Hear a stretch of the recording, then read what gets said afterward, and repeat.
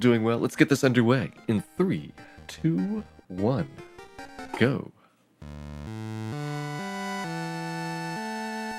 Hey, Daggett, nice that you've got a replacement for your cartridge there. I know it's definitely frustrating for the amount of hours that you'd have to spend in for grinding up a solo thief, but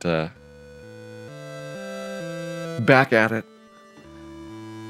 And best wishes for getting that underway.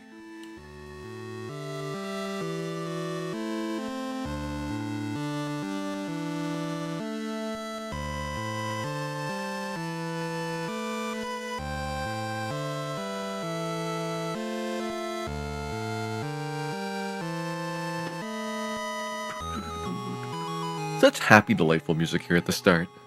Not at all foreshadowing the terrible things that are going to happen to Fran in the near future. We should have Dan, Luke, and Fran again.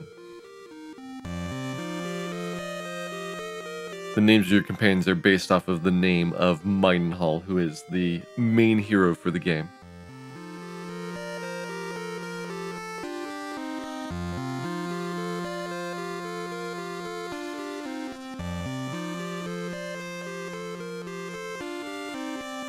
How lovely that they're having a pleasant and peaceful chat. If only they hadn't invited Hargon to the party.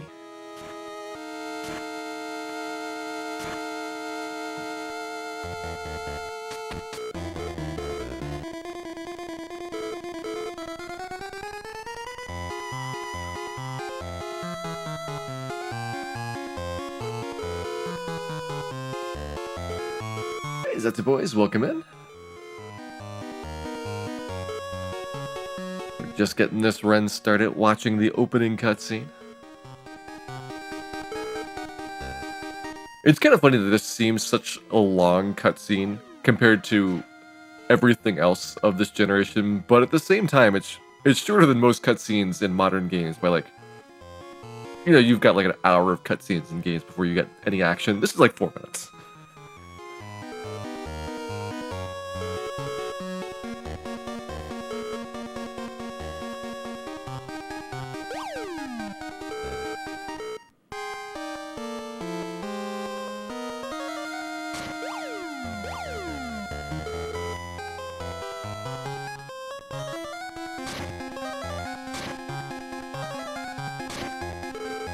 'His only weakness, clowns.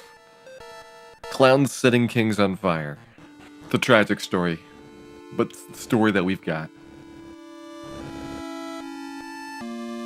It's also kind of funny that when the king fights, he's a magic user just like Moonbrook is, but he charges at the monsters to get into range before casting his spells, which seems like it would be much better if he just stayed like on the other side of the castle to do that.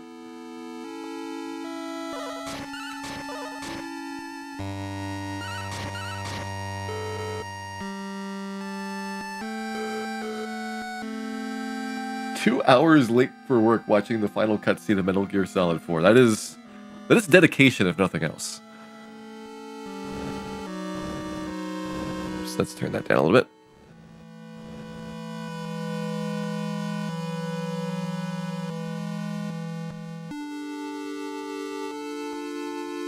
Hey, Turnix, do I think I can beat High Spirits times this? I don't think High Spirits has ever done a GBC run.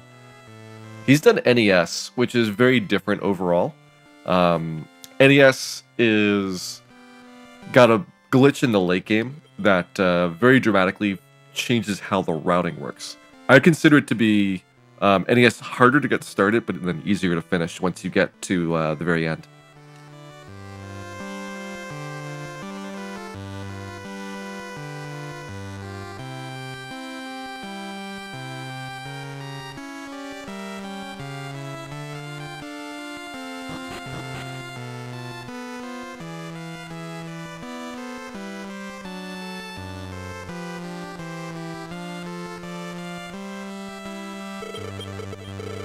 The wicked Hargon is here. Totally ignoring Dan in the process. Well, I will get my revenge by wrecking their economies.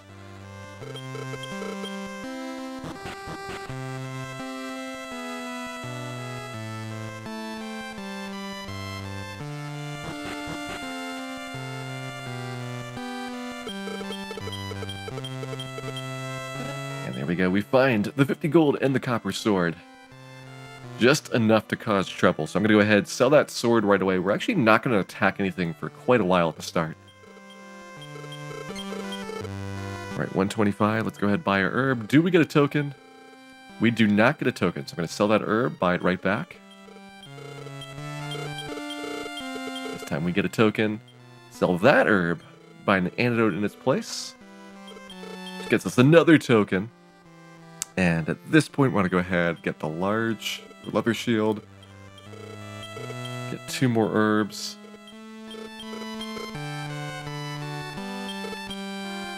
Sell one of those herbs off. Exchange for another herb, which gets me another token. Down to 1 gold here. Now those tokens are worth 53 gold apiece, which is way faster than grinding on slime. So we'll go ahead and sell 2 of those off. Up to 107, buy 3 herbs, getting me 1 token in the process. Alright, looks good there. Sell 1 of the herbs, sell the antidote off. Buy another leather shield. Get another herb in the process, or another token in the process, and then we are done. So we just got basically paid to take a couple other shields off his hands, and also are carrying some tokens around, which we can sell for money later. I want to have 1 gold here so that when I death warp, I'm at 0. And then I can sell tokens to get money back again. Hey, Hyrule, welcome in. Just in time here for the start. We're doing our walk up to the Castle of Cannock and then on to the Spring of Bravery soon after.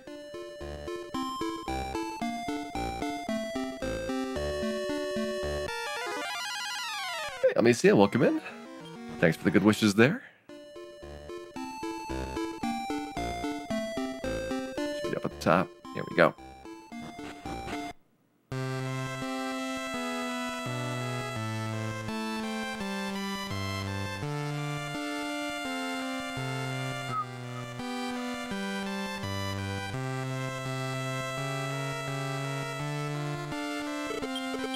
Oh, wait, no, that's right. Carl is the name of Cannock in this one. Luke is for Jim. This is Carl and Fran, Dan's 2 companions. How could I forget the name of my beloved hero, Carl? In any case, we need to find Carl, and so we're going to go to the Spring of Bravery where we're told he has gone. It is, of course, a total lie. Carl is not here, and we will need to continue searching for him after completing the spring. So that's a large part of the reason why you're just trying to complete this as quickly as possible. No point getting experience because you'll have only experience on Maidenhall, as opposed to more productively sharing it among multiple party members. And also there's really nothing useful in here to pick up. It's meant to be kind of more of an introductory tutorial where they force you along until you finally come across where Cannock is.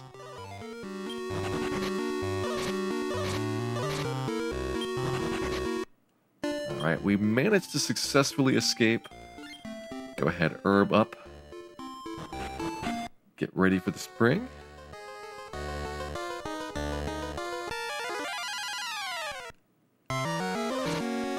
Oh man, attacked. Can't trust these mice. Do I want to go with 22? You know what? I've only used 1 herb so far. Even though it was only 6 damage, I should heal right there.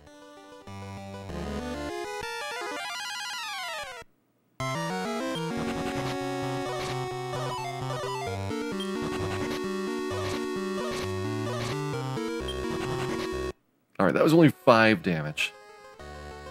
Keep going on that one. I've used 2 herbs so far. I've got 2 herbs left. Ideally, I only use 1 more herb here. Oh yeah, we're fine. We're fine.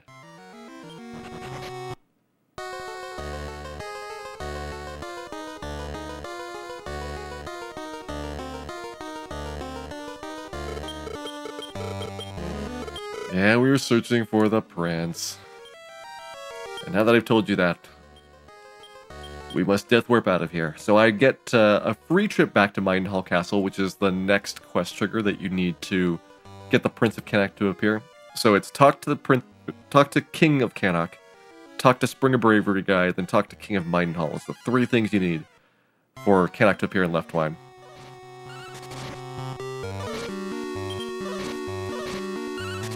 Alright, one more round should do it. There we go. Dan tragically has died. Won't be the last time either.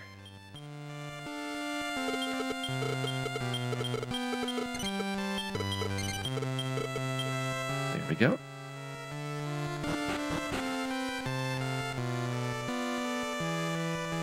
Setting forth for Leftwine Village. This is actually something that I would say is more complicated than most game starts in order to figure out where to go. Because they give you a couple of hints, but you're really thrown into this world without a lot of preparation. Still don't want to attack anything yet.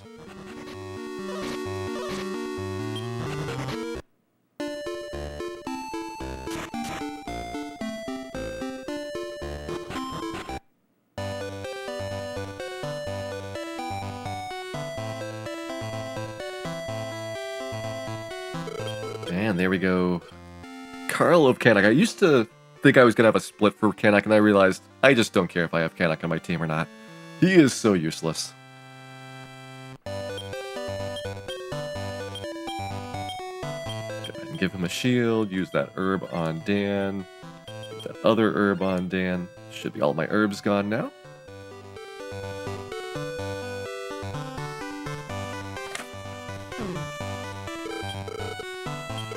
Alright, first things first, let's sell some slot tokens. There's 1. 2. 3. Alright, 159 gold, buy an herb. Dan will take that. Dan will immediately sell that back.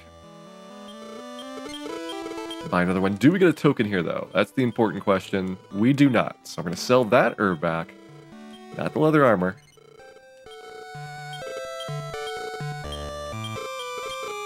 Buy one last herb. This will get me a token. Alright, so now that we got that, I can go ahead and... Oops.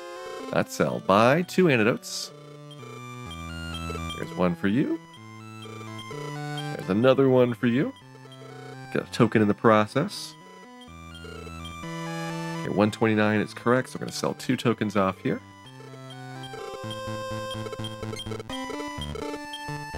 Buy an herb, give that to Carl, get a token in the process. Sell off Dan's current herb. Buy a replacement antidote, getting another token in the process. You can see how this process is going to work. Again, getting quite a bit of money here without having to do any grinding. That starts us off with some gear that is much faster at killing monsters.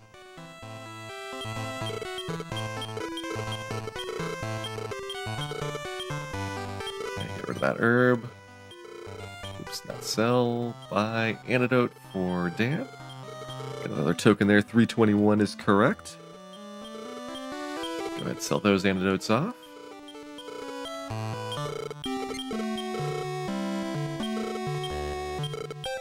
Sell your club. Start buying the warp wings we'll need for later. There's 1 and a token. 2. 3 warp wings done. Get our herbs. 1. 2 there. Sell off our remaining tokens. There is 1. 2. Use that money to buy 6 herbs for Dan. That'll stock us up on herbs here.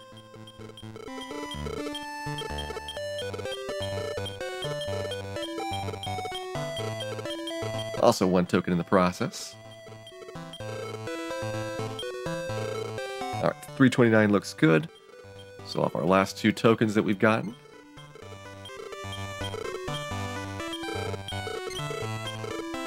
And we are set. Alright, so I'm going to go ahead, pass one of these wings over. We got now 1 free slot in each inventory.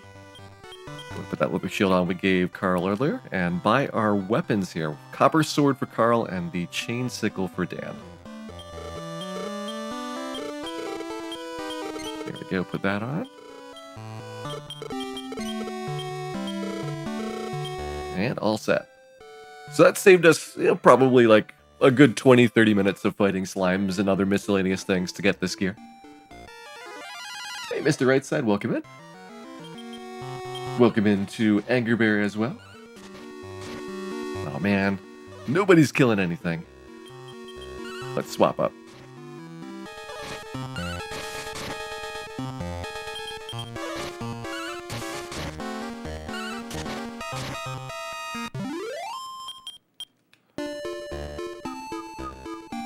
Before we go on, we need to get level 3 on Dan. He should get level 2 here in this fight. Yeah, he'll definitely get level 2 here. It'll hurt a bit in the process. These mice are very ferocious.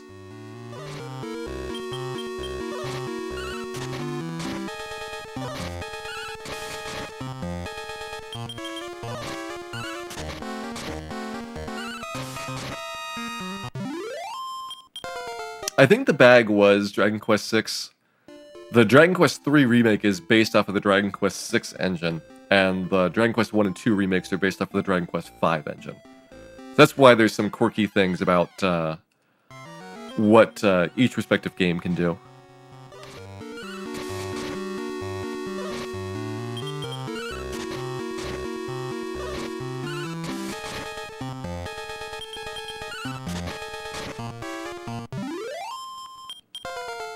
There we go, Carl level 2, so we are probably one battle away from Dan getting 3. Well, that's definitely going to do it. It might be painful in the process. Yeah, Dan taking a pounding. Gonna have to herb in battle, which I'm not a fan of.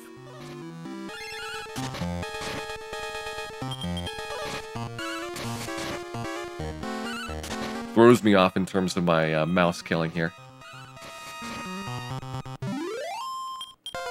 There we go, Dan level 3. Dan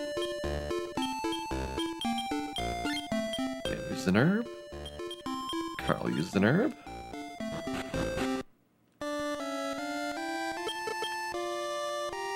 And this particular gate requires that you have 2 characters, so until you get Canuck to join, you are blocked in that opening section. The only other area you can go to that I haven't been is the Lake Cave, which is where the Silver Key is kept. And we'll go there way later, because it turns out you don't actually need the Silver Key for a long time. That was a really good walk. Happy about that. Let's get level 3 here for Canuck.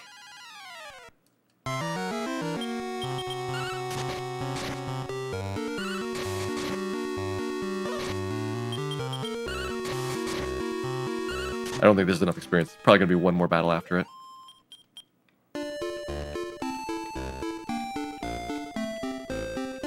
When Canuck gets level 3, he gets the Fireball spell, which used to be called Hurt in the original Dragon Warrior.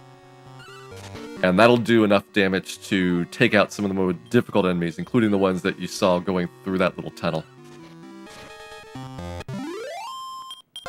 There we go. Fireball obtained. Because we didn't get an encounter, I'm going to get an encounter right here before we get into a little bit more difficult zone.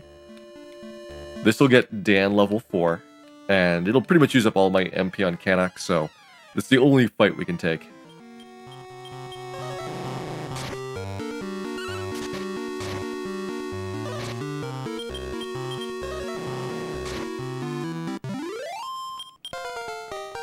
There we go, level 4. On to the village of Hamlin. So that is going to be our next destination. This is just a mad scramble. Hopefully we don't get too dangerous of encounters.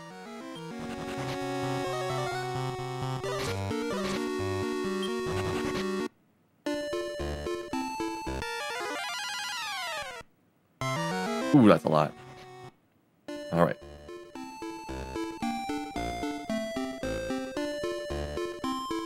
At the last point here, then 1, 2, 3, 4. You do not want to be on the east side of Hamlin when you walk south of those mountains.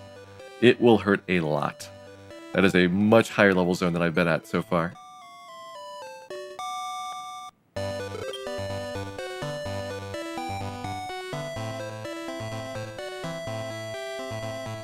Yes, there we go. Moonbrook, stay up in the west. We've got to get the Mirror of Ra to turn the princess back from being a dog. And so that is going to be our next objective. This is all about just running away from the monsters. We do not want to fight. There's a mad scramble for the mirror.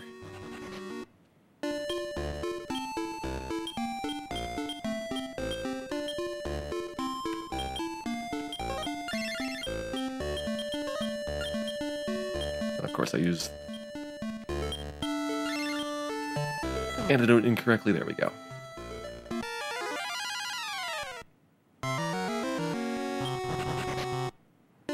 Alright, so far still good.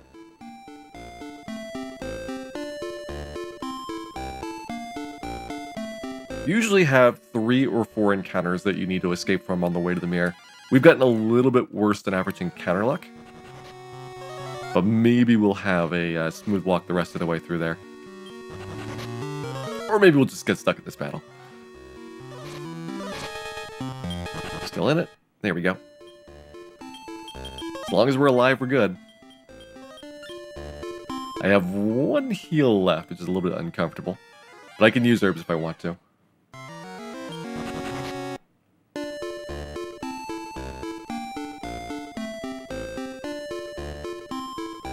Alright, about 90% of the way there now. Come up in the last stretch. This could be the last battle, but it's a bad one.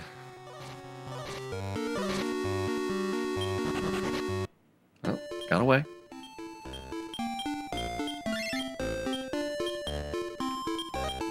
That's my last heal.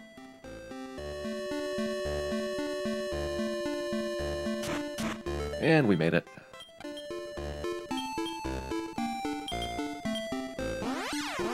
Alright, so it cost me both antidotes, but that's okay.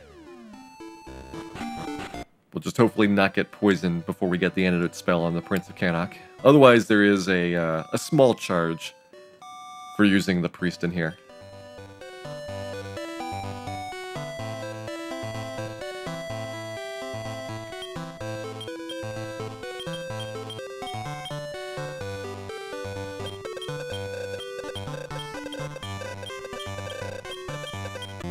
There we go. Not a bad Moonbrook time.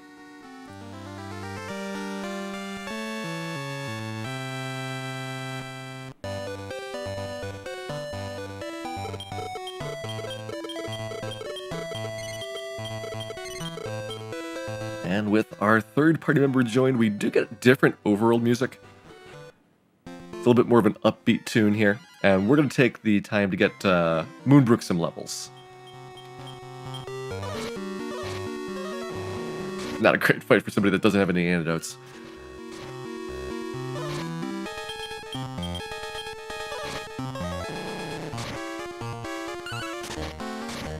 Hey, Cluster, welcome in.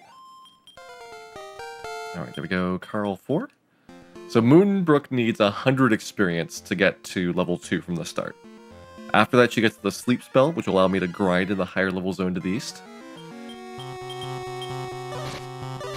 They really like these Cobras. Alright, so Dan's going to be poisoned for a little while.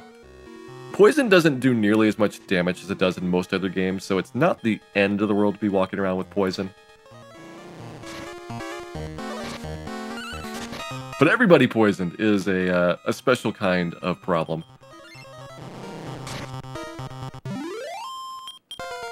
There we go, Dan 5.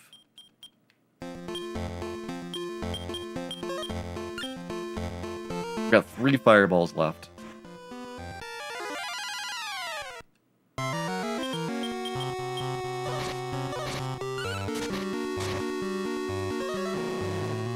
Two fireballs left. Alright, Fran level 2.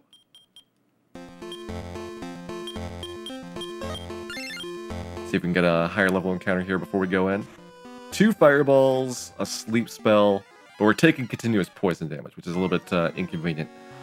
Alright, so if you kill that, and that goes to sleep, then we're good. Alright, Baboon sleeping. Dragonfly killed. Magician killed, perfect. Take our last fireball. This sets me up like maybe 80, 100 experience points above where I would have been if I went into the town immediately. 70. Alright. Still pretty good. Oh, and a free club.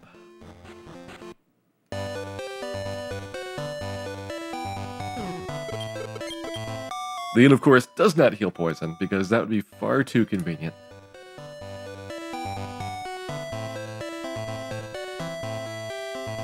And so we'll go over here to the priest and do it.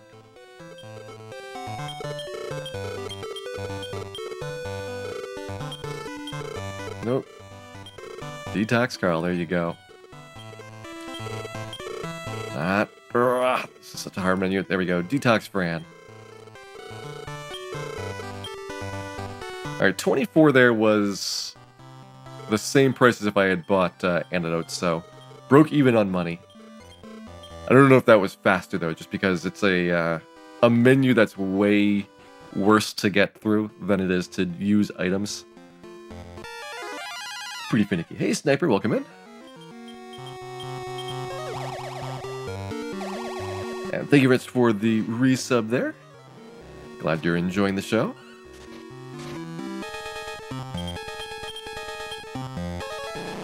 Of course they attack the wrong baboon. I would expect nothing less from this ultimate team.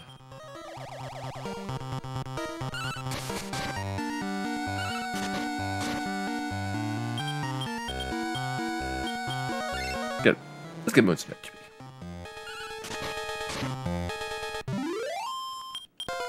Alright, there we go. Dan level 6. That'll make me a little bit more consistent about killing the baboons together with the fireball.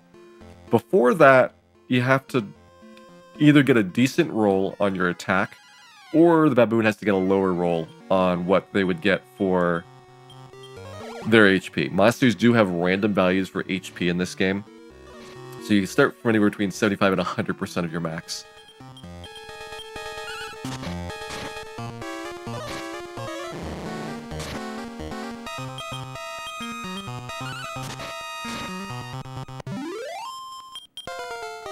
There we go. Carl 6. Fran 3. How are we doing on MP after this? We're going to have 7 left, so I'll have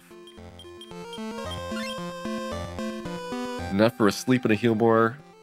Got a lot of fireballs left. This has been more damage taken than damage dealt. Most because we've been failing to get sleeps on these baboons. Come on, hit baboon A. Never hits the correct one.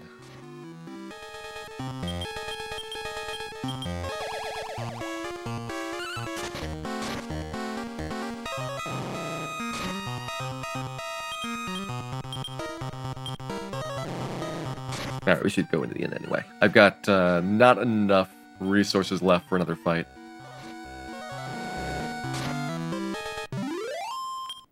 Which is fine. I expect to do 2 inn trips here. This gets me a little bit more in the way of experience before going to Moonbrook Castle.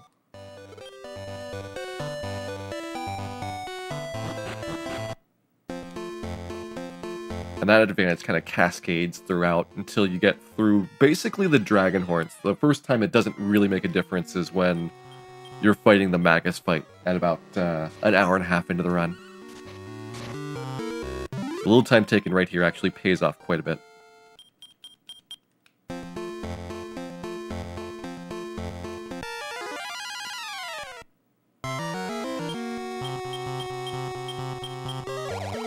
Excellent. Baboon sleeping, Magician dying, and Lizard Fly roasted.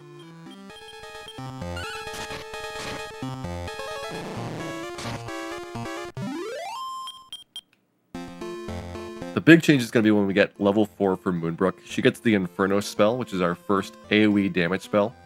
It only hits a group of monsters, so it doesn't hit everybody on the field. But if there is a monster pack, like this group of baboons, they would go down much easier with Infernos.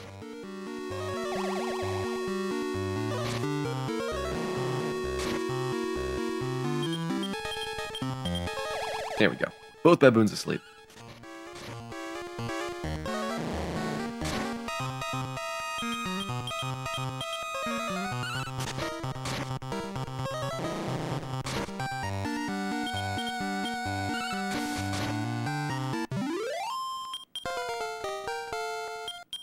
Should be Moon 4, there we go.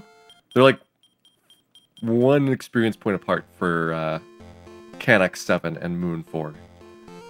So once I see that hit, I know that they're both going to happen. And we got another club. The clubs are worth, I think, 37 gold. So a little bit of bonus on top of it.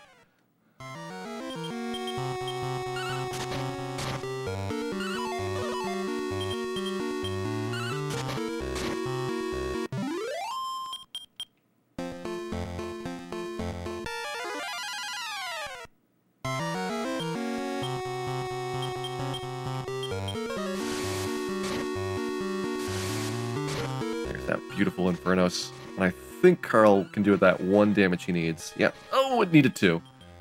Needed 2 damage. Armorpede rolled perfect on his HP at the start.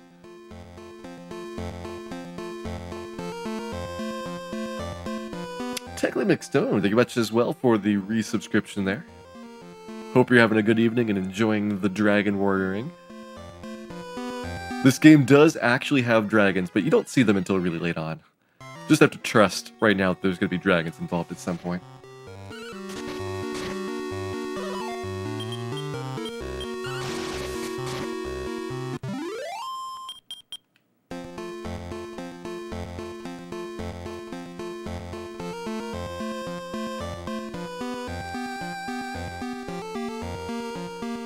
Come on, give me some good stuff. I know we got some good monsters here. Oh yeah, that is beautiful. This is basically your ideal encounter here. The Inferno spell is going to take out every single one of these lizard flies. They're worth a nice juicy amount as well. It's one of the better encounters you can get. The triple baboons is actually higher experience, but Infernos is not going to be nearly as consistent on them.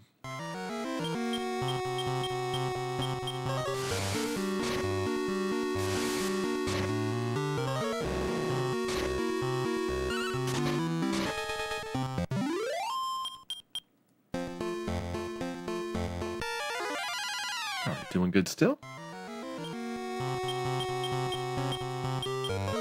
Now I'll go for the kill. Come on, Infernos. 29 is... It's okay, but you need in the 30s to get a reliable baboon.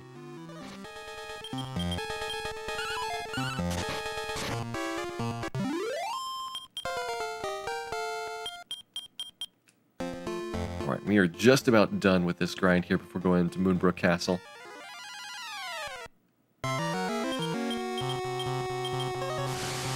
I might be able to take one more battle after this.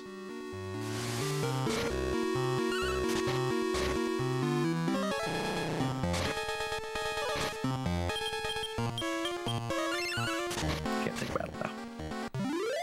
We're done.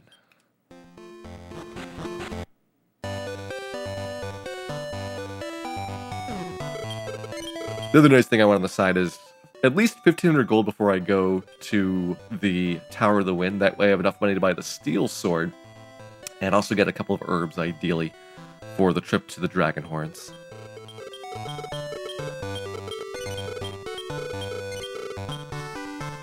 Alright, it looks like 2 battles for Canuck and Moonbrook to get their levels. Should be able to get that by the time that we finish Moonbrook Castle here. Actually, no. You kill him and them. We're actually in the slightly lower level zone right here, so I'm not even going to count this towards the 2, really, for kills. Maybe we'll be down to where it only needs 1 good kill.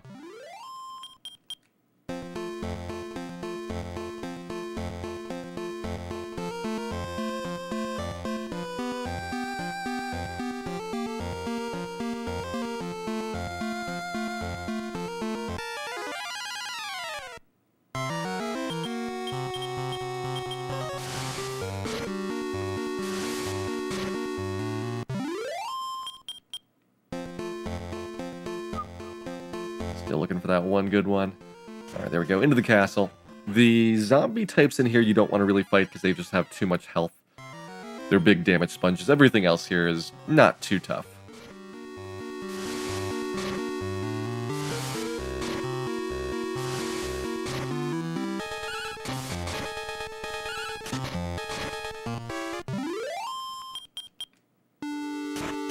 And even if it's a mediocre fight, we should be able to get a level next time.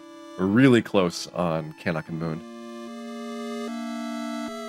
Alright, come on, go left or down. Left or down. There we go. If he goes up, he actually can't walk far enough to unblock the passageway. So you just have to wait for him to move back down in that case. Well, no zombies for me.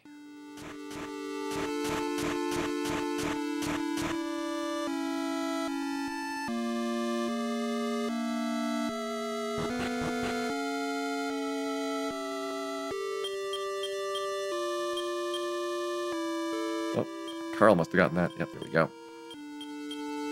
And we get a 6, which is perfect for his HP up. Looking really good there.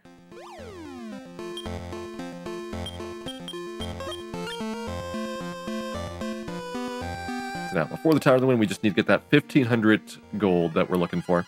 It's the last thing to do here. Beautiful. That'll be 100 towards my target. I should have 1,300 already.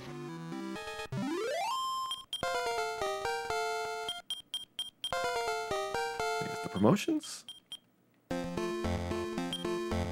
1454, yep. So one more battle, one more good battle will do it.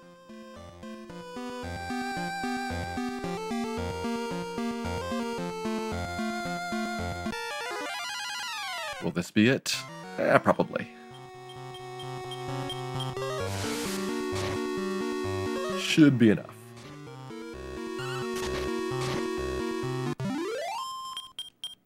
Another wooden stick. Alright, we are loaded for sticks and clubs. And other miscellaneous type poking weapons. And so I think it's time to get geared up and go to the Tower of the Wind here. Alright, sell that club off. Sell that other club off. That copper sword off. That stick. And then this stick. Steel sword here for Dan. Go ahead and put that on. Need to remember to pass the sickle to Canuck before I go. Picking up some herbs. There's 2. 3. 4. 5.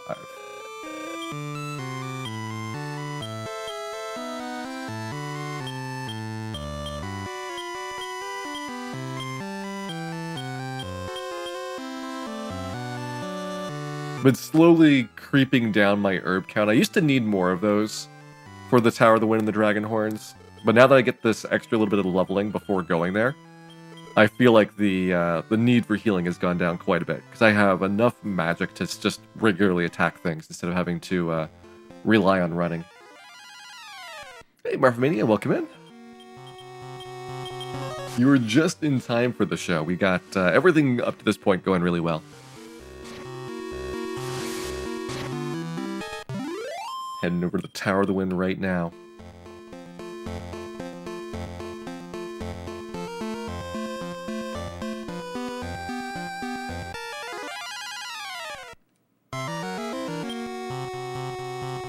Yeah, we'll go for this.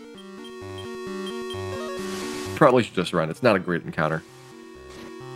I have enough MP, though, that not all that worried about running out anymore.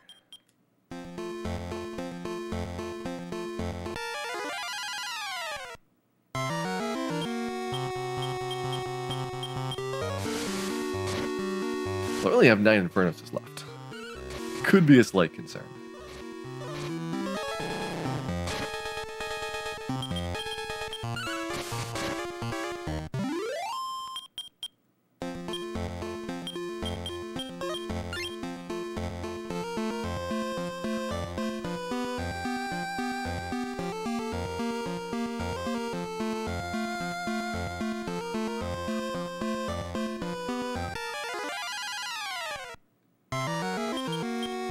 You should just regularly attack.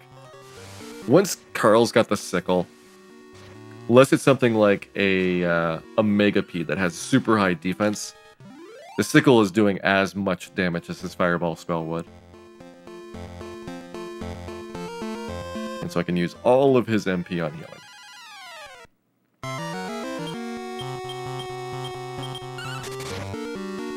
Take that, ant.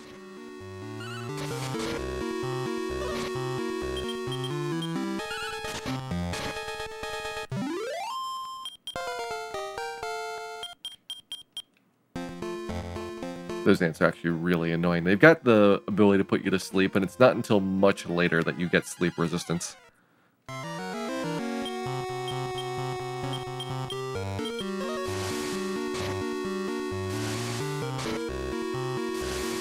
Starting to get a little bit worried about my MP total. I said it doesn't usually matter, but this is a very loaded walk for encounters. Oh, hey, leather armor. That's like 113 gold. Much better than a club.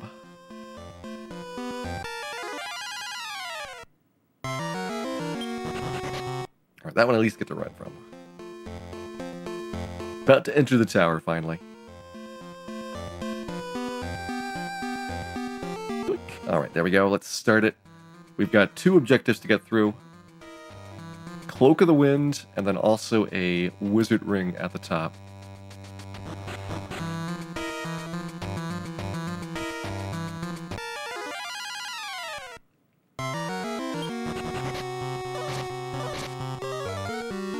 I really don't want to deal with this, guys. Just let us go.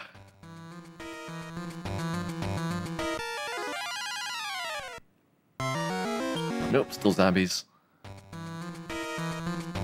The high rate of zombies here is why this is not really a good spot to get experience in. When you get to the very top floor, maybe the top 2 floors, there is an encounter with 4 ghost rats, which is pretty good. But up until that point, a lot of these fights here are just not worth it.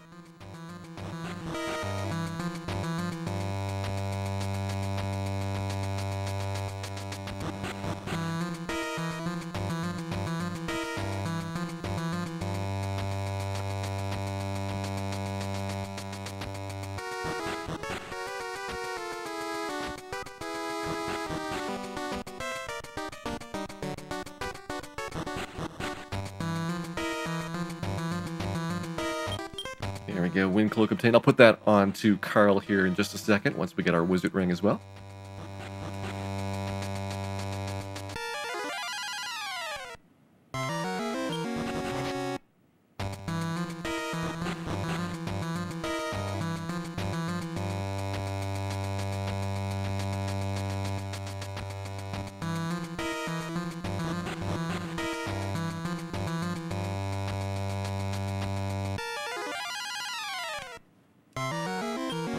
Man, I really love this encounter. At least it's one of the more useless sets of monsters, so you're not really in danger of taking much damage here.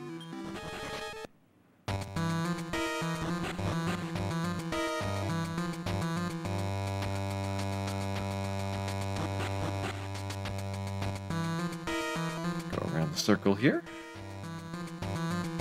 For some reason, I've settled on counterclockwise. It doesn't matter which way you go. And I used to always say I'm going clockwise, and then I walked counterclockwise around it. So now I just don't say anything, and it's less embarrassing. Hey, Infinite Mystery, welcome in. Thanks for the good wishes there. Let's go ahead and give Cloak of the Wind here to Carl. Put that on him. And we are done with the Tower of the Wind.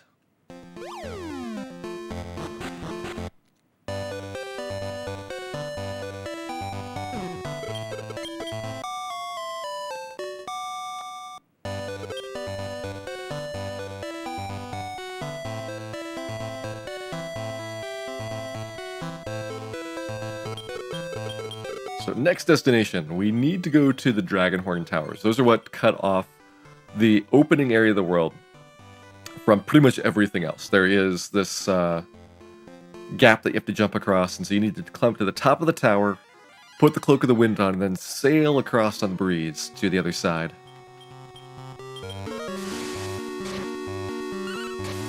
That was a weak Infernos Moon. Very disappointed in that one.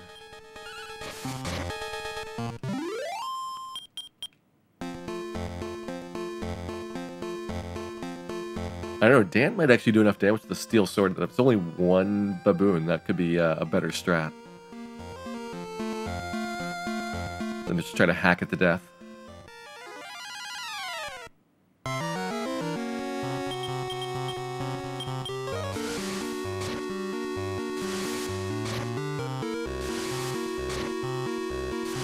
Being very aggressive with Infernos here. Might not be the smartest play. But I've never accused Dan of being smart, so it fits in perfectly.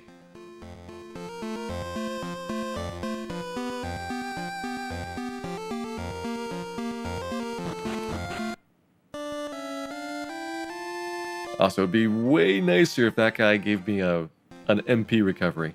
I would even pay for it. Like, I'm not asking for free MP. Give me an in right there. And then suddenly this part gets way simpler, because it saves you just enough resources, like those 2 or 3 Infernoses that I would use up to that point, that I would have no real trouble getting through all the encounters.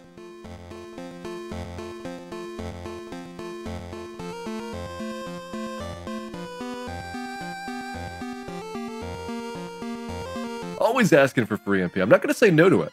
I'm just saying I'd be willing to pay.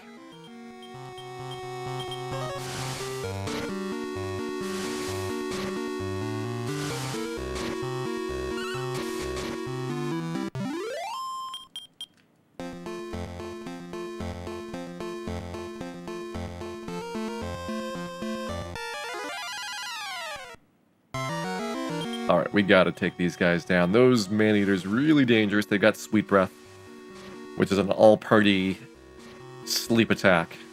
So they gotta go first. I think Carl can clean this guy up. Yeah, Wizdracky not so tough. Even if he didn't kill him, Wizdracky basically just cast the defense down spell, so if he's the last one left, it's no big deal. He'll hit for a small amount of damage after that. Or he'll just keep casting defense down. He's not too smart.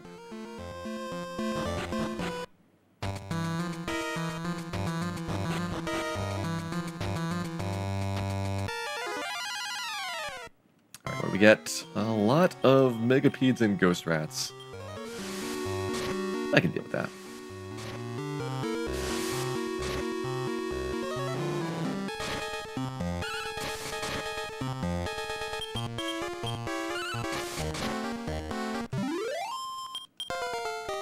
Nice, level 9 there. Gonna run a little bit worrisome on Infernos. Yeah, I've got 5 more after this.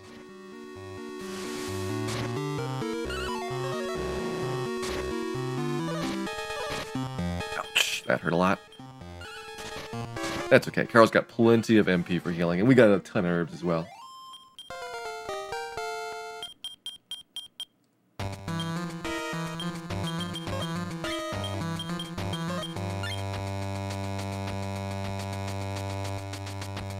Baked beans with diced bacon and sriracha. I guess it would really depend on the beans. Like, I know there's some that are like super sweet beans. You know, with the maple and brown sugar type beans. I don't know how well those would go with sriracha. But like, if it was not like an already heavily flavored bean, then I could see the spice being interesting. I like mustard with my beans. Baked beans and mustard goes really well together.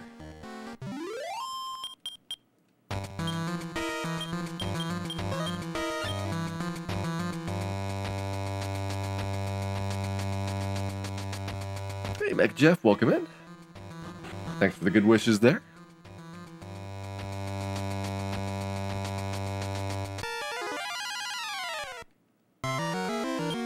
Alright, this is going to be an annoying one. Let's get, actually, let's just get running out of there. Saves me a little bit of resources here. Alright.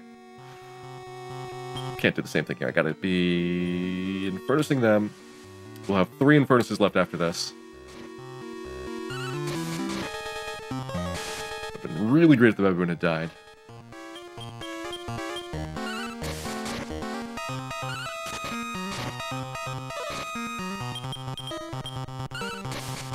That stop spell was guaranteed, so that's a really effective way of taking out the Medusai's. Otherwise, they cast Sleep. And so they can be tricky to deal with, but with 100% stop spell, that's an obvious first turn move. Alright, stop spell. Gonna have to go for sleeps now. Still have 2 Infernoses left after this. Of course, you're attacking the wrong baboon. Of course you attacked the wrong baboon.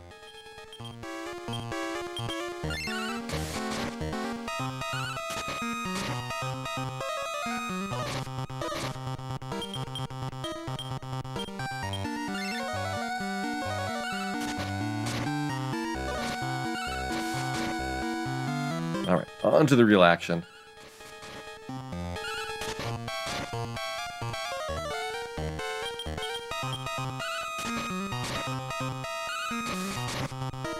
There we go. That worked out pretty good. And level 10.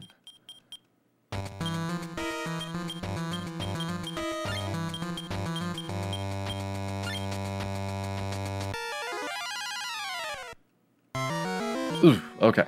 Well, you're gonna stop spell. Gotta go for the Inferno. Sleep's not gonna be effective. One Inferno's left. And also one sleep.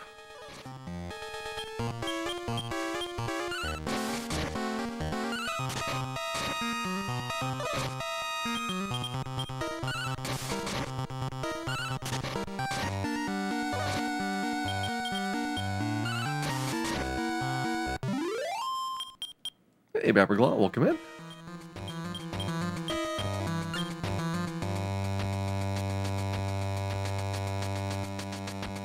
Hey, Dragon Mix, if you don't want to do Final Fantasy, you can actually just do /ignore on the bot.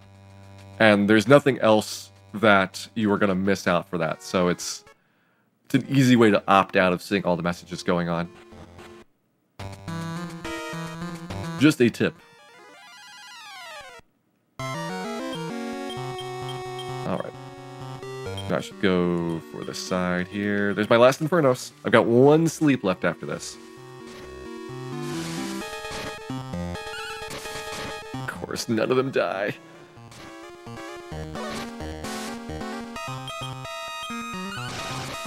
Useless critical hits. But I can do 1 damage. Totoing. There we go.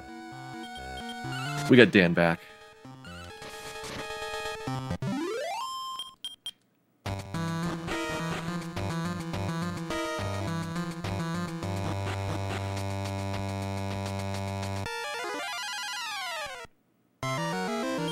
Alright, that one's an easy run.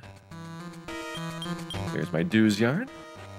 That was the other quest enemy. Now we just need to get to Leonport, which is where the boat is. Up and around the corner here. I've got 1 sleep to work with. Hopefully we don't even need it. There we go, into town.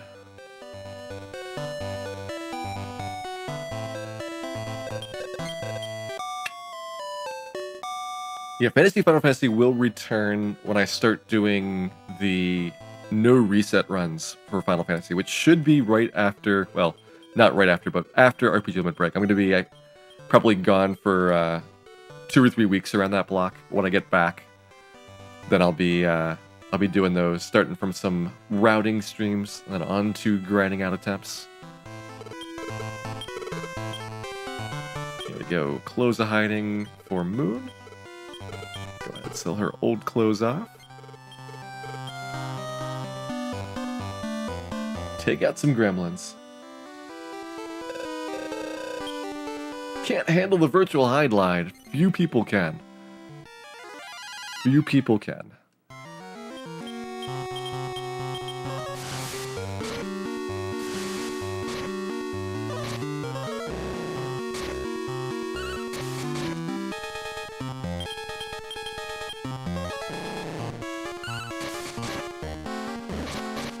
Ouch, that hurt a lot. But we're good.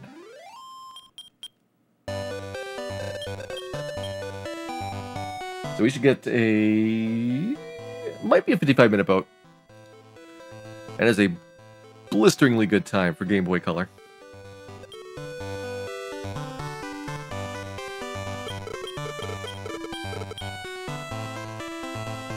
We pick up the strength seed. Still need to sail down to go to the very end of it, but we should be able to do that in 1 minute.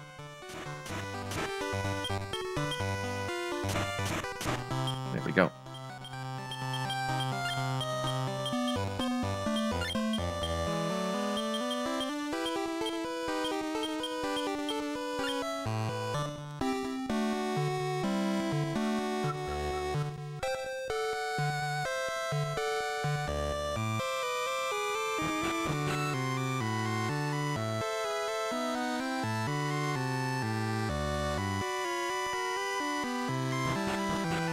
we go, one boat obtained.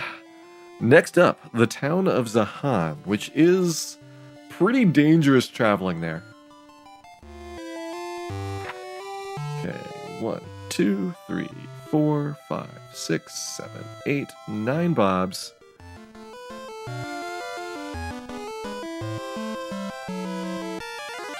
Zahan is surrounded by some zones that are particularly high level compared to what we've seen so far in the game here. So it's pretty important that you burn off encounters to be safe coming through there. And you can't never be totally safe. There is not enough room between where there's too much room between the zone line and Zahan to guarantee no encounters. But you can make the odds small if you're good. Or lucky. Okay, should be lined up there. Alright, a little bit too close. I want to burn off here. And of course, well, actually that might have gotten an encounter before getting into the town. So I think we came out ahead by doing that burn off.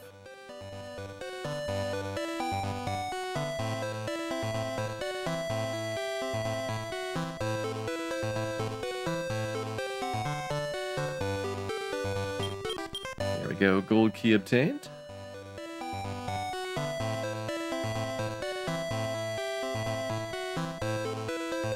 Alright, let's do some shopping. So we need some warp wings. There's 1.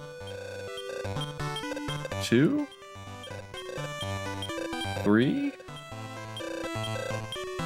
1 repel for you, 1 repel for you. Alright, should be good.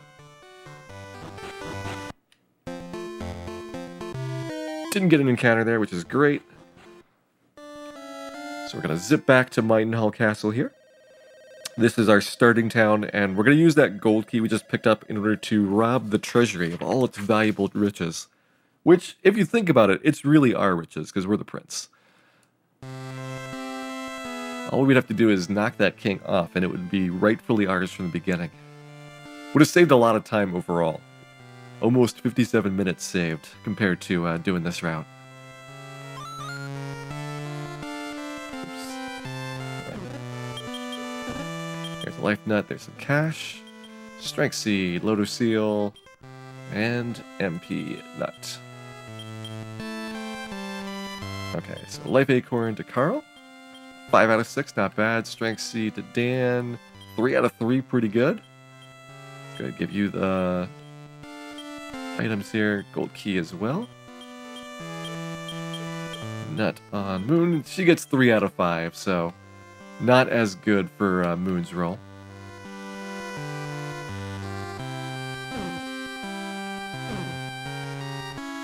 We do an MP. 40 and 30, you know what? I don't think we need to go to the end here. I'm gonna go save my game and then zip back to Zahan.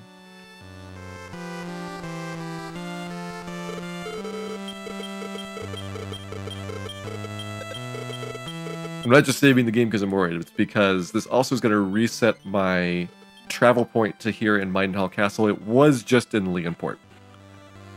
And so if I didn't do that save, I would not be able to fast travel here. And this is going to be important for later on.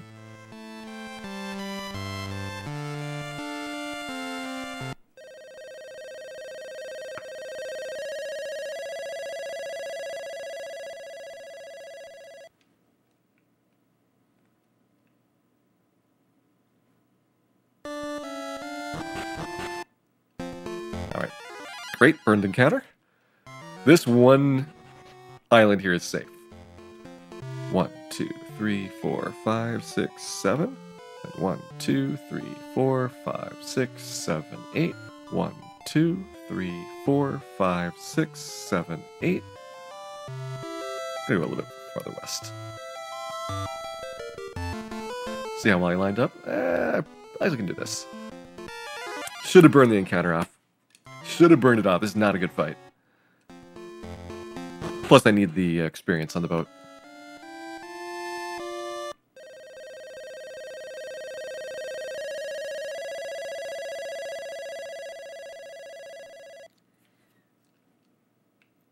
I'm supposed to take an encounter there before going onto the land. Same thing with Town of Welgarth. And the reason is because the land counters are just way, way more dangerous than the boat ones at this stage of the game. Okay, go ahead, put Loto's helmet on. That's a big defensive increase. We're going to get the Loto shield in just a bit once we get back to Cannock Castle. And between the two of those, that makes Midenhall way beefier and able to soak up a lot of physical damage. It's like plus 40 defense for getting those two items. Don't forget the Sun Crest.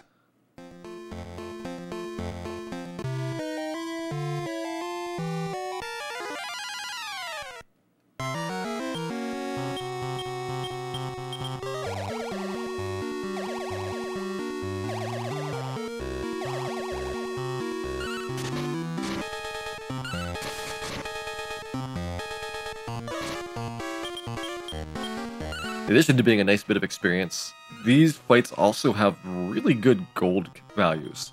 I almost feel like it's not correct, but they give you like 300, and a lot of other things around this part of the game are only going to give you 100. I think because they just come in large packs, and so the cumulative total adds up quite a bit. 420 for that, like that's crazy. Better gold than you get for a lot of, like, Cave of Rowan encounters.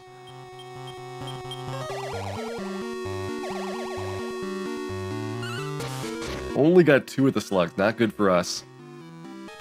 Okay, we lost Carl. Somehow we will hopefully survive without the Prince Cannock here.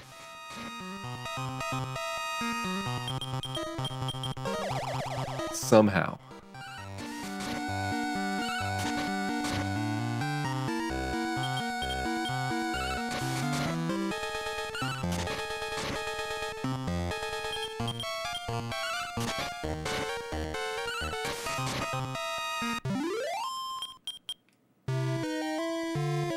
Alright, I think we're close enough.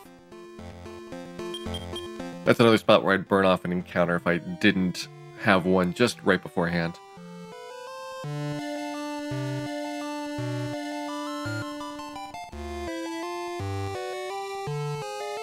And here we go, Wellgarth time. I would like some slugs, please. Or jellyfish, or a combination of the two. Preferably all jellyfish would be amazing. Just Infernos them down. Not possible as far as I know, though.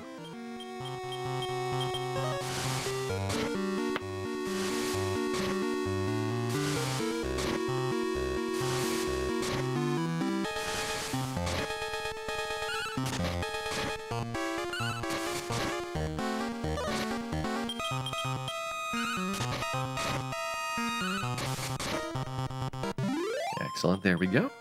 Nice, level 11 in the process. Might get levels for the other 2 characters by the time that we reach Cannock Castle. Not the biggest deal if we don't get it from Moonbrook, because she only gets 1 hit point for that level up, so it doesn't make a really big difference in the Magus fight. I would like the blank. Let's go ahead and give that to Carl. That's actually the Jailer's Key, which will be considered like the highest tier key in the game for the purpose of blocking off treasures. The other thing we need to get in here is going to be the Watergate key.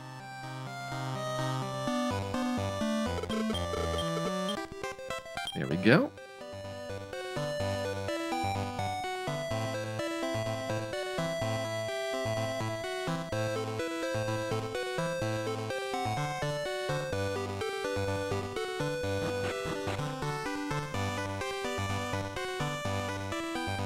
We'll see if we can encounter on the way back. Because we took so many steps inside of town, it is possible to get encounters there pretty easily. Okay, it looks like we're good. Now 1, 2, 3, 4, 5, 6. 1, 2, 3, 4, 5, 6.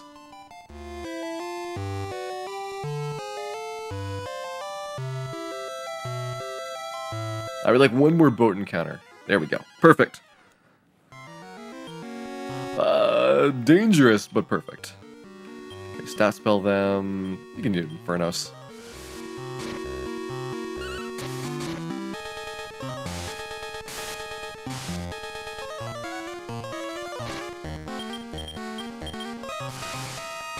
We'll hit the inn at Cannock, so no worries about running out of MP.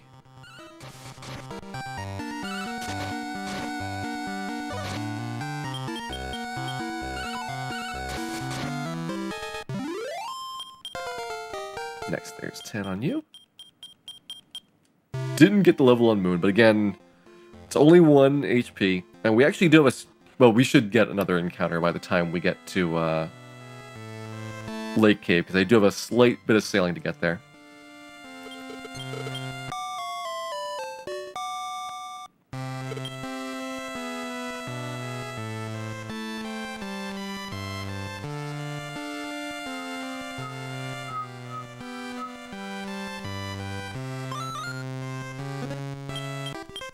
There's my Loto shield. Your inventory is full, so it went to somebody else. There we go. Let's get rid of that antidote. We don't need that.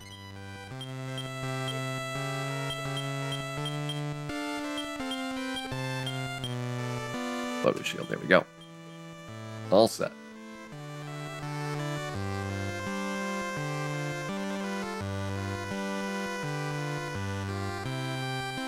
Are you a plain old vendor? Yes. Want to get rid of some junk here. Leather shield can go. Extra leather armor can go. Alright, you're good.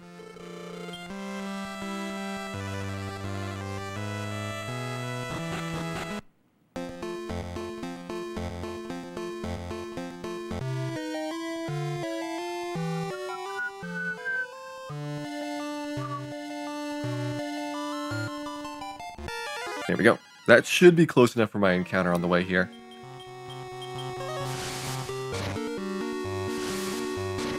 Again, we're looking for that 1 hit point on Moon. She goes from 39 to 40. Maybe one day it'll make a difference in the Magus fight, although I don't think I've ever seen it actually impact the battle. Carl taking a nap. How lazy can you get?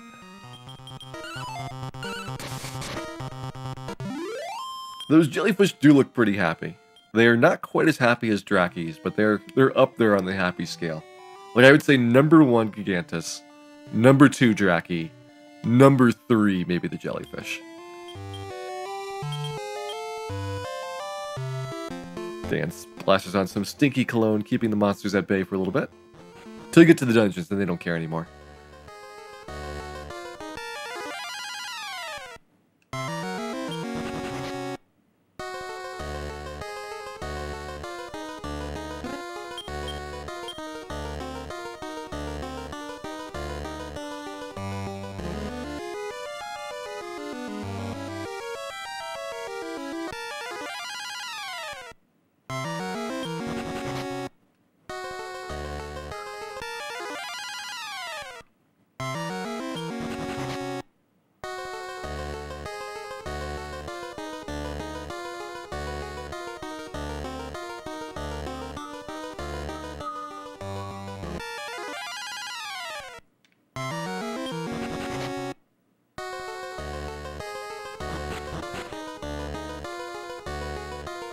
Maybe the Dungeon Dweller is just used to that particular brand of dungeon funk.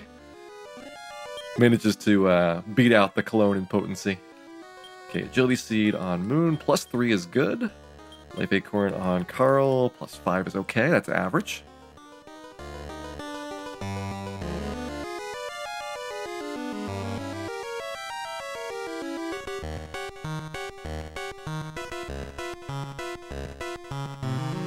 Down here and grab the silver key. You're supposed to do this way earlier in the game.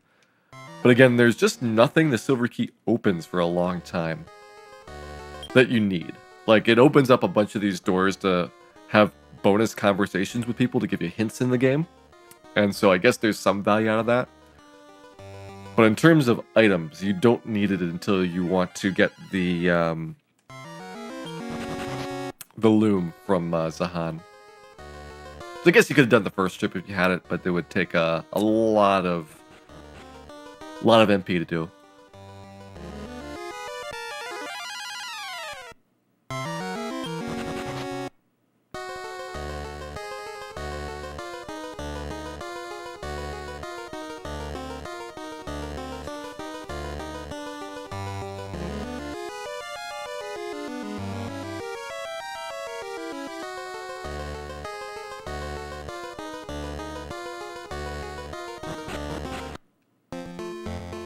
There's surprisingly little value in knowing where to go and what to do in this game. 2, 3, 4. 90% of this game is just enjoying the experience. Alright, so if you stat spell them and sleep them, we'll hopefully not get too beat up in round 1 here. Excellent. Alright, so everybody good is down.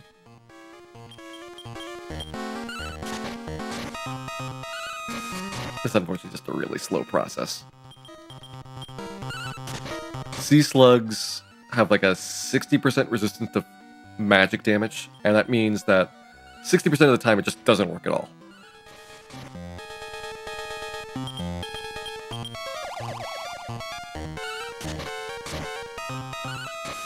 Be kind of an interesting system if they went like a proportional basis, where it just reduced the damage by an amount instead of outright ignoring it.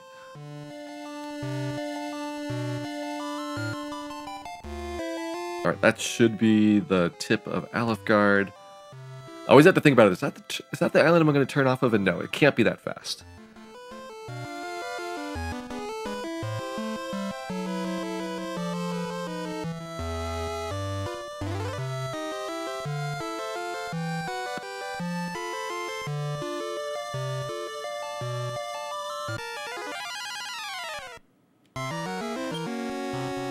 I guess if I go with Stat Spell and Infernos. Maybe I should have had Dan punch the jellyfish just in case one of them survived this. Jellyfish have a stun touch attack that doesn't always proc, so they're relatively safe, but if you get unlucky, it can add up pretty quickly into some problems. Alright, Fran take a little bit of damage, but that should be okay. Can fix that pretty easily.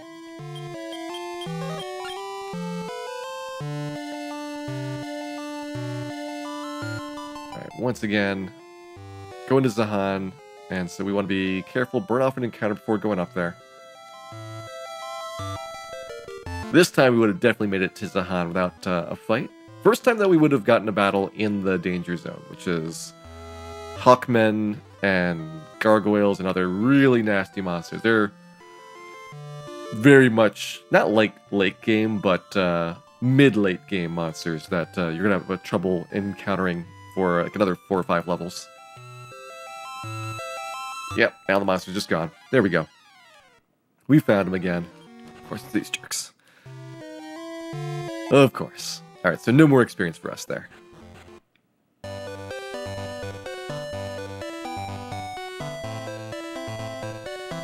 we doing health? Looking good. So 1, 2, 3, 4, 5.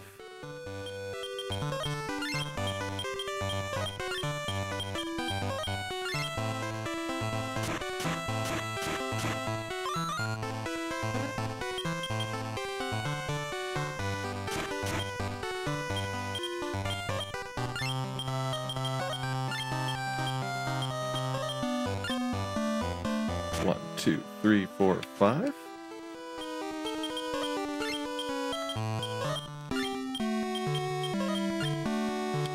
That's not enough. I should do heal more on that. 1, 2, 3, 4, 5. And done. Managed to not kill anybody in the process, which is really important. Who's got some wings? You got some wings.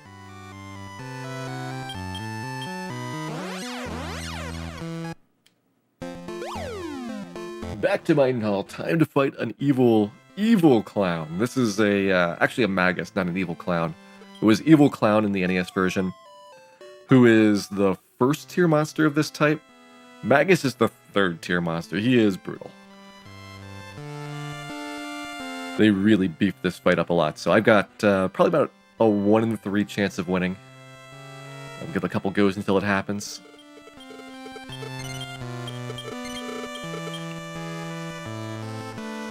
Hey, Linux Mint, welcome in. Dragon Warrior went pretty well last night up until late Cave of Roan. At that point, we had a couple of things that were just kind of bad luck for encounters, and then not really a major mistake on my part, but I wasted some time on leveling that it turned out I didn't need to do.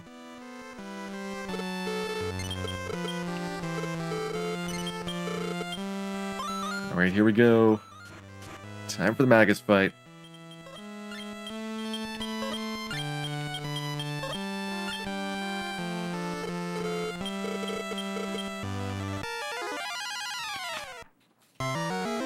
Just kind of hoping this goes well. Stop spell, surround.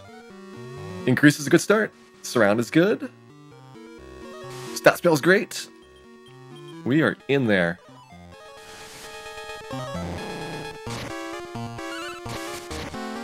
Now we can still have some problems. With his increase up, he's taken way less damage from dance. We have to do more rounds.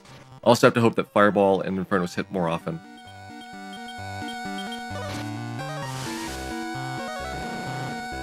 Hey, J0, welcome in.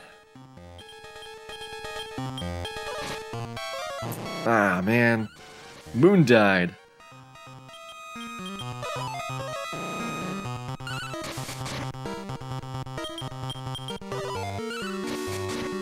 So, missed out on some good experience here.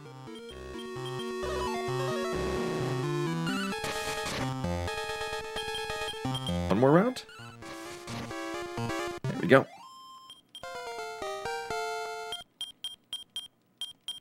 Here's my Bolt Staff. Here's my Agility Seed. That's going to get used on Moon. 1 Agility. They can't all be winners, I guess.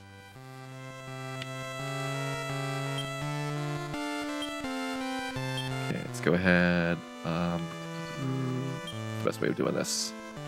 I guess pass a couple things up. We're going to take an herb off. Use that herb on Canuck just to be safe. We're going to take a wing off. Go ahead, wing out of here.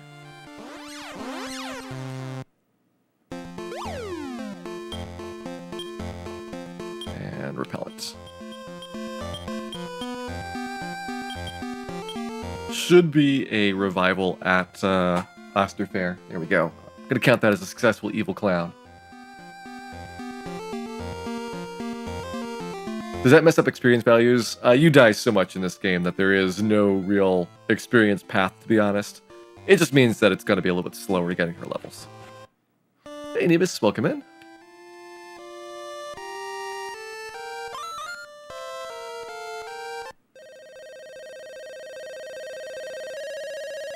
I don't remember where the priest in Osterfair is, so we'll go figure out what location we need to do him at. Could also use my leaf, but I really don't want to.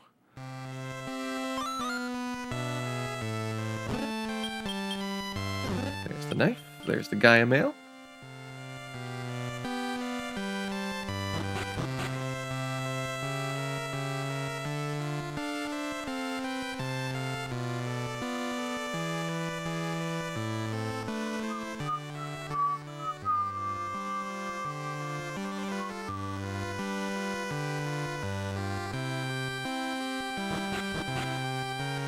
No priest here in NES?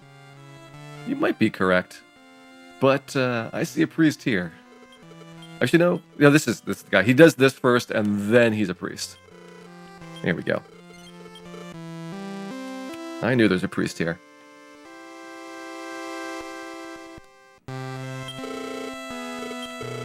I was pretty sure I had done that before.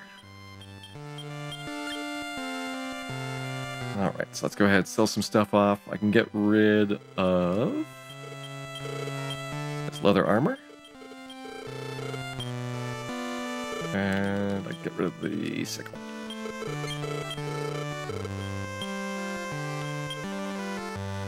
That bolt staff's going to Carl. Knife is going to Fran. And who took my Gaia mail? You did.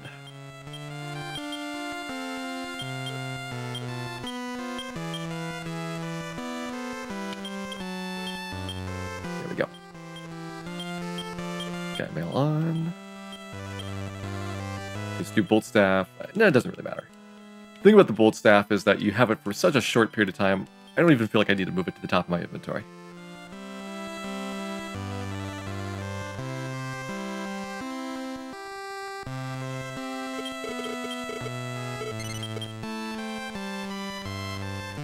I will totally fight your tiger. This can't possibly go badly. Go ahead Heal Moon, surround. 43, not enough damage, so we were going to go ahead and take him down now. Defend.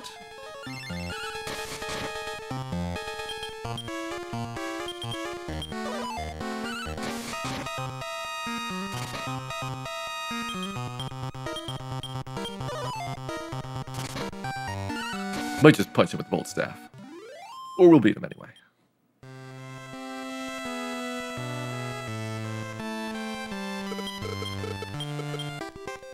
There we go. And Moonseal obtained. I'm gonna go ahead, save my game here.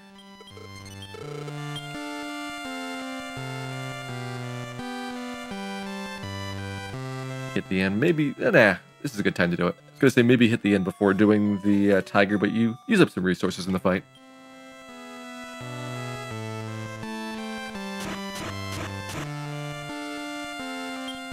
Grab another strength seed there.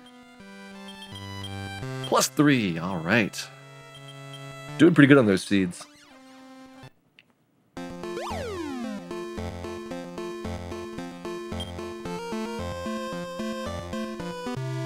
And so it is time to visit the village of Toon. This is a pretty difficult stretch here.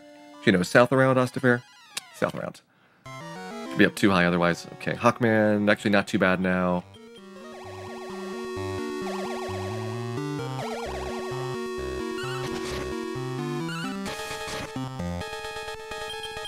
He would have been pretty tough before, but we got some better armor and some better weapons at this point, and we're doing a bit more damage. There we go. South side of Ostafair. Otherwise, I'll be up too far north and have to go way down the coastline.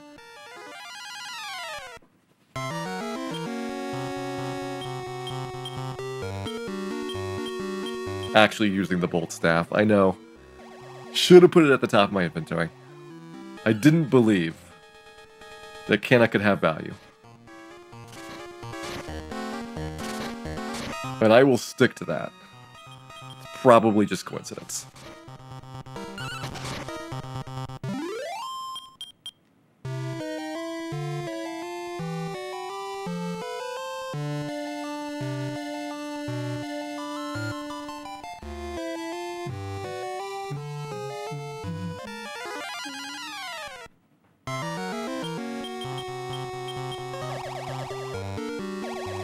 Send these slugs off to some peaceful dreams. 27 damage on Freya, that's a lot. We can fix it though. We can fix it.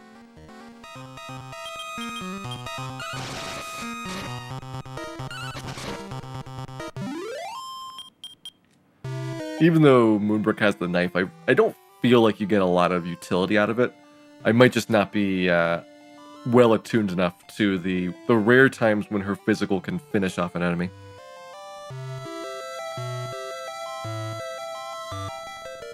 One, two, one, two, one, two, one, two. Don't go too far in here. We want to bait out the monsters before going up the river.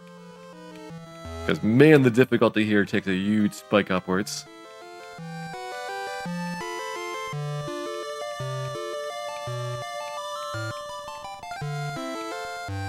Monsters. There we go.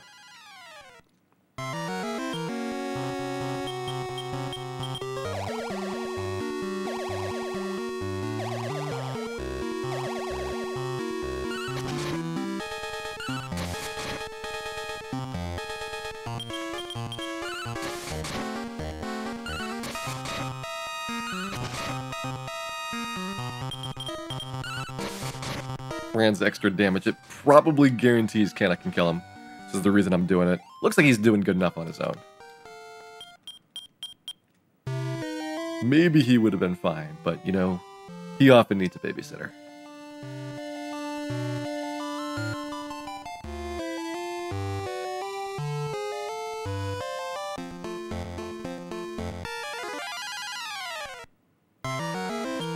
Alright, that's pretty deadly. Okay, nobody died, that's good. Got the hunters to sleep. Whew, okay. Still in there.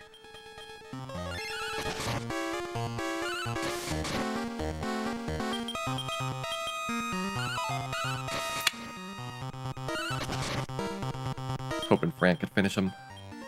There we go.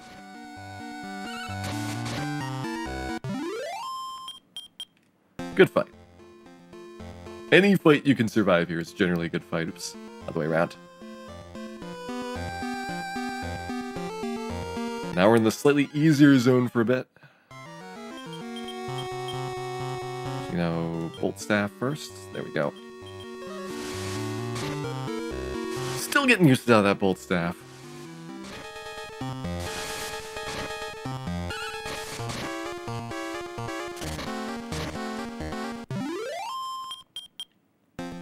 Bolt Staff and Infernos are basically the same thing. So it's just a free Infernos use that he gets.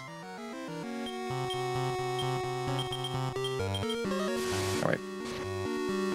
We can do this.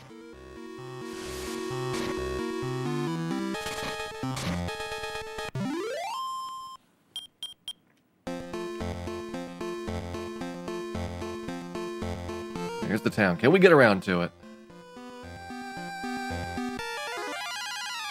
Looking good so far. Hippobangos are pretty dangerous. I think I will Bolt Staff them and sleep. As long as we can outspeed them, we're good.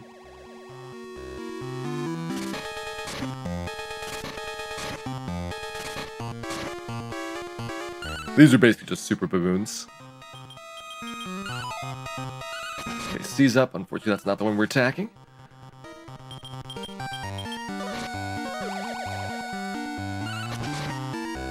Do you have to preserve the Bolt Staff? No. You can use it as much as you want. However, I'm going to be selling it pretty soon, so I only have it for a very short time in this version of the game. NES gets to keep the Bolt Staff for the whole game, and it's really nice.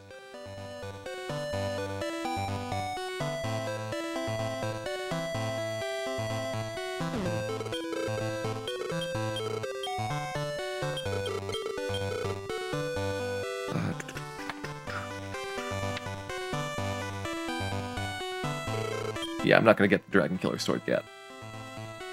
Thinking about it. It's a maybe. It's a strong possibility, but I shouldn't.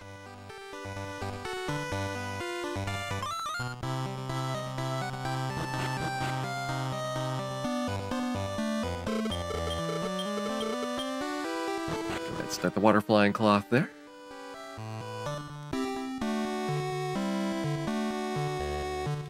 What are we doing on MP? 35 and 16. I'll go ahead and in here. It's a little bit more convenient than the inn in Osterfair would be. Hey, Delphi Knight, welcome in. Thanks for the good wishes there.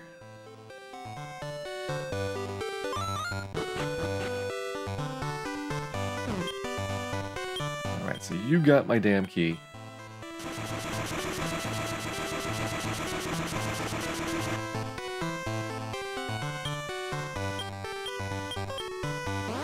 Back to Osterfair we go.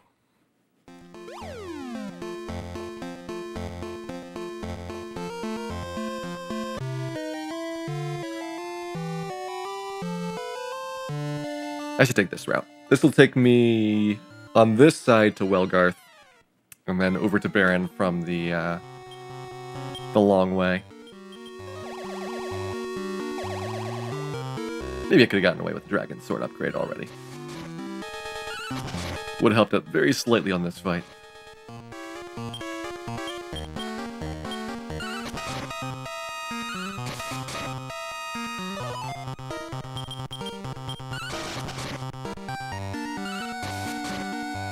Nah, actually wouldn't, because I would lose the good attack on Karnak. For as good as he's got, it's not very good, to be honest.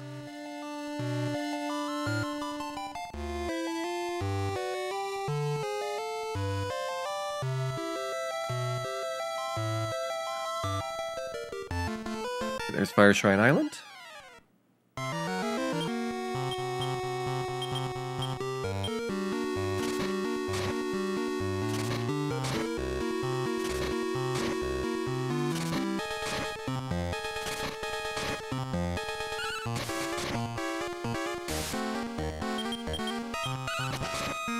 Nice thing about this route is it works really well regardless of whether or not I use a leaf on the way to tune that first time.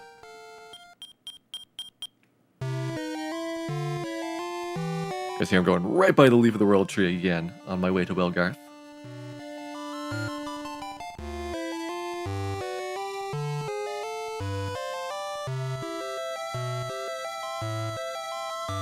Do I want a boat encounter? I think I do. Like, I'd still rather take a boat encounter than a land encounter here.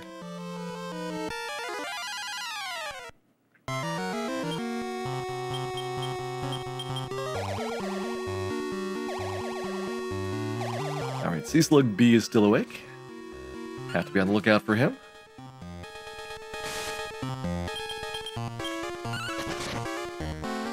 There we go. B's down. The rare time when the monsters and who you attack actually is correct based on the strategy. I will give Canuck 1 point for finally doing something right.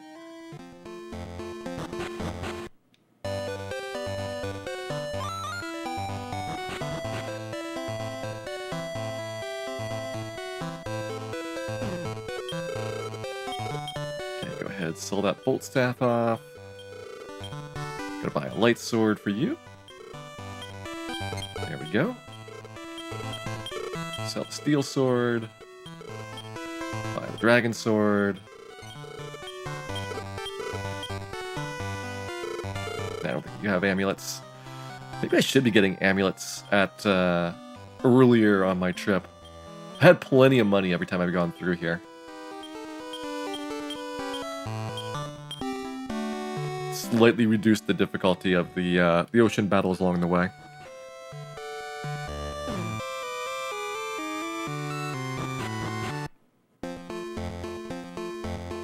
Alright, so I think I want to go 1, 2, 3 north? It's either 3 or 4. I'll find out pretty fast.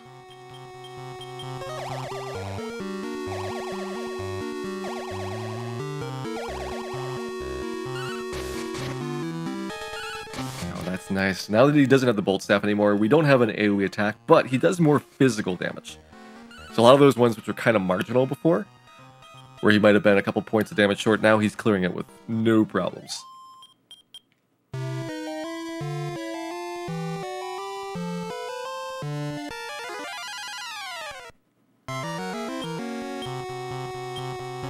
Don't have the bolt staff. There we go.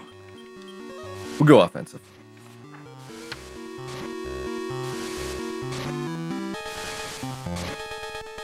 Offensive was stupid. We made mistakes.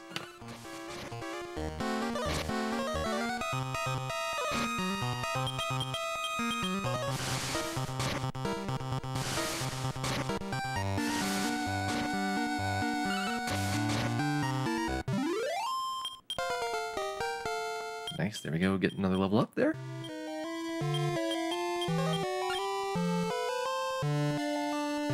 I guess I could actually return. I have to actually check to see if sailing from Ostafair to Baron is faster than sailing from Welgarth to Baron. I get the feeling that it isn't, just because you have a long distance around Ostafair before you even get headed in the right direction.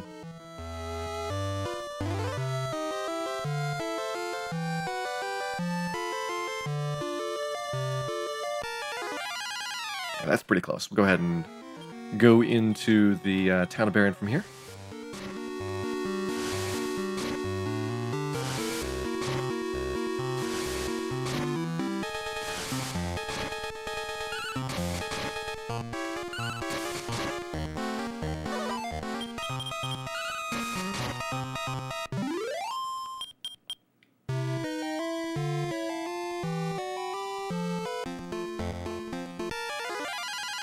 Alright, 1 land encounter.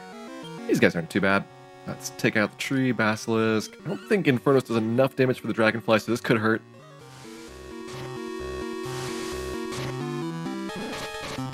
Yeah, it's hurting. It's hurting.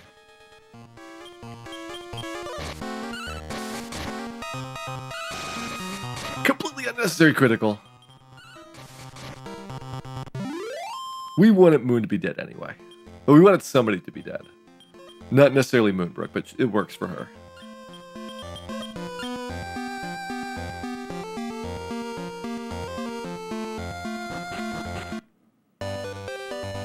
Although, do I have enough MP to make it all the way across those berry tiles? I probably don't. we'll double in here.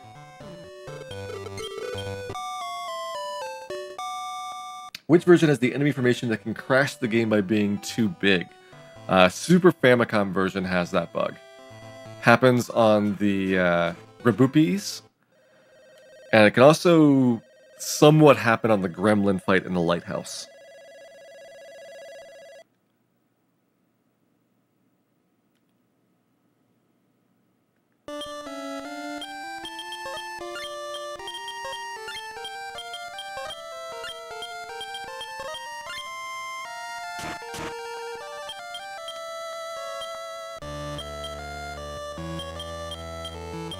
Nice 3 agility there. So Moon's been doing pretty good on her agility ups.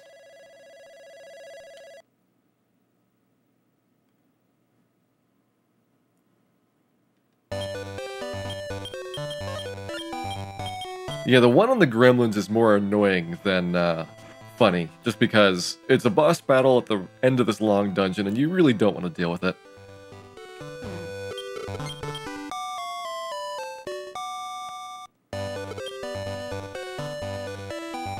But for the Grabupis, it's just amusing because of the way that the fight works in general. They just keep piling them on, and eventually it starts having some real issues keeping track of what the monsters are on the screen.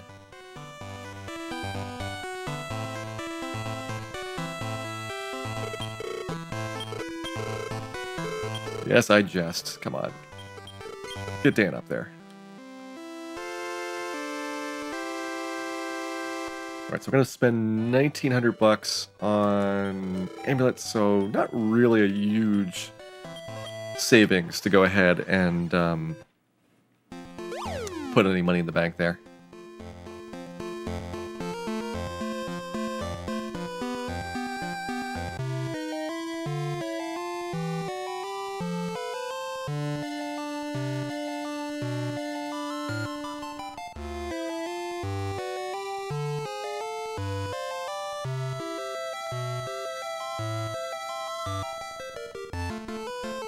Rocky Shoals. Heading back to the Village of Toon. Actually, I almost did a bad thing. Got a soft reset there. The Water Flying Cloth is not finished until you reset the game. That's why you have to do a save at Baron. There we go. Close. Could have had some issues if I hadn't remembered that in time.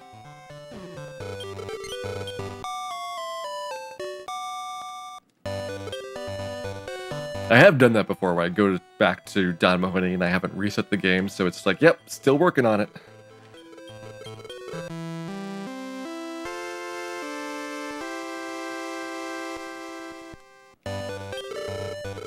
There we go.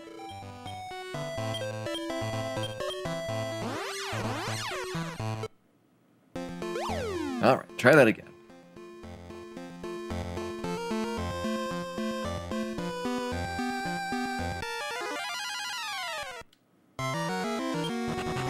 Who let these mice in our boat? I demand to see the extermination records. I guess they're already exterminated because they're ghost mice, but still. Is there some kind of extermination exterminator that gets rid of already dead mice?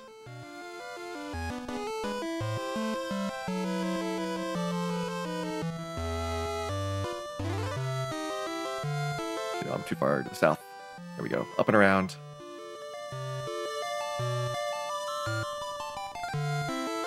We're going to the south entrance of Toon that we just opened up by using the Watergate key at the town.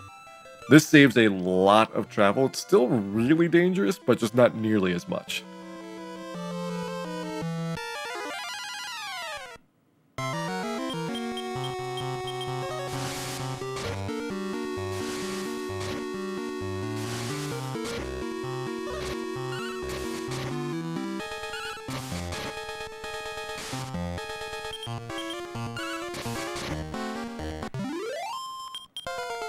Next, Carl hitting 12 there. Getting the outside spell. moderately useful to have. It saves you a couple of steps of walking rather than having to go to the edge of the tower. Could come in handy. Whew. So much damage. So much damage.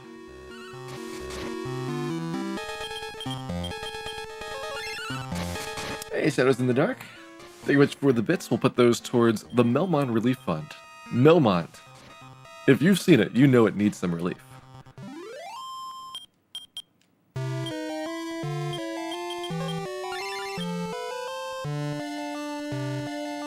Also, it feels kind of weird that Kanak has more HP than your hero, but the reason is because we've been feeding him all of these life-up items. So he's been kind of hogging them throughout the entire game to this point.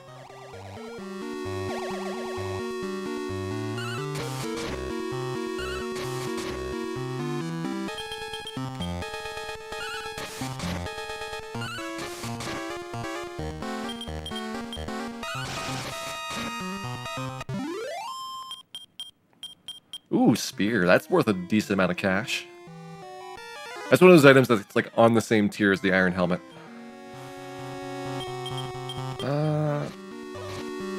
Not as confident on this one for the gas. Should be the same pattern though as Hawkman. I mean, anything with 2 hunters, you want to put the hunters to sleep.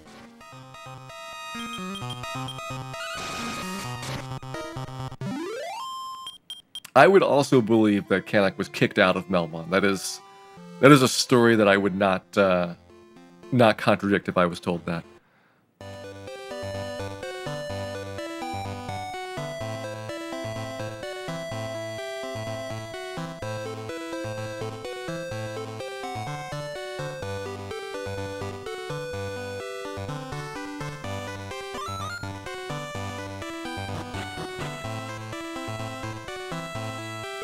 Here we go, water flying cloth, engage. So we're gonna get close a hiding to Carl. We're gonna get water cloth to Fran. Put both of those on. Looking good there. Go ahead and get my amulets. At that point I finally have some resistance to sleep and stop spell and other ailments. Really handy to have. Also stop by the inn, which is another important thing here.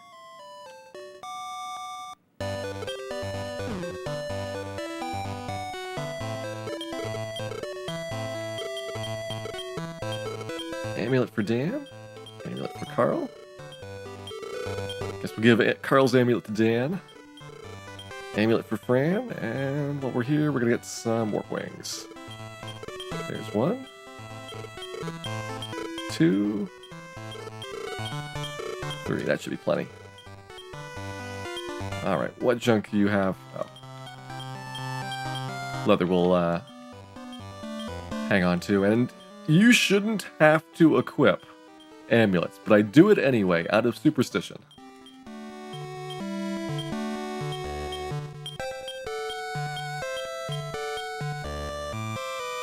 That makes double sure that they're working.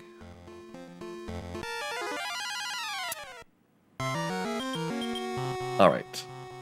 Please don't kill us.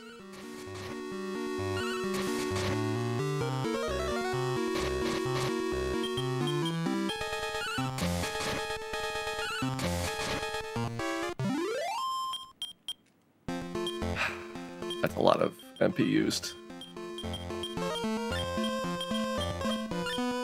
I'm gonna in again. I will get a good start to the Full Moon Tower. Or else.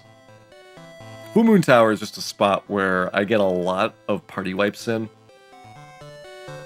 And usually it's not running out of resources, it's just I go in there and one unlucky battle will just crush you. This is definitely a very difficult dungeon coming up that can be pretty nasty in here. Okay, whatever.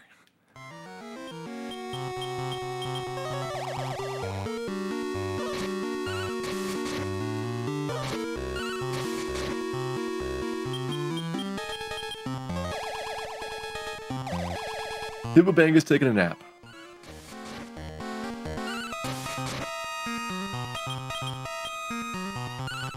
Yeah, you are near a town. However, every time you go into the town, it resets your threat level. So, or it doesn't reset your threat level. That's the problem.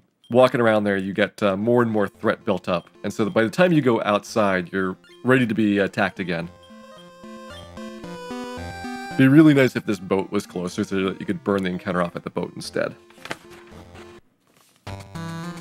Alright, let me get my map up here and make sure I don't take any missed turns. And so begins the Full Moon Tower. Step number 1. That's a bunch of jerks.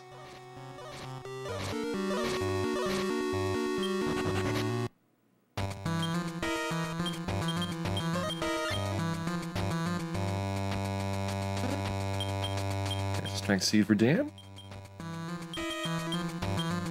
+3 again. He's doing really good on strength ups.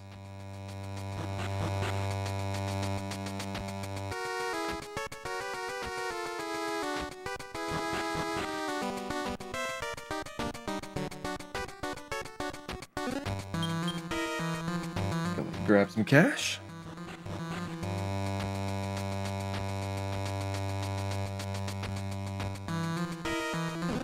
Grab an MP up. I'll go on to Moon. Let's see what she rolls on this. 4. Okay, that's average.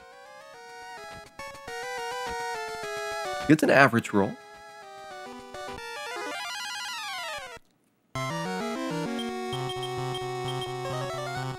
Ooh, all of them not taking naps.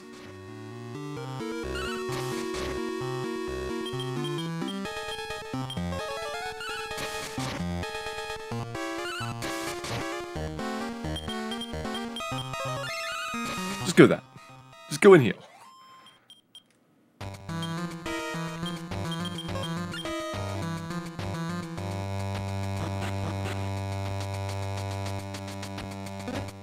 There we go, defense up. Unlike every other seed in the game, defense seeds are not random. You will always get 4 increased to your guard score. Guard's kind of your least useful overall stat, but at least you get a decent amount of it. Alright, so from G here, I want to go up to I.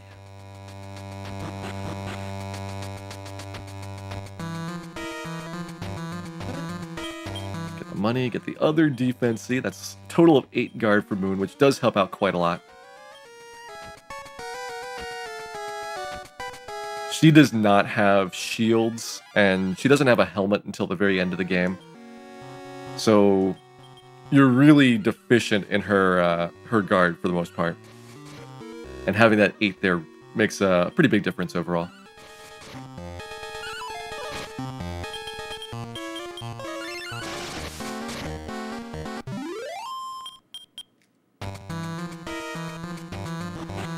Alright, there we up to K. No, don't go there. Don't go down either. Through the door. There you go. Took a couple tries, but we eventually are heading towards the moon fragment, which is what this tower is named after. This is required to get into the undersea cave, which is coming up in 2 splits from now. So close. It's so close. Alright, ghouls will run. No! We lost Moon.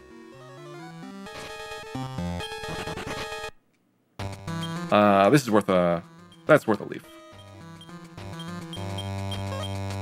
We're far enough in here, I want to finish this. Got the moon shard. Alright. Objective number 1 complete.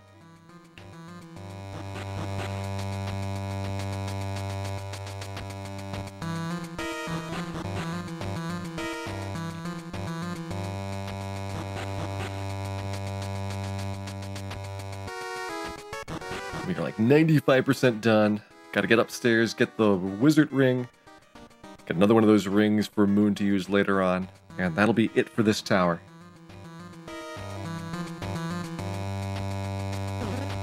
Nice, there we go. Pass that to you. And we are all set to return out.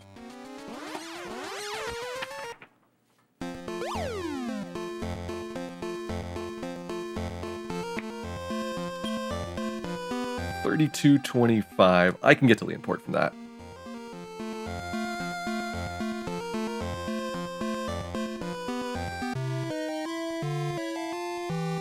Yeah, Undersea Cave. It's up there with the scary dungeons.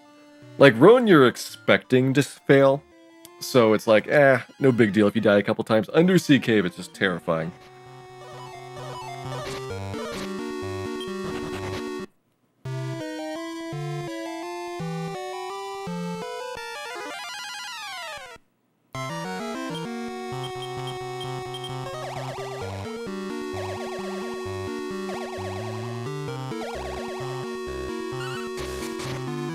At least kill 2 things per round now, so it goes slightly faster for these fights. Still really good money, so I don't dislike doing them.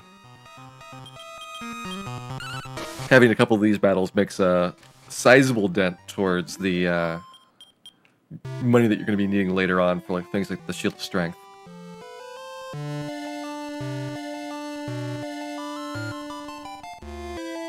All right, that should be Aleph Guard.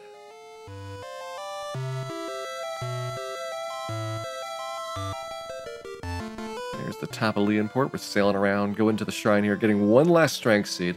I'm actually good enough on strength I could skip it, but every bit of strength does help out for additional damage on Midenhall.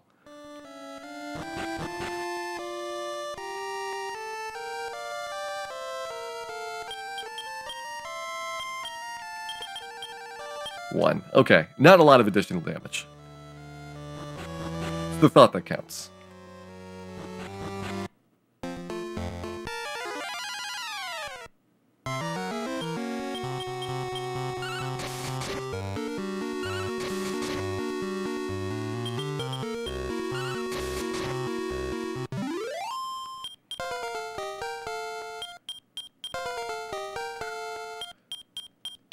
Yeah, having a little bit more experience helps, although one battle in Roan is 10 battles on the ocean, or at this stage of the game. They're getting about 100 experience points per battle, and the Roan area you're getting a lot that are in like the 800 to 1,000 range. Like a Bulwang by himself is like 1,500.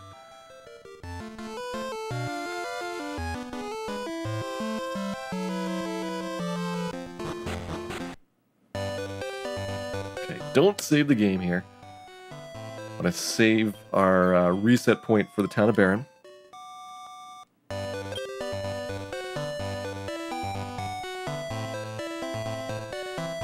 I will, though, pick up the Wizard Staff for Moon.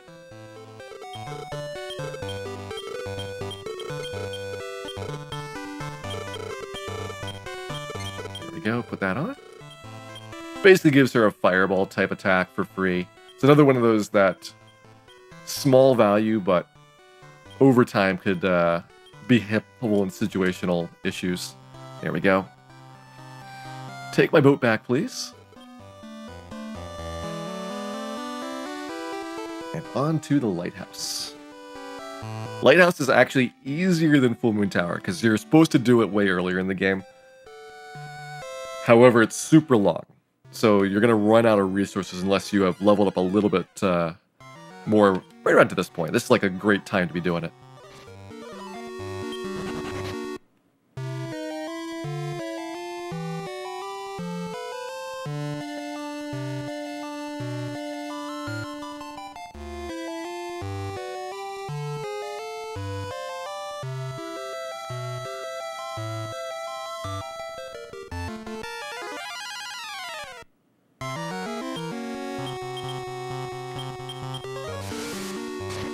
I don't know if I should be infernusing.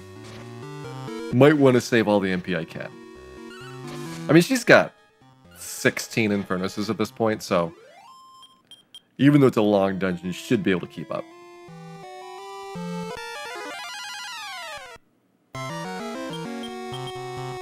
Alright, not doing it again. Just Wizard Staff him.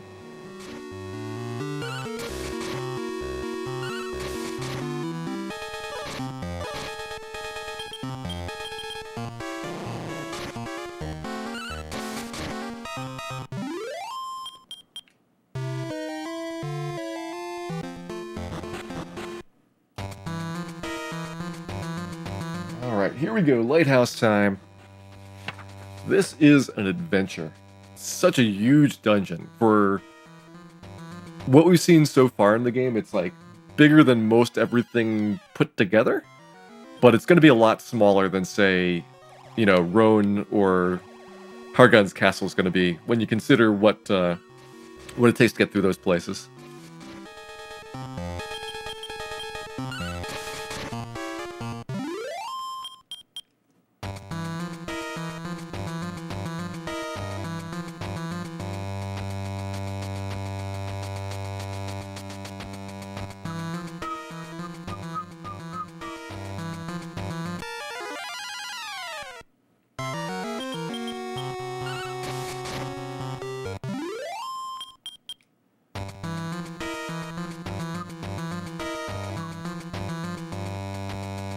First level is just a gigantic spiral around. It actually has all these little dead ends as well. That makes it even more challenging the first time you're doing it, but once you know where you're going, it gets a lot easier to direct through. Maybe should throw in a wizard staff on top. Yeah, Mummy Man doesn't quite go down from just Canuck.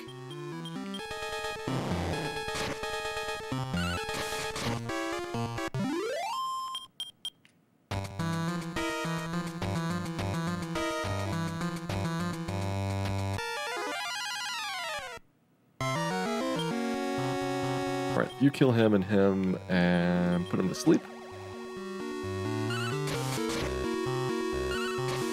We'll have a really good setup here. Yeah, that works perfectly.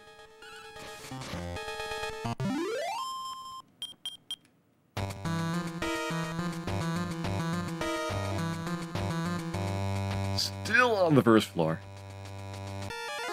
We're in the last stretch of it. We're like 80% way through the first floor.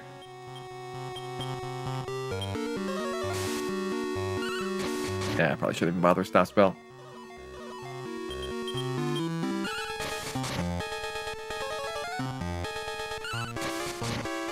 Surround's annoying. But it's only a percentage chance of missing. And it rarely is going to hit everybody. Because you got resistance now that you have amulets.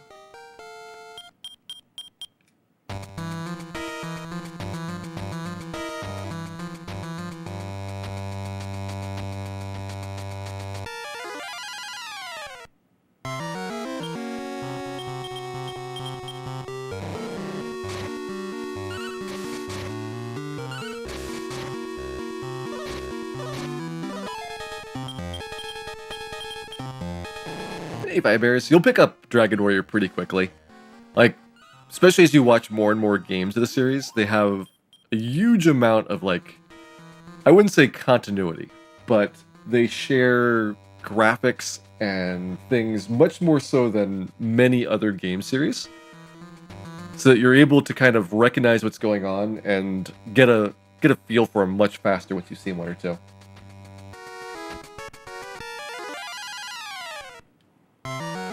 Yeesh. Alright, so if you kill that, and sleep that, and we can work on the undead next round. Of course, Cole can't get the job done. That'd be way too convenient.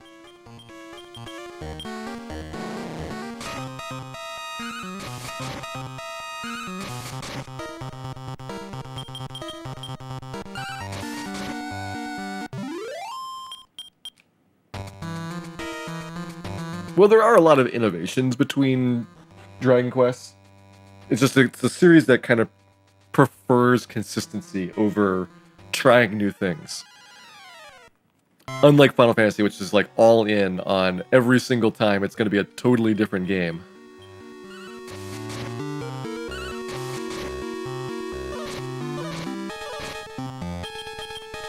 Where to start on Dragon Quest? For modern systems, I recommend everybody do Dragon Quest VIII. That one is extremely accessible to people that haven't played it before. It's not outrageously long, but it does have a lot of content in it. For the older ones, like NES-wise, Dragon Warrior 4 is still one of the really big gems on the console overall. So that's a great one to get some experience with.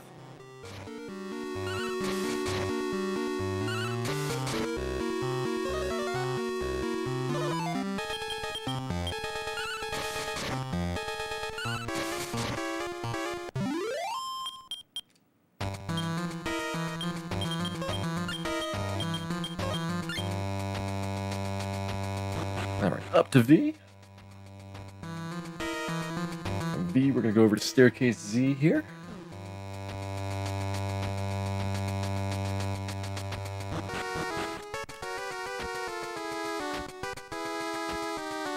From Z over to Y.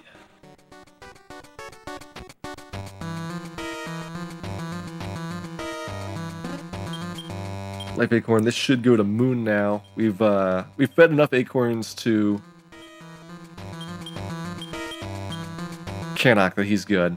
And so now Moon needs some HP as well. Okay. We actually don't care about the ant. Now that we got those amulets, the sleep is not a big worry. Oh, free round. I should have killed the ant with the wizard staff.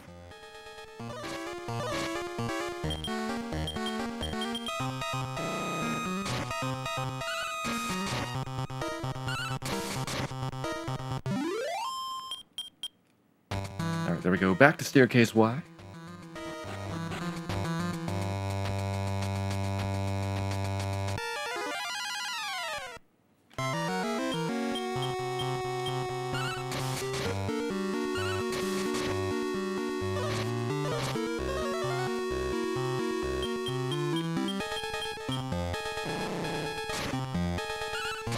That's right, Carl. Take that one down.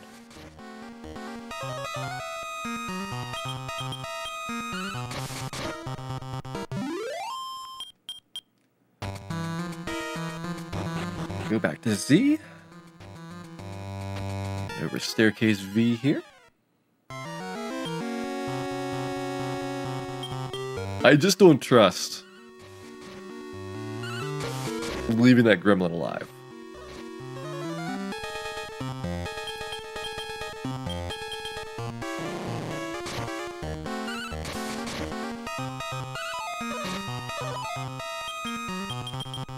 No.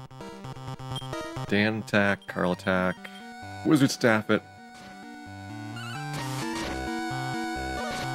Whew, okay.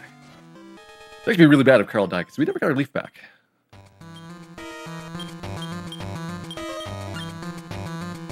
It's not until after we get through the lighthouse that I get another leaf opportunity. Go back to V. From V up to staircase Q. Really, it's 100% on you if you die in the lighthouse, I think. Unlike other places in the game where you shouldn't feel bad necessarily, because there's a lot of things that are outside of your control, lighthouse is pretty under your control.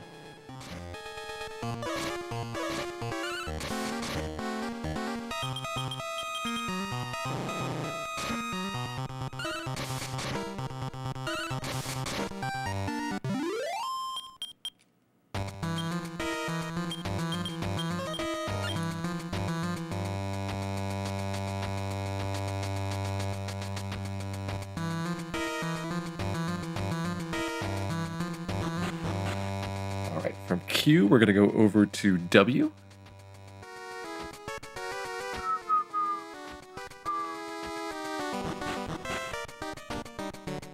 W, we're going to go over to B. I don't know why they're putting silver key doors here. They know I've already got the silver key at this point. Actually, do they know it? I guess you don't have to have the silver key to get here. If you were really crazy, it would be possible to get to Lighthouse without having gotten the silver key first.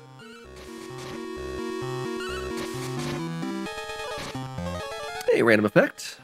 Thank you much for the host there, and welcome everybody to some Dragon Warrior 2. This is the Game Boy Color version that we're doing tonight.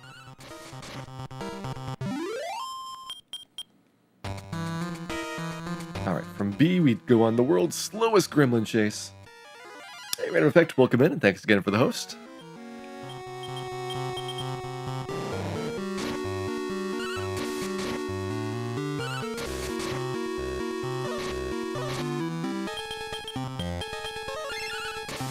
Really don't want Carl to die. We got just a couple more floors to go in here.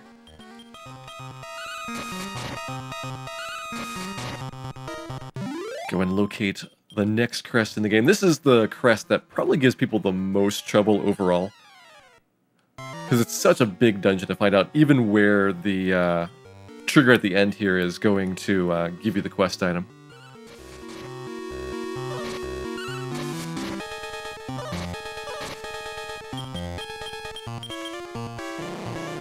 Hey, Greenleaf, welcome in. It's going pretty good. Say we're doing decently here. No major mistakes, not really any minor mistakes. Well, there's been small stuff, but nothing I've been really worried about. Alright, I don't need that repellent, and my inventory is starting to get really clogged up. Also get rid of this slot token. Worth way less than the other stuff that I've picked up so far.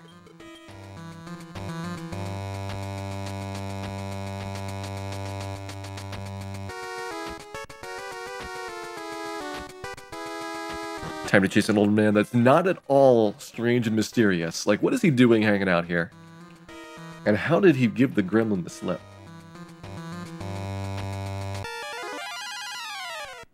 Naming a main character Dan, nothing but good ideas. 100% a good idea.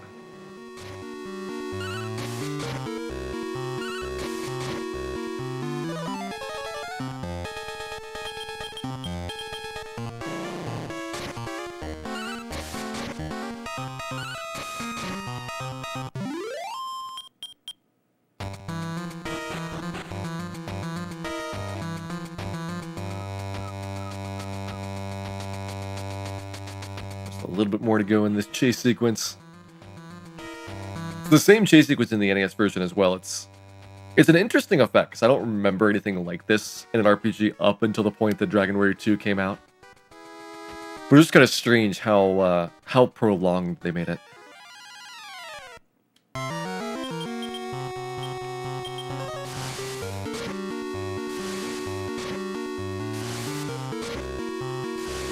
if only we had the Bolt Staff. Get some nice juicy dragonfly experience and not have to worry about all this fire damage. There we go, we're good. Moon takes less fire damage because she's got the water flying clothes on. So she's relatively safe compared to the rest of the team. There we go. Let us see what wonderful reward we have in store for us, having just gone through that arduous sequence.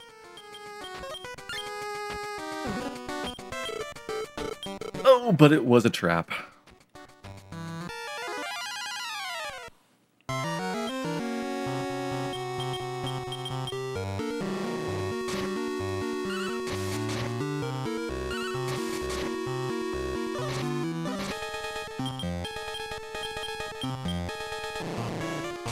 Nice, we even got the extra damage there.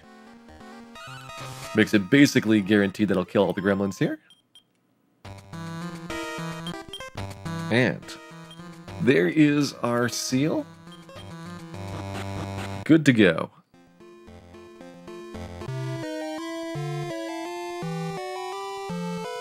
Okay,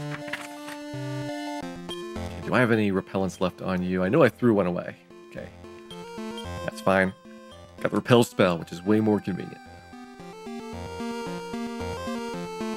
we're going to head back to the town of Hamlin now that we are in this part of the world. Get actually an item that's been sitting there for quite some time to go and get the last crest in this area. The water crest. You definitely don't want to miss that one. Hey, Killer Ink, welcome in. Thanks for the split reminder, by the way. How are we doing on health? You guys will probably be fine.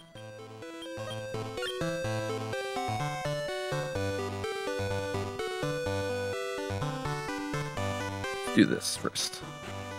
Do my banking. Okay, item-wise, we want to put in... none of that. Carl's got it all, then? Yeah, Lotus Seal can go. Dam Key can go. Silver Key can go. And Wind Mantle can go. There we go. Oops. Nope. Give me my sword back. Thank you. I did want to put some gold in the bank. There is 9,000.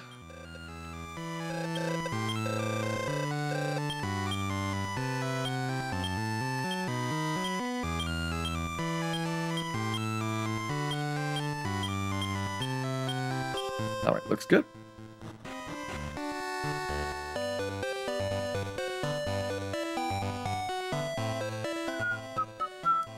Go ahead, get our water crest here. Worst case is double Firebane, which is seemingly pretty rare. Let's see what we get on these Oswargs. Sleep, alright. Double Firebane's already out of the picture. He just has regular fire instead, which is not really threatening.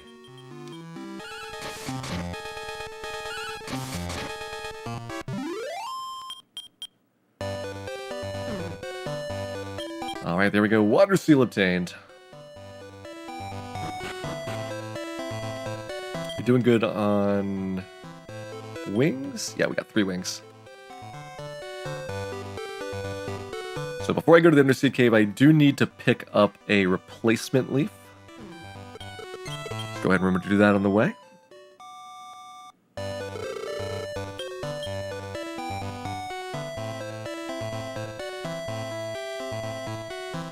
Yeah.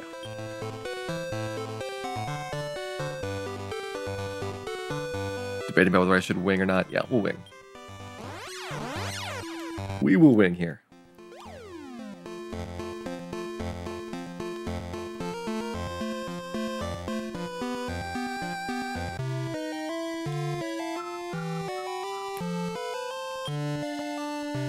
So off to the west here. Gonna wait for that North Fire Island to go on the screen. I'm used to having to pick up a leaf here, so this is actually the only set of notes I have. And it's just like, oh, figure it out if you are with a leaf, which is not very common.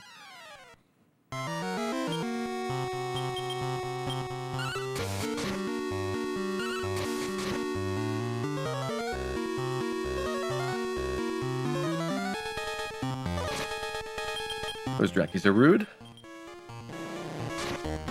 We will thin them out.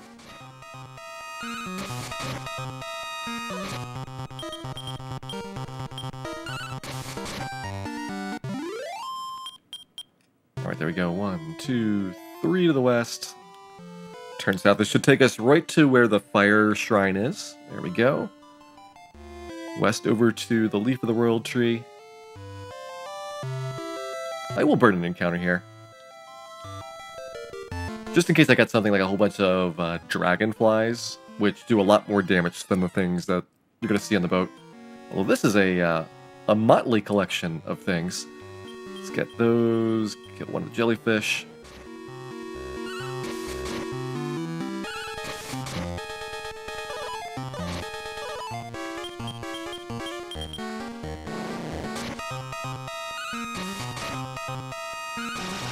Nice, Dan with the entirely unnecessary critical.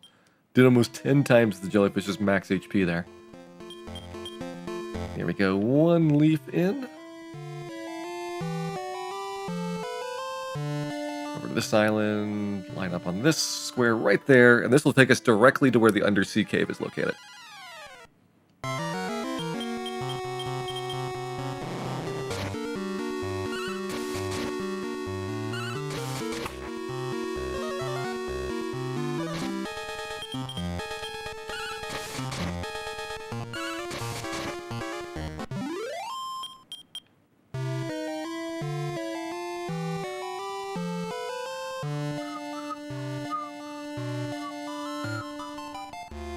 Perfect, there we go.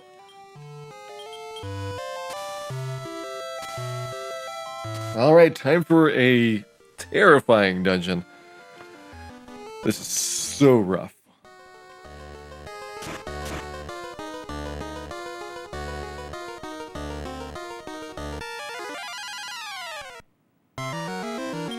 Alright, this I can deal with.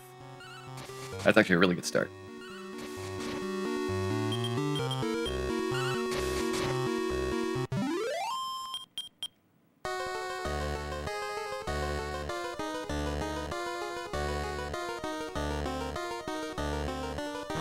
All right, made it to staircase A. Nobody dead yet.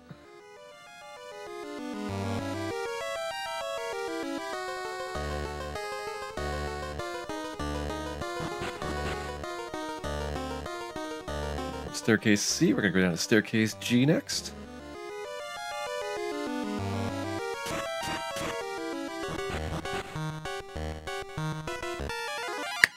Almost to the wizard ring. Oh boy.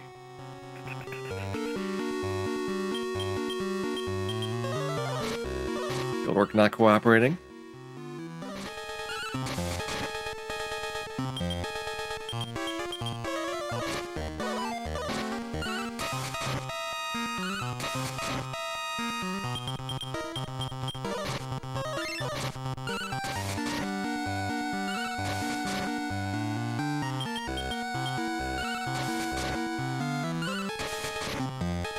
All right, there we go. Doing good still.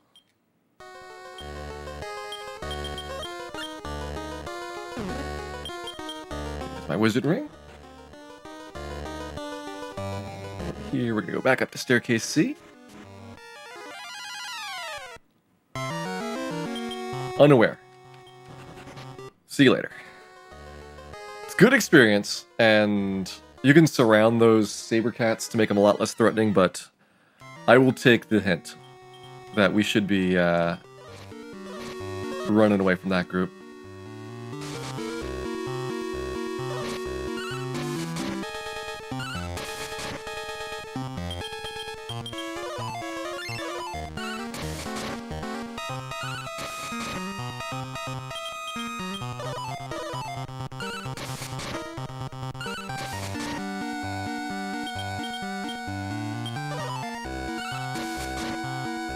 Alright, very good fight. Unnecessary critical to finish it.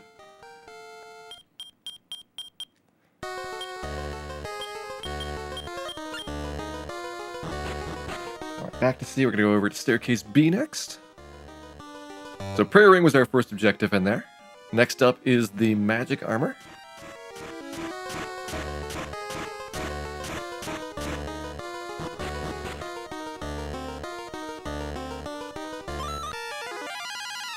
I guess we'll get the strength seed too. No reason not to. Basically on the walking path.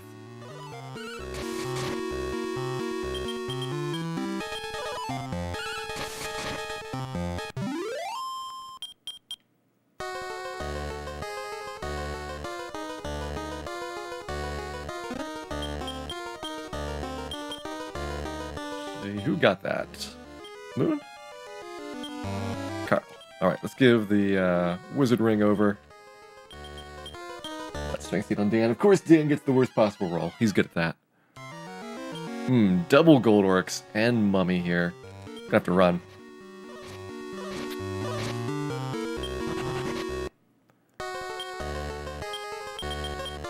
Two gold orcs is a little bit too much for me right now.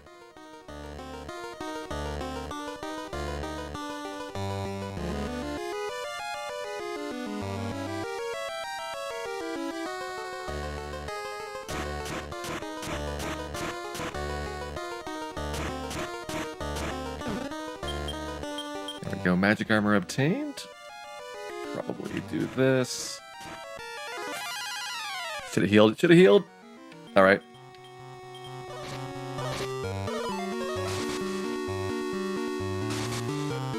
He's got our surround up. Surround's 100% chance of working there, so it's a really good opening move here.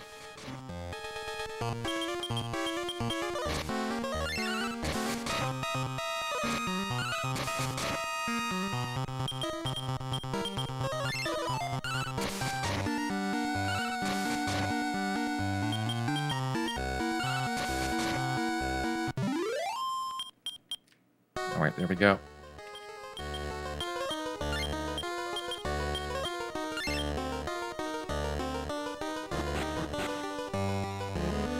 Got S over here, the long lava walk.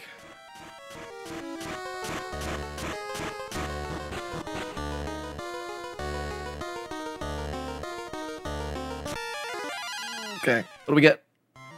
Oh, that's bad. Whew.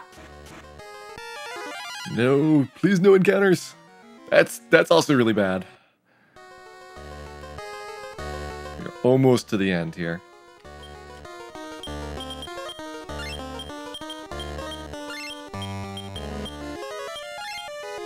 All right, so we're gonna get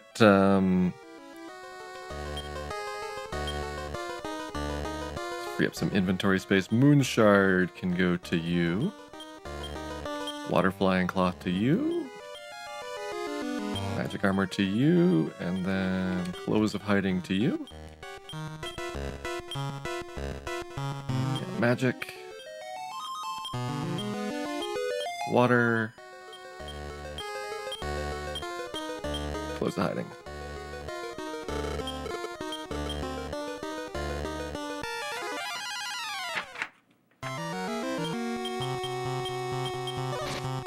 Good start.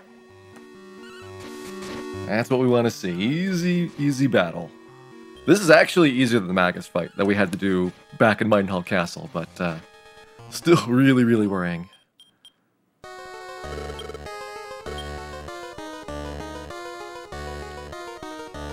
Alright, evil statue obtained.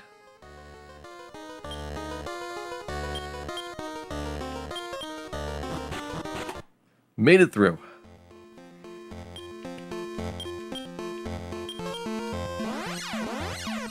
So now, time for the most fun and wonderful part of the game. The Cave to Roan is what we're going to be doing for a while. How much health does Moon have? 62. Oh, that's going to be a lot of barrier tiles here.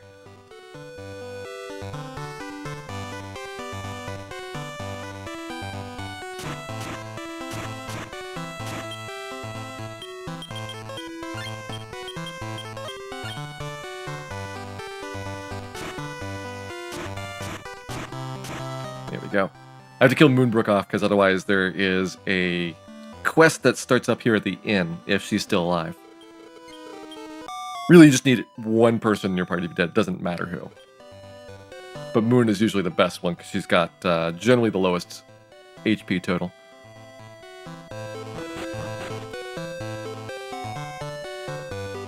Alright, let's go do some selling here. Get rid of Spear. Oh, that isn't nearly as much as I thought. I thought it was same tier as the Iron Helmet, which is like 2,000.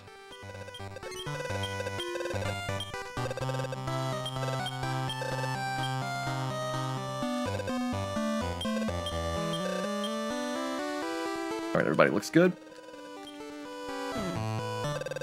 What's the evil statue? That is the Eye of Malroth in previous games.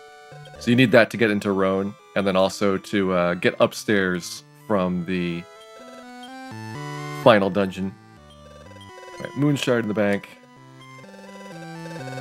Looking good. We have like 11 or 12,000 in the bank now? I think 11,000. So we are, we're halfway to a shield strength.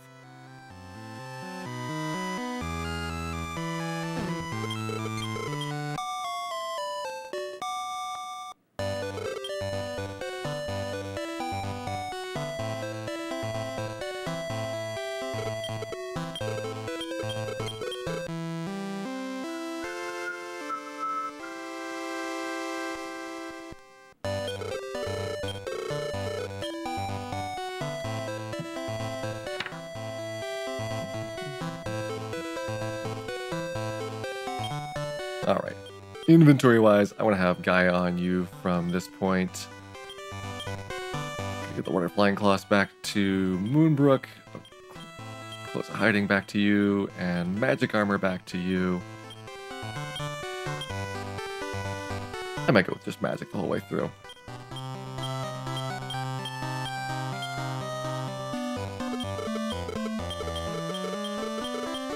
Do bed party members recover MP? Yes, you get a full recovery when you do a revive. So it's actually somewhat generous in that regard.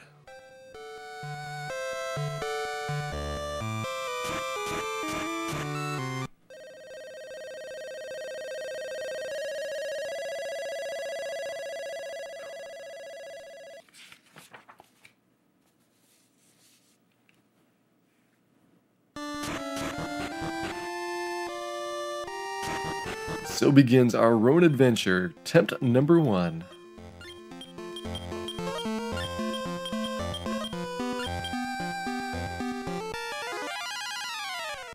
Alright, Hippobangos. Should outspeed everything for the most part. We might still need another level for outspeeding the hunters. But I know we're getting pretty close on outside of Roan being fine.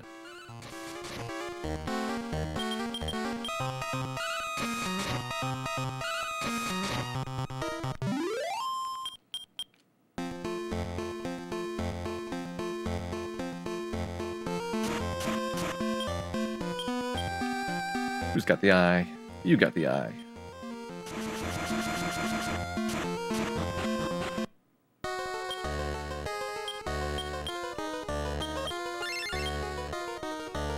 Okay, first thing we're going to do here is downstairs to the Hork Pit. We're going to grab the life crest. Got to do this just one of the trips through there. This is the last of the crests in the game.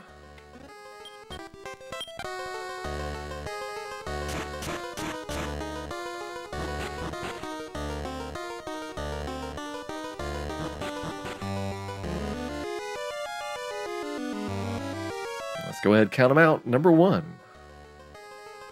Number 2. Number 3.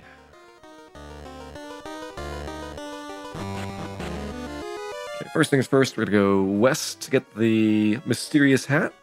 Gives Moon a little bit of extra defense. Also reduces her MP consumption in battle, which is really big. I'm going to run.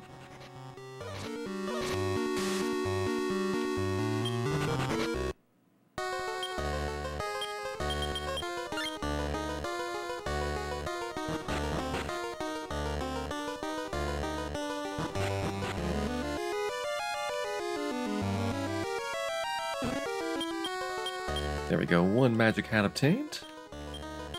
Give that to Moon. That hat's the same amount of defense as she got from those 2 strength or 2 guard seeds earlier.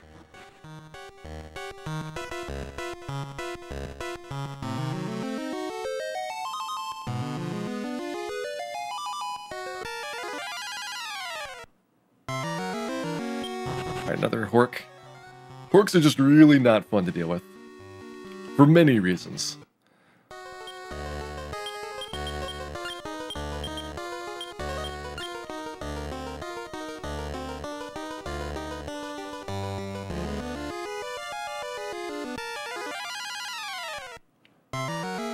Metal Babble has gone away. We had 3 Metal Babble runs in last night's run. Get a Metal Babble, it's about 20 minutes of time savings for the first one. Decreasing returns after that, but that first one is really big here.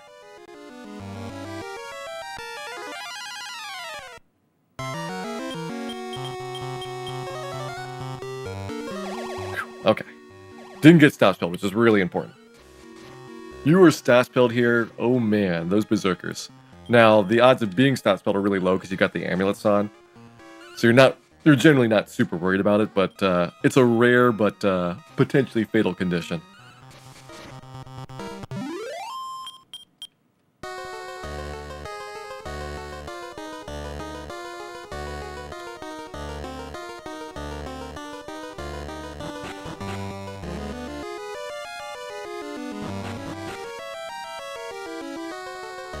Okay, down the hole here.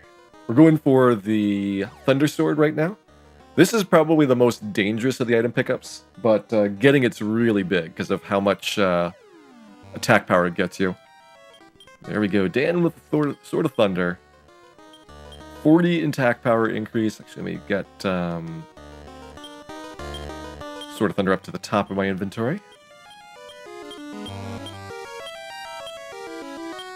And that's really all I can do here, so I'm going to get outside and returned. Set up for another trip through.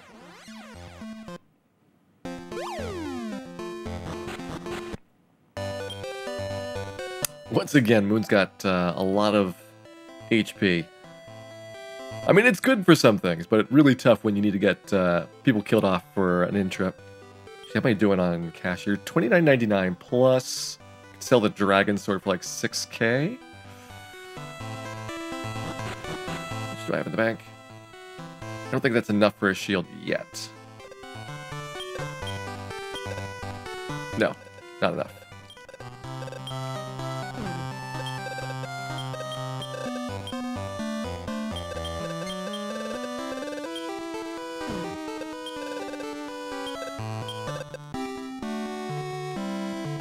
We're at 19,000 right now, so I think after we get the Lodo's armor, I might be in range for being able to grab the Shield of Strength. It'd be really cool.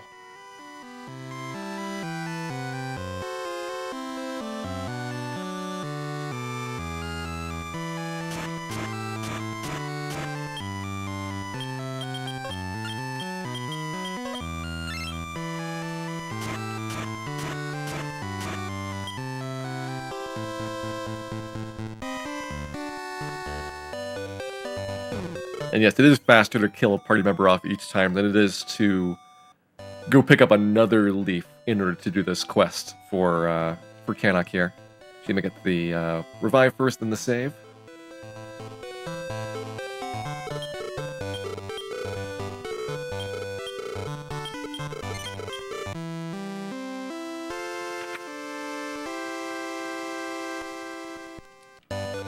Alright, the Wayward Fran has returned to us. Really, we just deposited her in the bank temporarily.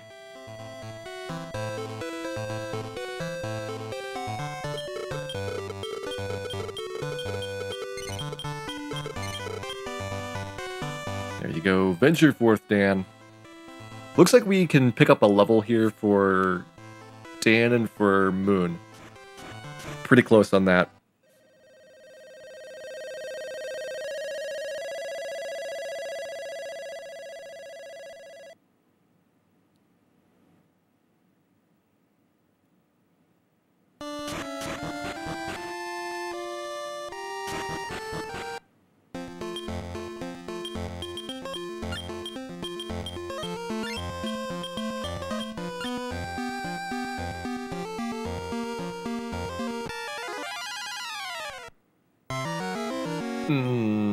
Not a big fan of this group. Who is Dan named after? Dan is named after Dan. Actually true. Yeah, we'll have Carl work on some Hibbangos. Look how they just stuck a Graboopy in the corner there. If we wouldn't notice.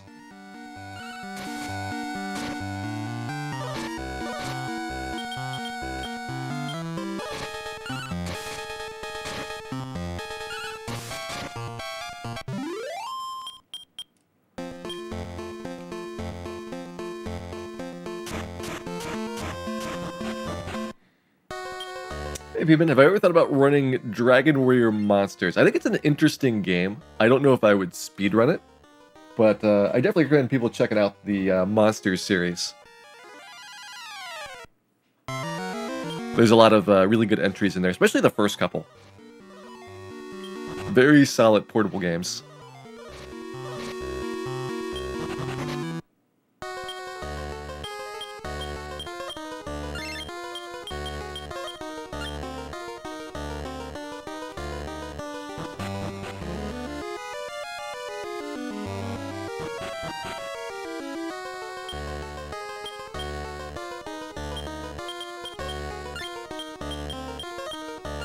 Dangerous stretch here, so we gotta count up to 3.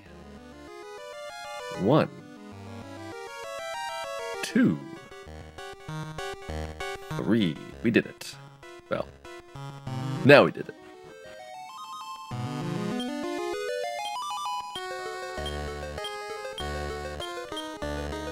Alright, so on this stretch, my next destination is going to be to Lodo's Armor here.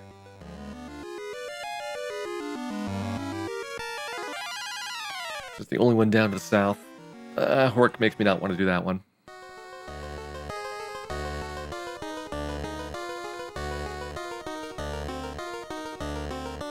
Got some bad Hork vibes on that particular encounter.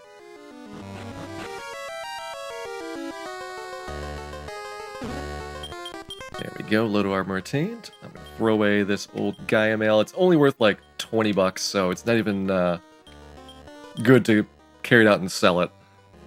I tried to do that once, and then I realized this was just a waste of inventory space, and cannot use it, so no benefit passing it around.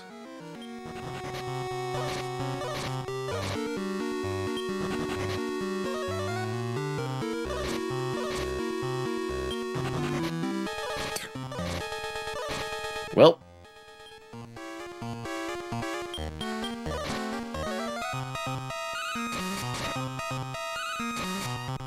let's get rid of you. I could save the Death Warp cash by doing outside and return. We did get the Loto Armor, which was the objective for that trip. Was hoping I would be able to at least pick up one chance at an exit, as well as pick up some cash there. We're so close to that Shield of Strength.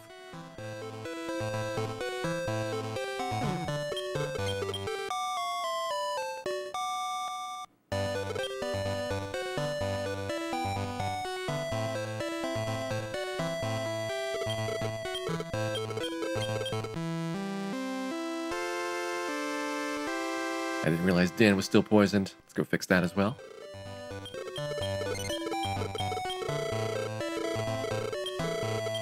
I'm sad you don't get the music for, like, Detox. It's like, I paid money for that. I want some songs. 184 experience. Yeah, we are on the verge of a level up here.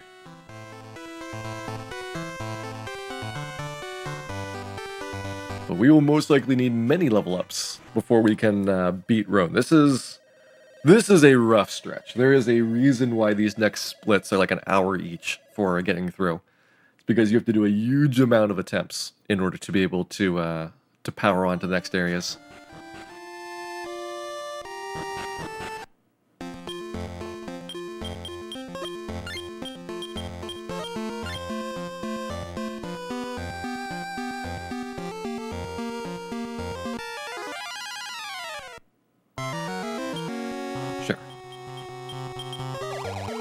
We'll use the 1 point for sleep. That'll probably not get the levels, but it'll be really close. Only game you've run so far is Fire Emblem 7. So that would be like a tactics RPG type. I think that really it's just going to be a matter of do you enjoy watching these type of things? Because Dragon Warrior is one of those games which is very much like exactly what you see on the screen. So it does not have safety. There's a lot of RNG involved in being able to successfully complete or do well on the runs. It's got generally very punishing segments, but it's also usually pretty familiar once people have gotten used to the series overall. Like, they kind of know what to expect. And it's like one Dragon Warrior game will give you a lot of kind of perspective on the whole series. Hey, Dragonfire, welcome in. Is the RNG manipulatable? Not on this version. NES Dragon Warrior 2 and 3, actually 1, 2, and 3 NES are all manipulatable.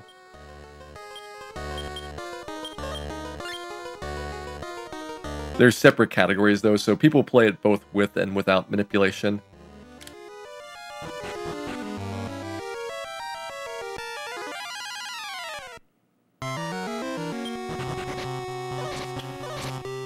I might have to start taking these Hork fights.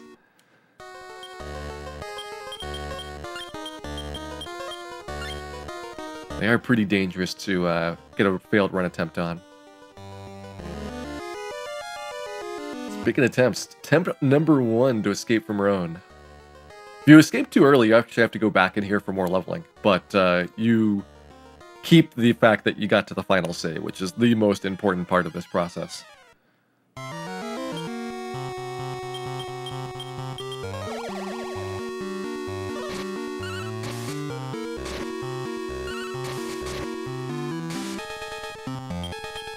You know, kill Hork King. I got the heal more off.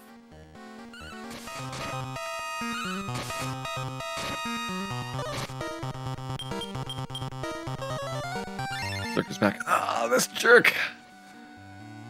Die! There you go.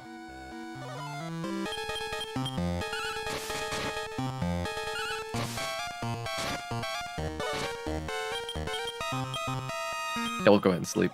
She should be able to outspeed him at this point. Very consistently. That last level up is what I think puts her over the top. Soon after you get here for the entryway into Roan.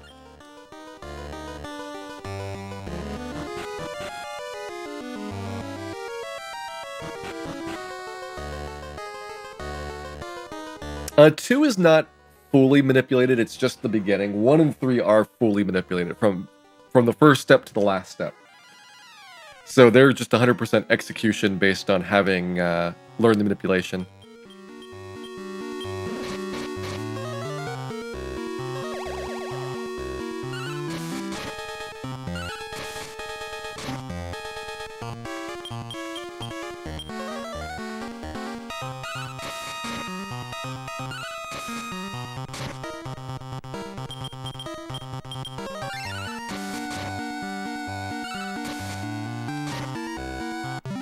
Alright, so far so good.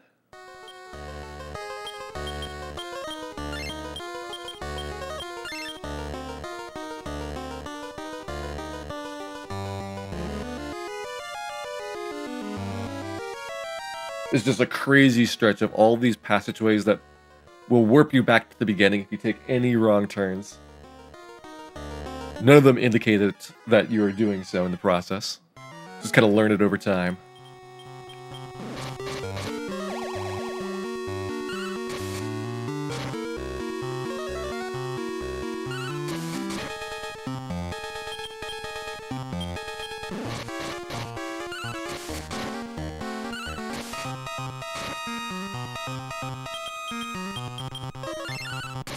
There's one heal more off. Okay, Carl getting 15 there. I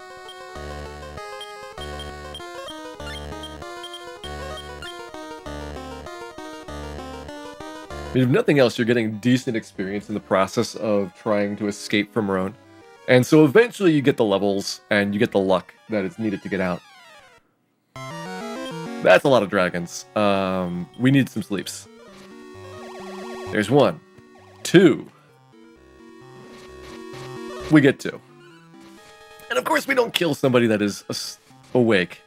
So we got 2 sleeping dragons, or 1 sleeping dragon, 2 sleeping dragons. Come on, kill D, kill D, kill D. Still the wrong dragon.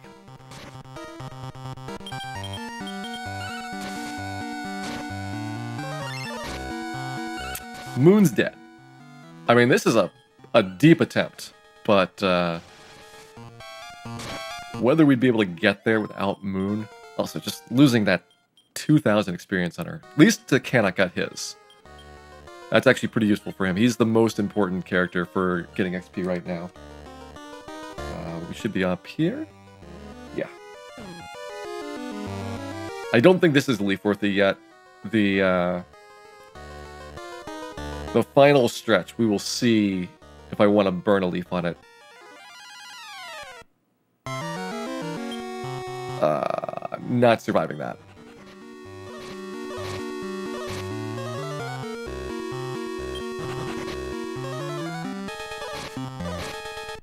Yep, didn't survive. 1,500 cast, that's not enough to get a Shield of Strength. In fact, that's not enough to even put 1,000 in the bank. Go ahead, just in and revive. Well, I guess we'd get 1,000, but still be a little bit short of the shield.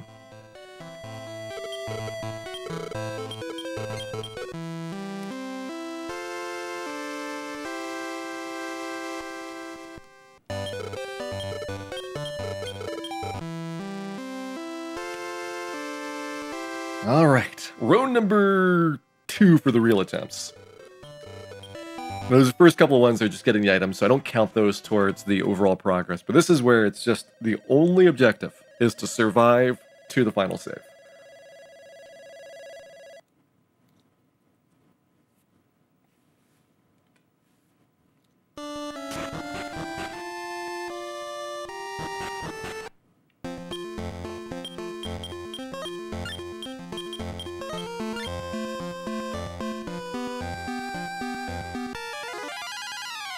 Did I start the dungeon over? Yep, all the way from the beginning.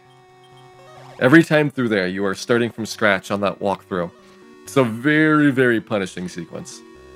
I mean, it's even worse when you're playing it blind, because the mapping is just ridiculous to even get to the point where you can figure out where the exit is. If you die, you lose half your gold. That is correct. And you have to pay to revive your other characters. You only get one free revive, which is the main character.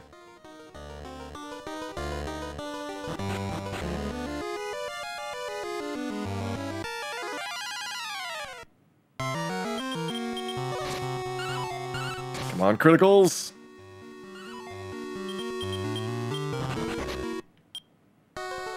Middle Babel ran away. Sadness. 2 Middle Babel runs. Number 2. Okay, 2.5 down this hallway.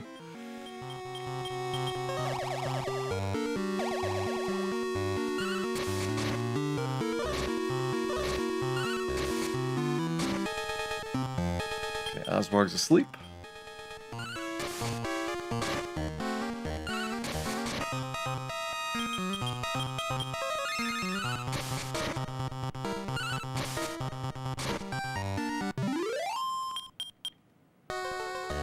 And number 3.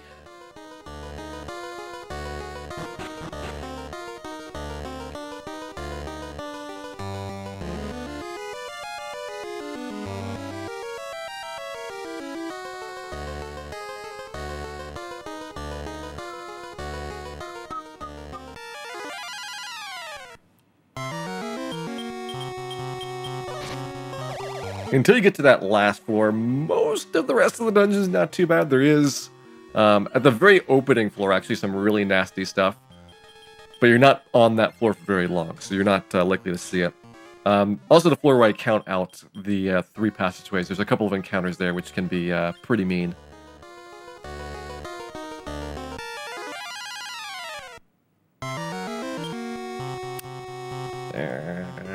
Kill the gargoyle first.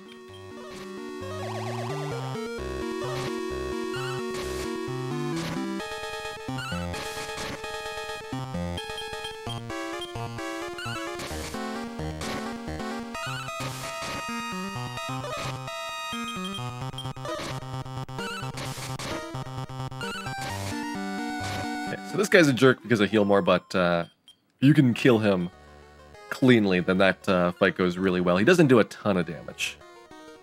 At least to your main character. If he hit Moonbrook, she would be in some trouble. That's why a lot of the time she's just defending, so she takes only half damage.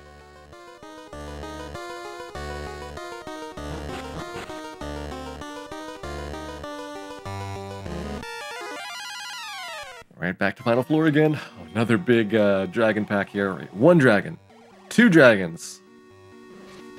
Kill C or D, please. That's not C or D.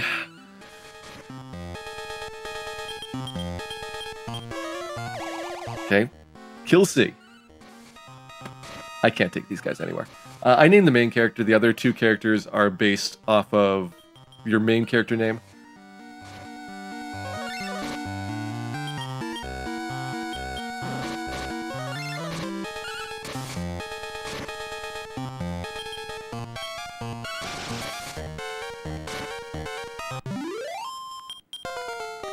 Alright, so Kanak missing out on a lot of experience here. It's unfortunate because, again, he is the most critical character for getting XP overall in the game. At the end of the game, you have to hit a certain level target with Kanak, and everybody else is just kind of optional, and usually they're in roughly the right place.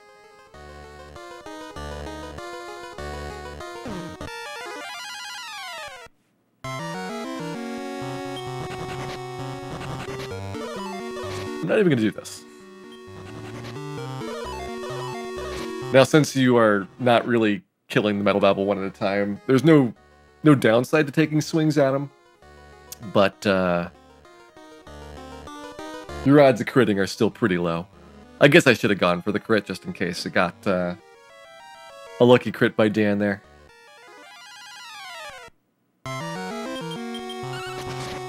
I forgot I didn't have Canuck, so I don't get a heal.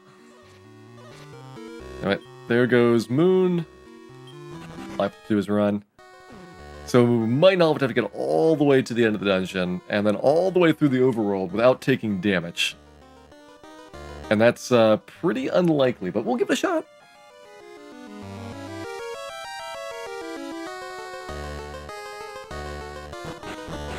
I mean, he did make it to the overworld.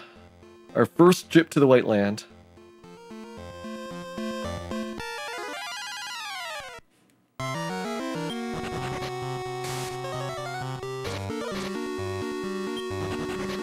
Oh, he's got 9 hit points. Do I use a leaf here? I'm gonna leaf.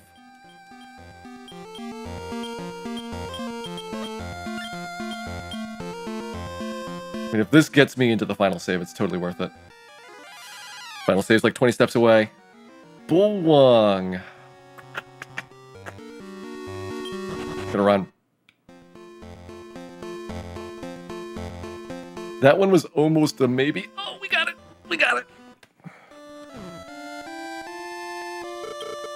Welcome, Dan. Boom. All right, so we're way underleveled for where we need to be to go to Hargon's Castle, so I need to get levels here. And that's pretty darn tough. We have to get back to the entrance of the Cave of Roan without anybody dying in the process, and that like never happens.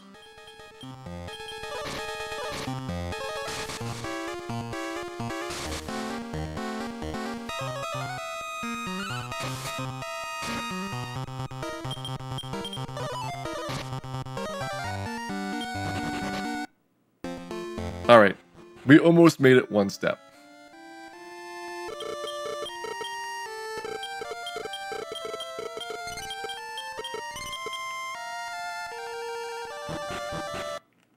Oh, what I could do here...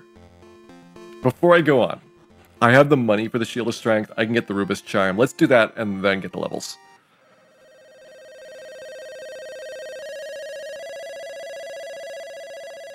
Shield of Strength does help out Canuck a little bit, gives him some more defense.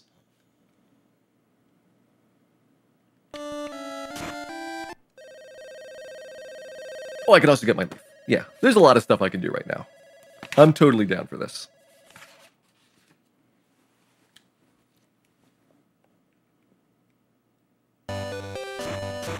The only thing I can't do is do not ever, under any circumstances, save your game at this point, other than the final save.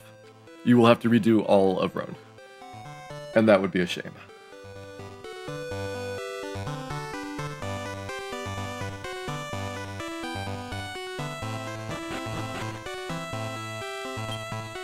Okay, 3,000 gold right now.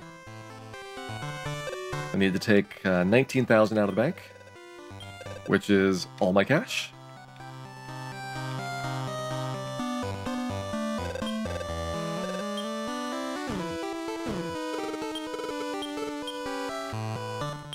No, not the Seal Shield. Heal Shield. They kind of rhyme.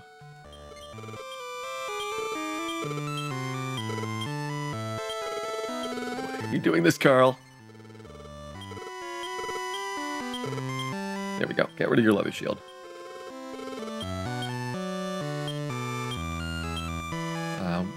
Yeah, the light sword's not as important as the Shield of Strength.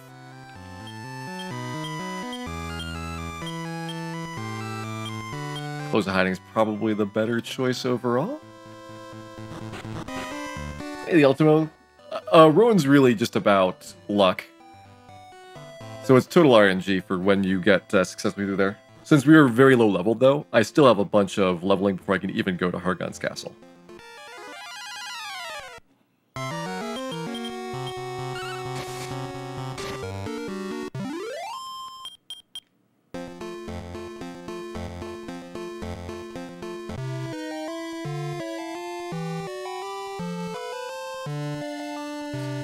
A little bit further over here. We're going to take the east path.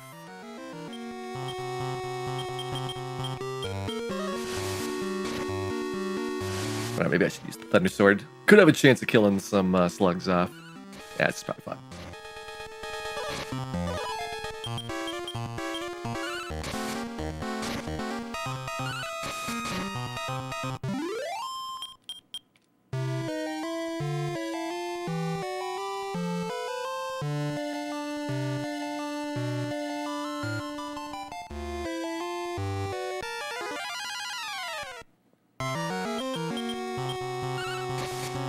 With Pass might be faster overall travel time, and at this point I can kill any monsters, regardless if it's in the high-level sea zones or not.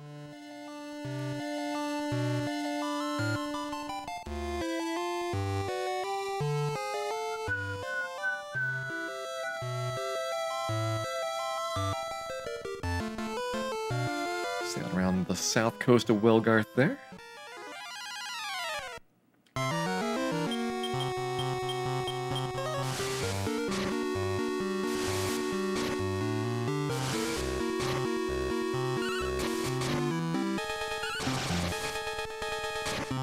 With the crit. The monster critical. Totally unnecessary. He would be easily one-shotting those without it.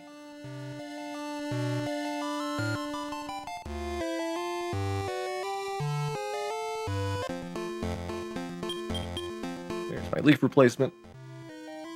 Let's see, I want to be, I guess, right off the coast of the fire shrine here. That should be pretty close to where Rubus's castle is.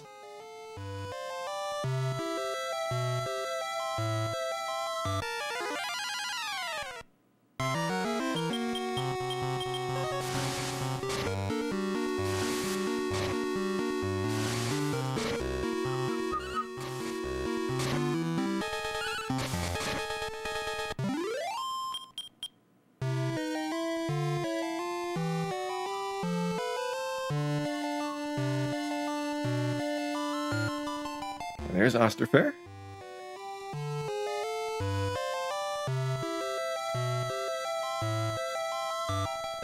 A little bit further north, there is the Shrine of Rubus. And we will see if we forgot any of the crests. I know I got the water seal. That's the one I'm 100% confident about. The other ones, yeah, maybe not.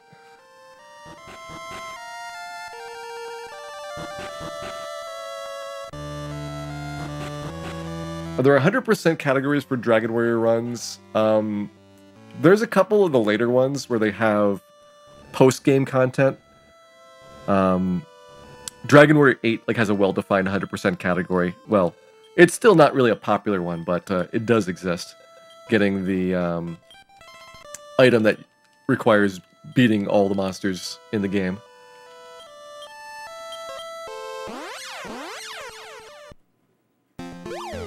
Alright, good news. We didn't forget the water seal. We got the Charm of Rubus, which is required to do Hargon's Castle. The other thing I need, though, is a fair bit of experience here. So let's keep working at this until we get our level ups. I can't think of any 100% notions for 1 through 4 at all.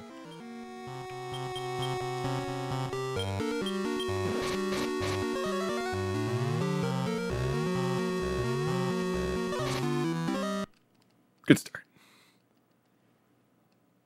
7, I mean 7 kind of has 100%, but it's such a long game anyway that I'm not sure what amount of real interest is for doing more than the any percent run of that.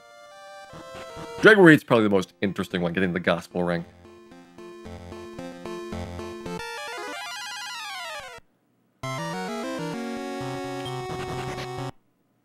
Let's just do that.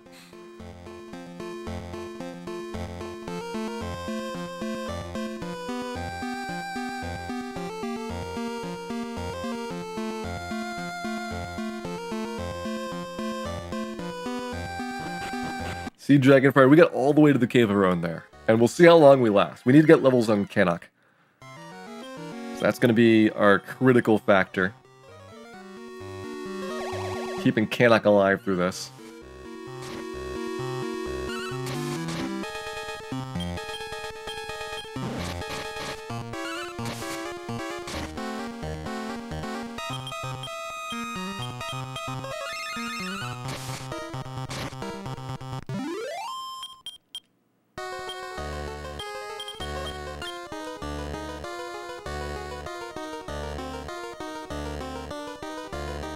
Are we under-leveled or are they very powerful? Both.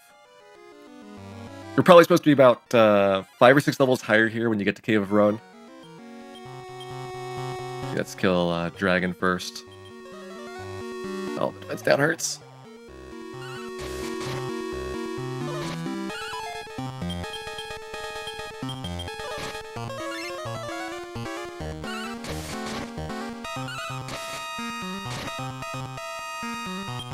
Berserker woke up.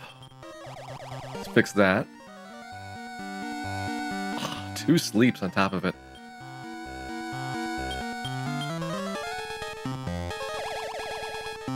I'm going to break him now. That caused me way more trouble than it should.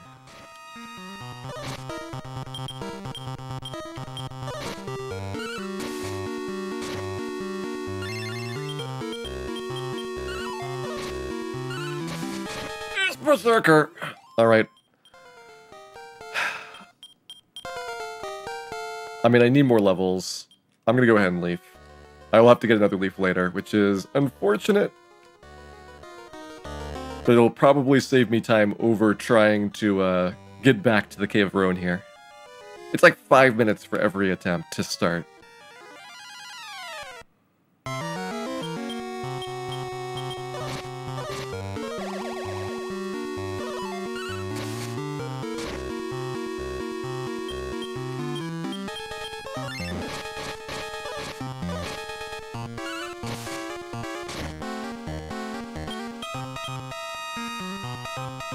You can probably go into attack mode now.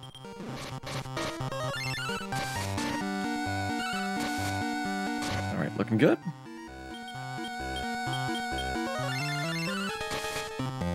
Thing is, these levels are so huge. You're getting a lot of HP, and it really helps survivability every time you get a level up. In addition, you're getting Step Guard, which is going to save you a whole lot of magic at the start of Hargon's Castle. There's a lot of things that are holding me back from trying Hargon's Castle right away. King Charizard, thank you much for the resub there. Glad you're enjoying tonight's show. Hope that you enjoy the future ones as well. Come on, put them both to sleep. There we go. Still very precarious.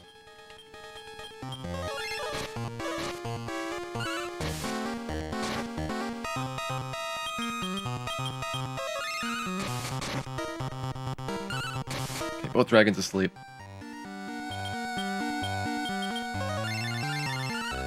Get some MP back, or HP back. Alright, that's fine.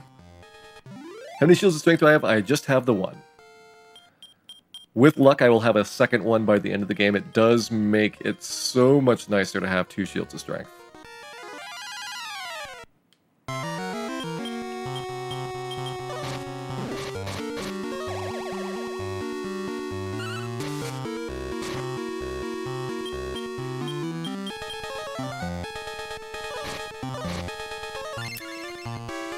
Dan died. Well, there goes my dreams of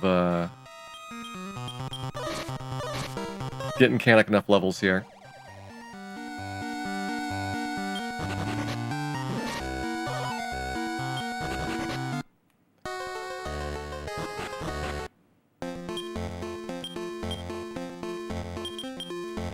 At least save my gold.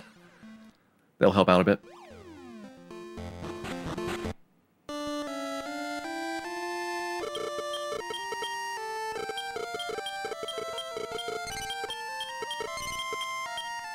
Sure, I don't have enough levels. Yeah. All right. So we need at least 1 more level on Dan. I think it is 1 more level.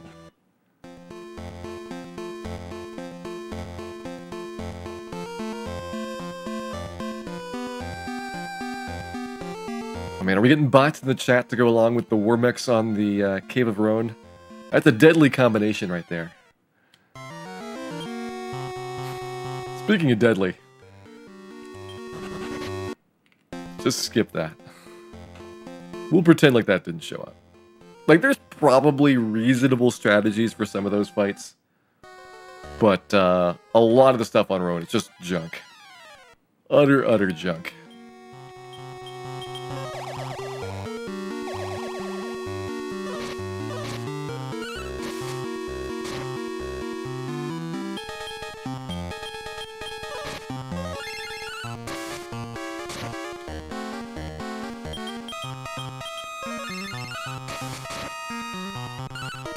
Berserker is up. Alright, Berserker B is dead. Berserker A is asleep. And that's a clean fight.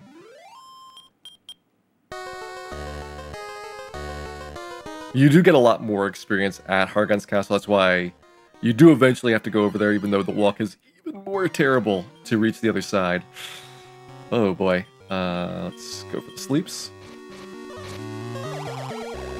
Bad luck getting outsped by a Berserker here at this point. Also bad luck with a double dodge.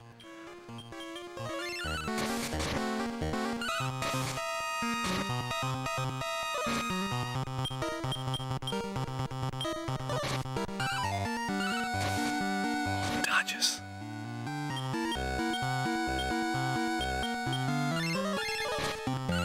Alright. Should be okay now. Oh, Berserker's up. Gotta sleep him.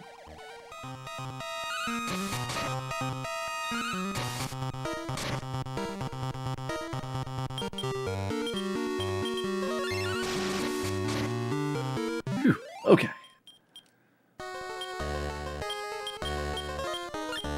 These battles are 100% way too stressful.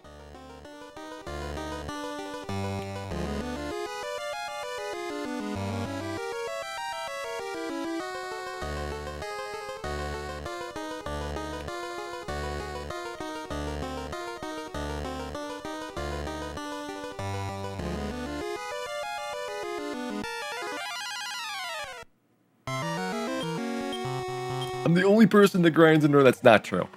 This is actually part of the intended route for the Super Famicom and Game Boy Color versions. You only need it, though, if you are through Roan fast enough that you haven't hit your target levels for starting Hargon's Castle. So we need like another level on Cannock before we can begin. Alright, Berserker's up. Berserker's dead. Nice, Dan 19. Carl 17, that could be it. Learn Step Guard, yes. I think we are ready to go. Let's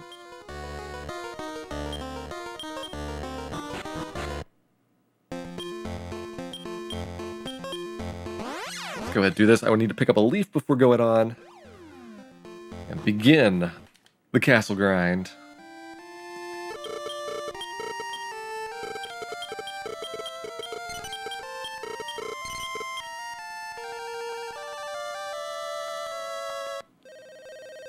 This is the leaf penalty. If you ever use a leaf and it turns out to be a bad idea, you got like 2.5, 3 minutes to go pick up another one. But if it saves you in the castle, or in Roan like that, like you're going to spend way longer than this trip just to get to the Hargon's Castle again, because it'll take you like several tries.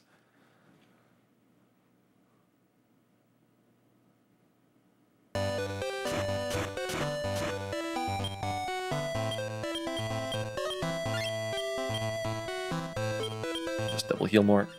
Well, I've got $4 grand I can put in the bank as well. I'm going to be turning directly there, so let me put the $4 grand in the bank right now. I just learned Step Guard, I know. Sometimes I want Cannock to feel pain.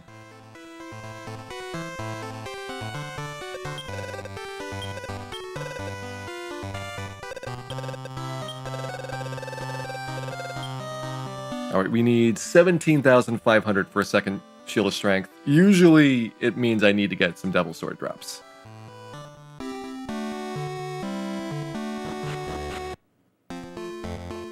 I think if you had a ridiculous Hargon's Castle grind, like one try through, then maybe you can make it work with just the cash that you get.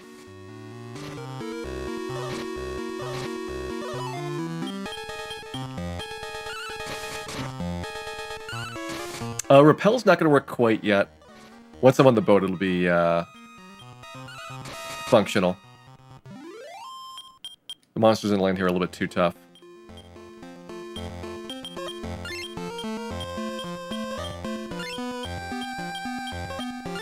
Remember, you have to be 6 levels over the target zone.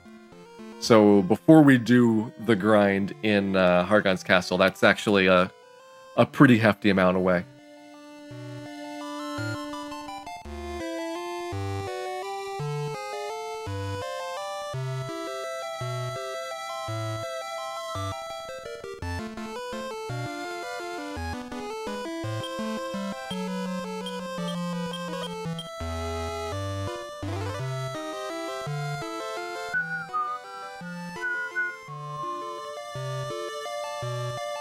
Hey, Lazy Lance, welcome in. It's a decent pace. I did have to spend some time post-Roan. Like, we actually have not even attempted to go to Hargon's Castle yet, because we got through Roan fast enough that I was underleveled. Which is not a bad problem to have.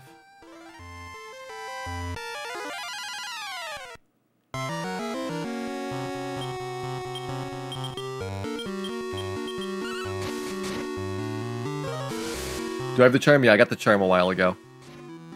I got the charm before going back to Cave of Roan.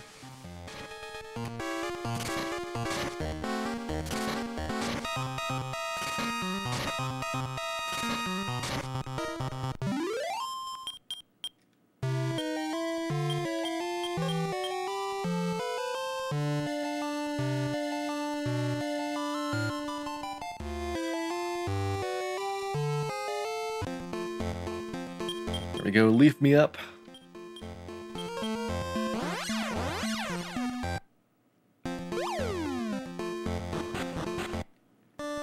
And time to go to Hargon's Castle. This is going to be a rough walk to get there in the first place. But once you're in, it's even rougher if you get kicked back out.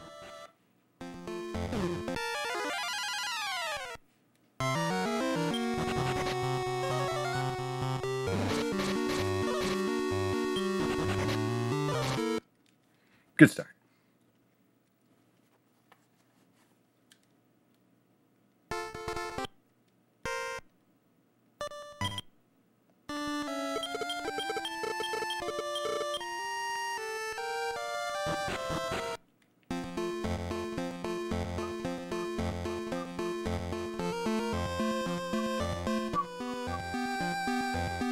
So in the previous versions of this game, there is a low-level zone and a high-level zone for Roan.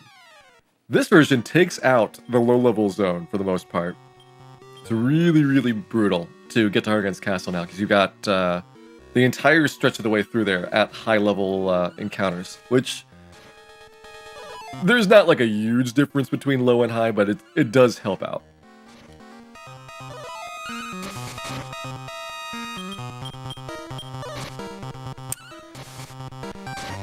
Do I want Carl dead already? No, I probably don't. I should have taken the possibility of a Devil Sword drop there.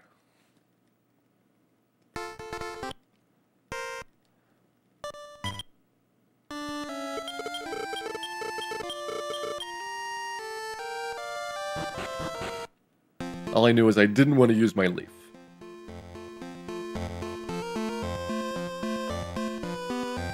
Devil Sword would have been really nice. Really nice. That would be a large chunk of the way to the second Shield of Strength.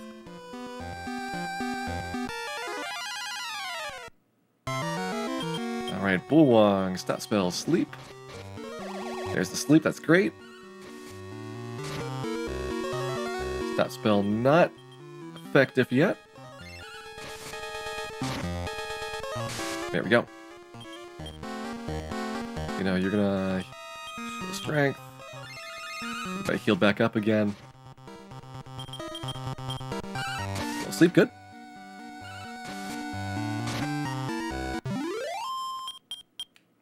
Those guys can drop wizard rings, so they're actually really tempting to fight, but unless they're by themselves, it's extremely difficult to beat them.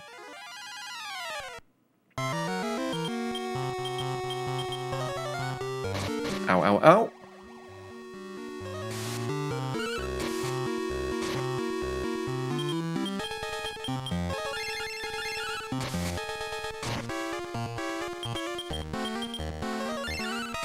Bullwong's up. That's not good for us.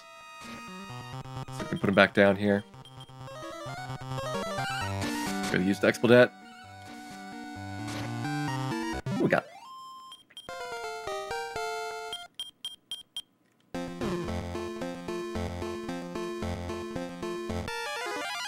All the encounters here. Yeah, that's a run.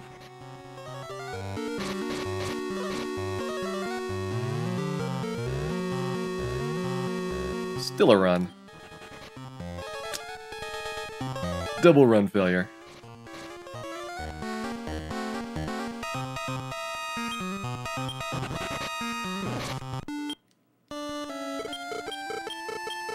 I'll keep that experience.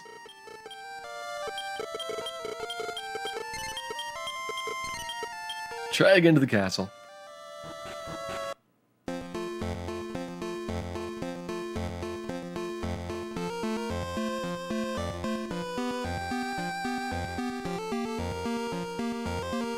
So for running, you got a 50% chance first try, 75% chance second try, and then 87.5% for third try and beyond.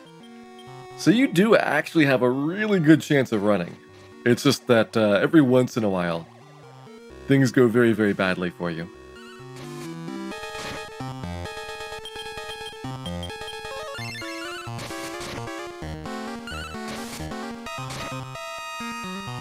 Alright, Baboon's still asleep. Hey, Greenie, welcome in.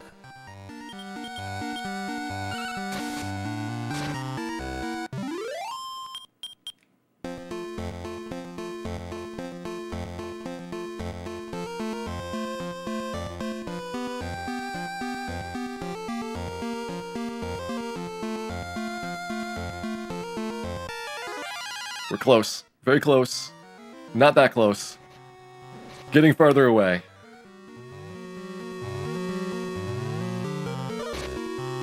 Oh, we're still in there.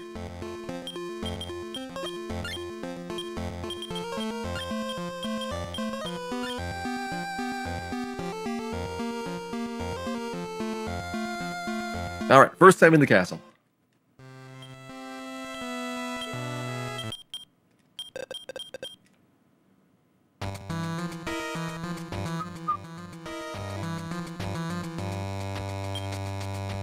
What is that guy that gives you your stuff get out of it at the final save? I think he is collecting the Bulwang hides for sale.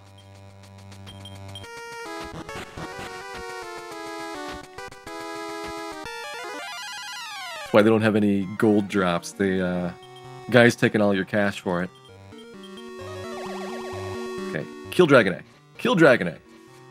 Yes. The little things.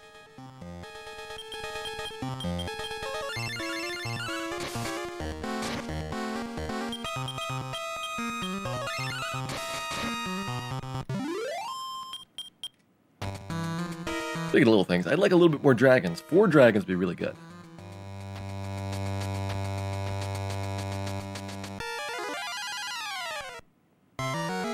That's not as good. Let's go for the Sleeps in the Flames. Only got 1 flame down. This is going to hurt a lot.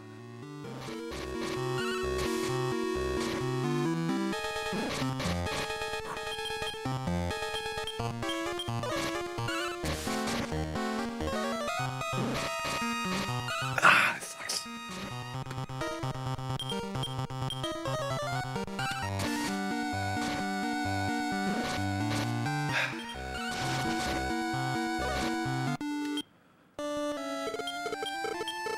That was bad.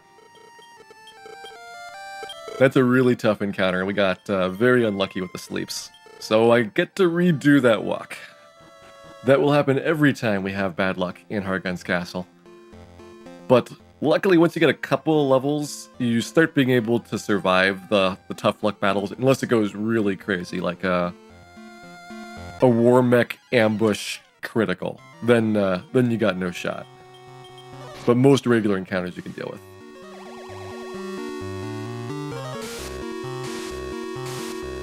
Alright, they're all staff spell, which is pretty good. So now you're going to use heal more.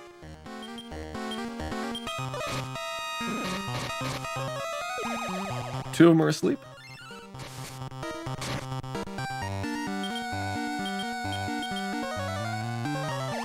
Alright, they're all asleep now. One of them woke up already. I think C woke up.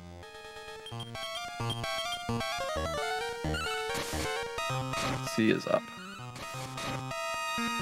C's down. Okay.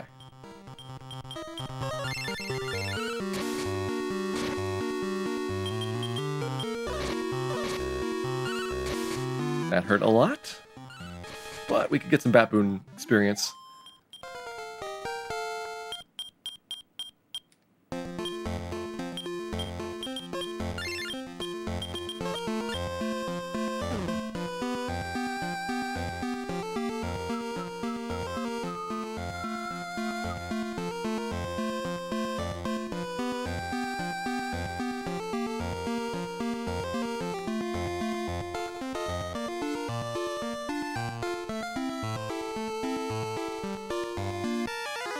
we were so close.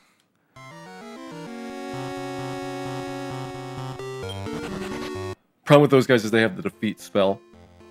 And if they spam defeat, then really there's nothing you can do to make that any better.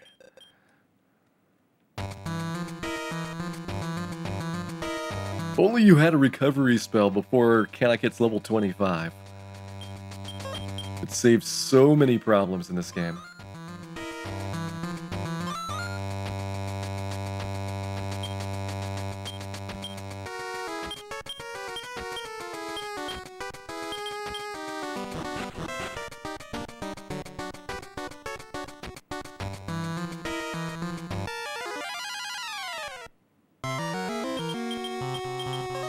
Alright, 2 dragons? There we go, both asleep.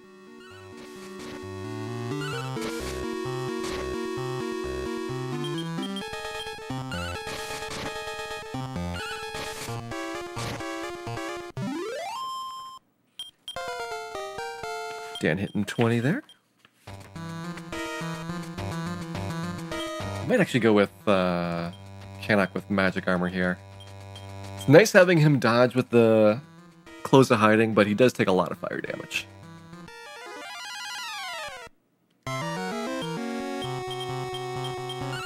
What happens if you go to the town? It looks like Maidenhall Castle, but it really isn't, and anything you do there is wiped away when the Chumrubus plays, so staying at the inn doesn't give you any benefits or things like that.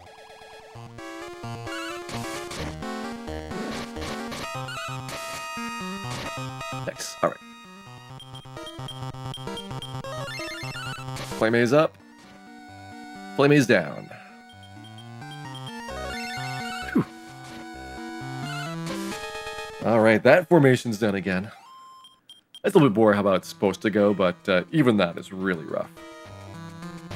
We need like one more level, and then we get like another 10 hit points, and it gets so much easier. No, we're gonna do this the good way.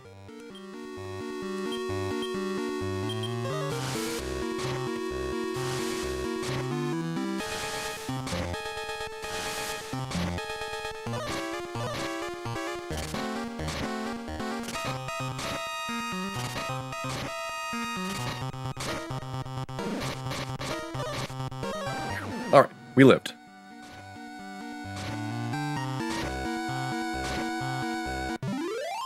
Hey, Cypher. Thank you very much for the resub there. Glad you're enjoying tonight's stream and hope that you enjoy the future streams as well.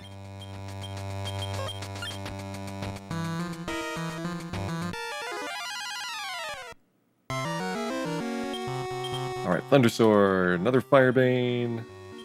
More Infernos.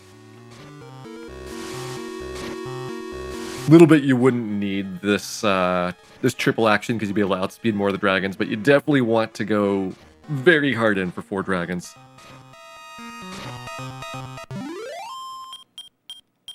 Devil Sword, yes! Alright. 2 Devil Swords gets me a Shield of Strength, or a Devil Sword plus a lot of good money drops from monsters.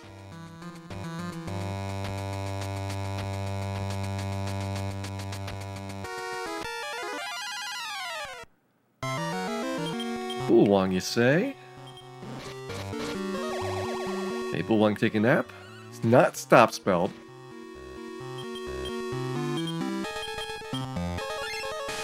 There he is.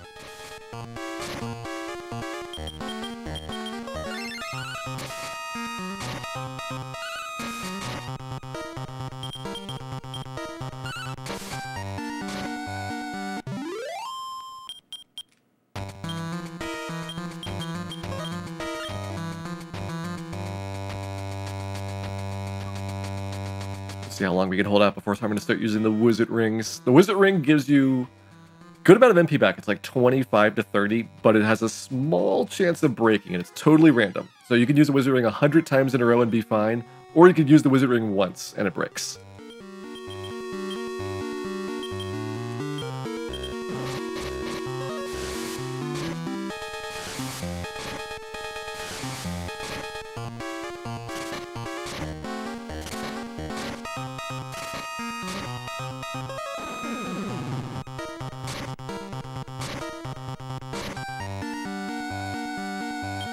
Flame calling for backup, eh? Fix that.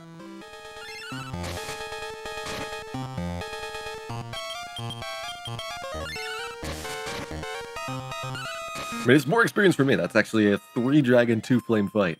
It's the full house.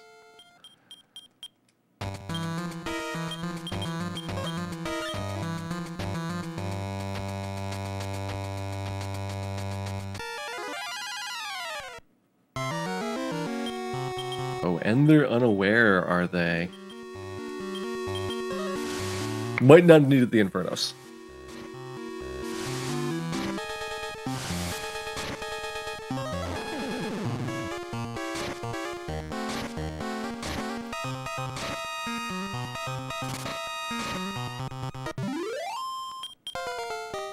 Dan 21? Each of these levels really helps out.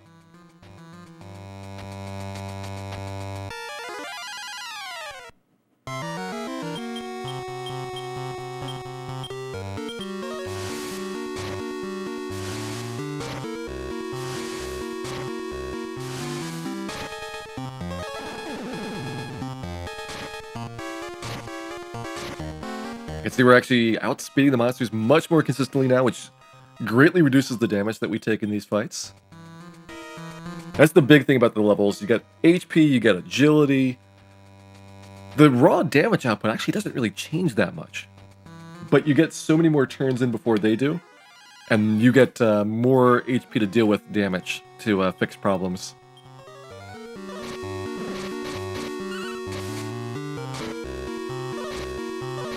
Ah, man. There goes Moonbrook. Not good for us. There goes Moonbrook and Cannock, so we are done with this one. See if we can get some experience for Maidenhall here. We do. Well, there goes 2,600 gold.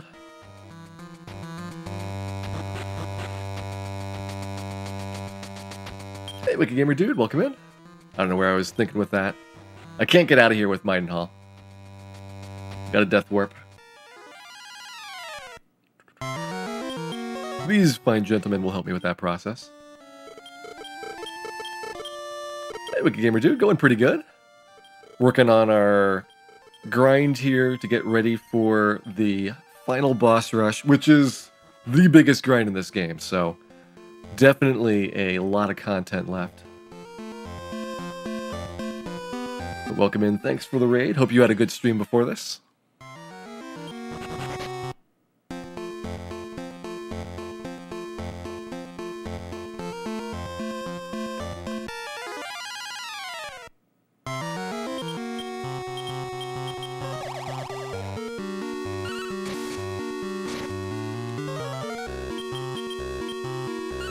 Alright, we'll try to out-damage him.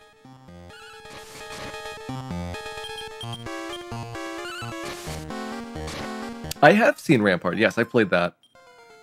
It's a neat-looking little, I guess it's tactical game. You've got, kind of these rounds where you're trying to build up your castle defenses. I haven't played very far into the game. I imagine that's the type of thing which starts off really easy and then gets progressively crazier and crazier by the time that they send big swarms of monsters at you. All the stat spells are done.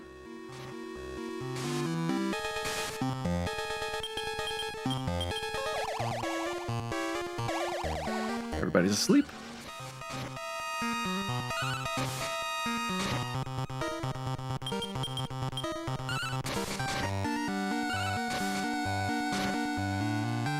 Okay, Bat Demon C is up. He is stat spelled. Now he's asleep again, so he's fine.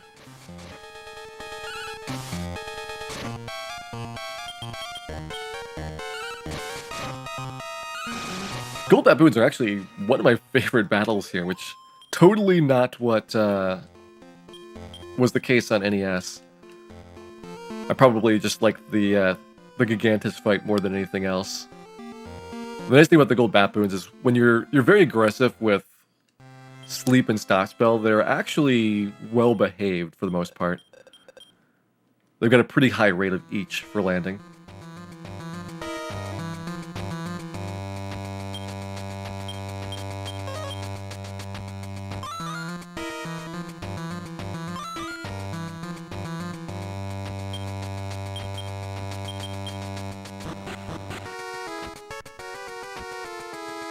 Oh, Nobunaga's Submission. That's another one of those.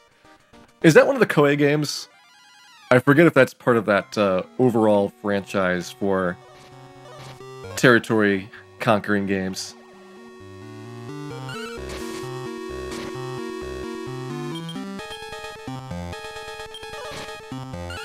Yeah, let's go defensive here. Dragons are asleep.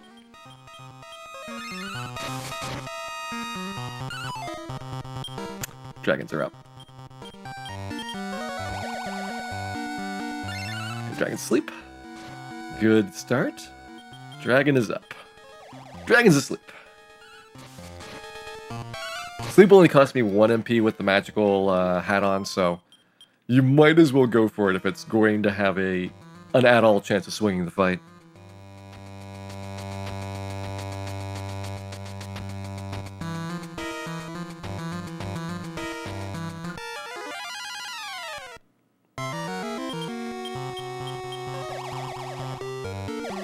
Good, both dragons out.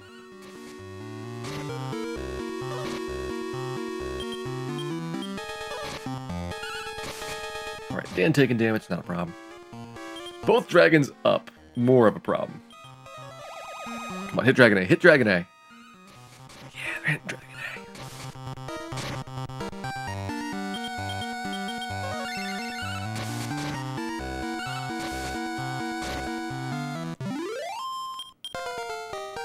Alright, Canic level 20. He needs to get to 25 by the time that we get to the final boss, so there's still quite a bit more to go. We'll actually finish this grind up when he's like 24 and 7 ace. Gets the remaining 1/8 on the first couple of boss fights.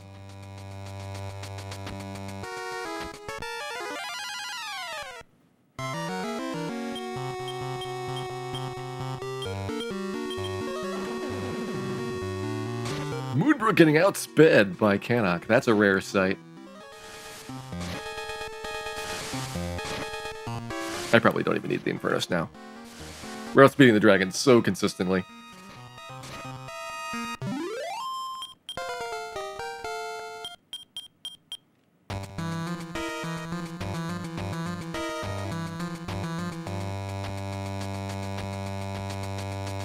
Nice Wicked Gamer dude. When I tried the GV USB 2, I had a lot of stuttering problems for like NES capture. But that was the biggest thing that went wrong for me. Like, I never had audio issues, but the video would like periodically jump back a frame and it looked kind of bad.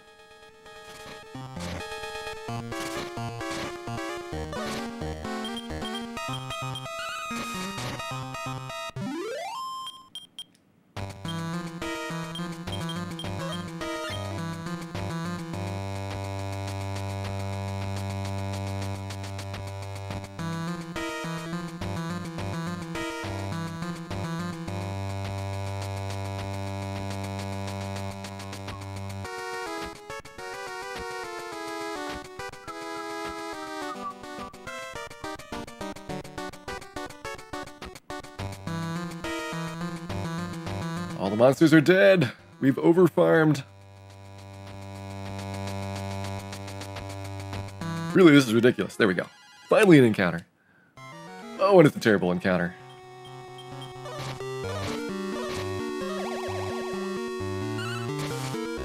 An awful, no good, rotten encounter here.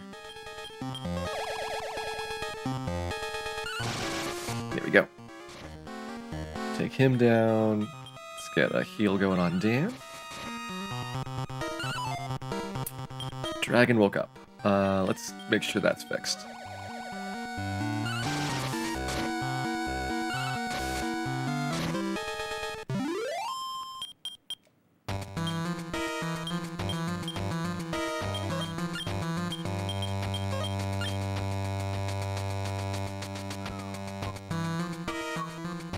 This game really needs a heal us spell. That's in later Dragon Warriors. Heal us and heal us all as ways to do small amounts of full party recovery. I just accidentally cast Slept on the War Mech. That's gonna hurt a lot.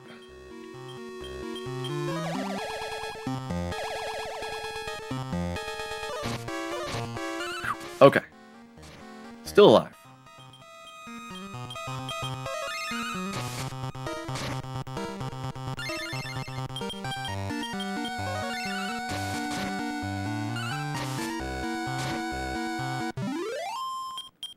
nice with that most recent level up. It's now possible for Dan to one-shot dragons with his attack, instead of having to require Canuck to help him out in most cases.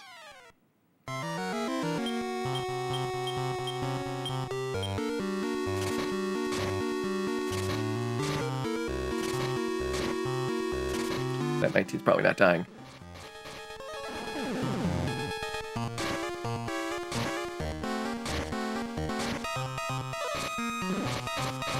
Ouch!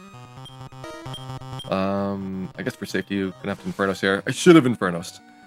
Should have Infernosed. Looks like it's not quite safe enough for that.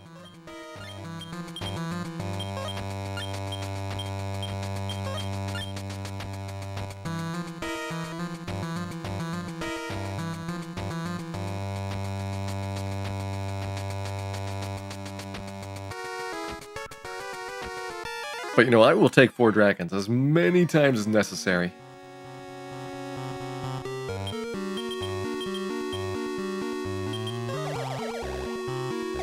Pretty sure I can Thundersword these guys. Nope. Mistakes were made.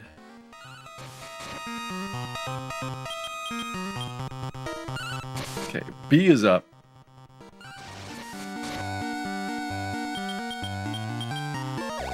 B's back down.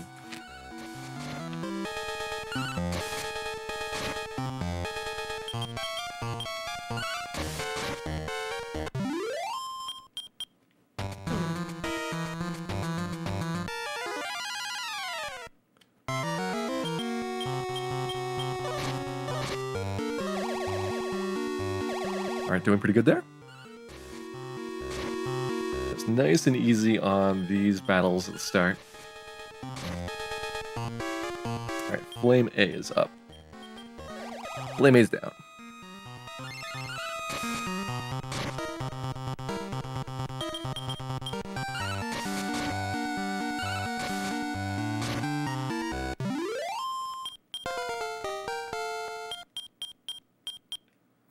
Nice, Moon getting the outside spell. That helps me out in case Canuck dies and I don't want to use a leaf.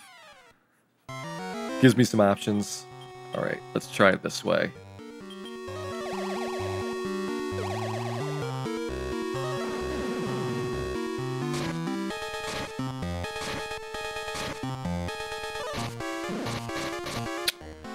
Nope, Dan getting outsped.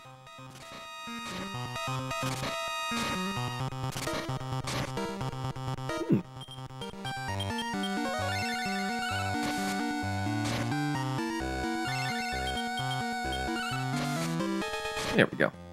Dan goes from being outsped by the dragons to outspeeding Moonbrook. I don't understand him. If only you put in a consistent level of effort, Dan. We're doing an MP. 36 and 30, okay. We still got some time.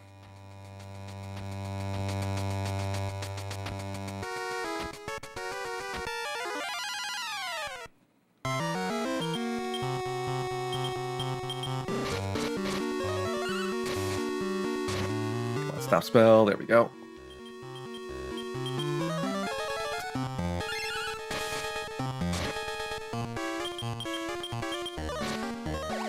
Okay, sleep helps.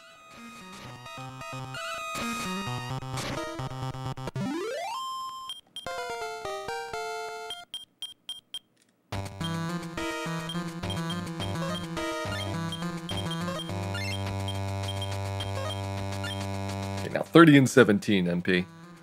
We will probably be using a Wizard Ring pretty soon here.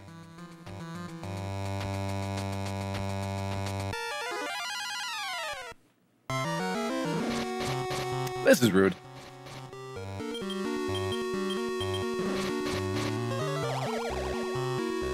Alright, so A is asleep, or A is not asleep. And A is dead, which is great. Level goal is 24 and 7/8 on Canuck. You want to hit level 25 after the second boss in the boss rush. Which means you have revive before you hit the start of the Belial fight.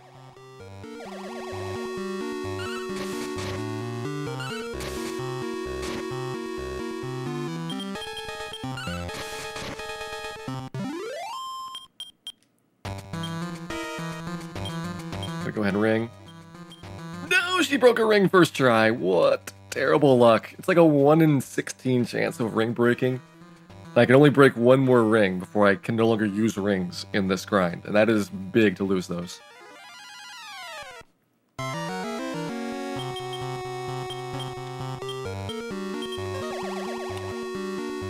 Can't believe she broke a ring.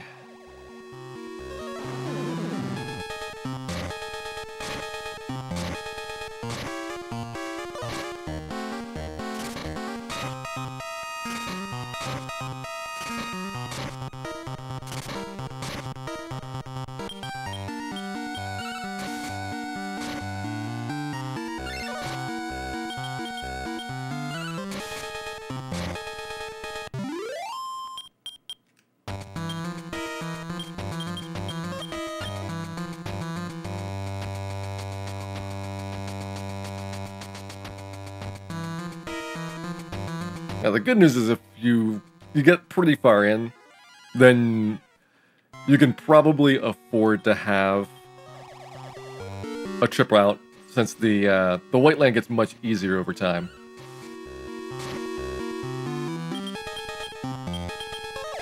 There we go. Sleep. Get free heal out of that.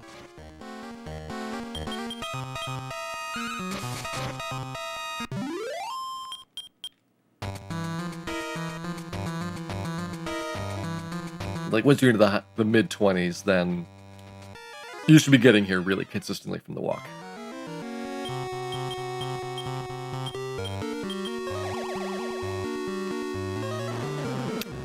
He is the only dragon asleep.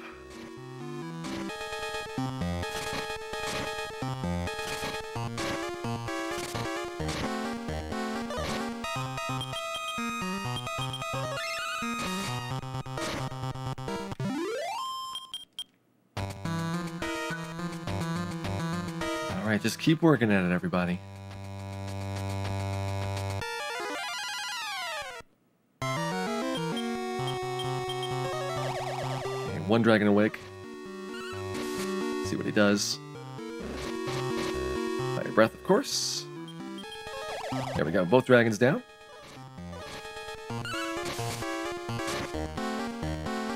Both dragons down.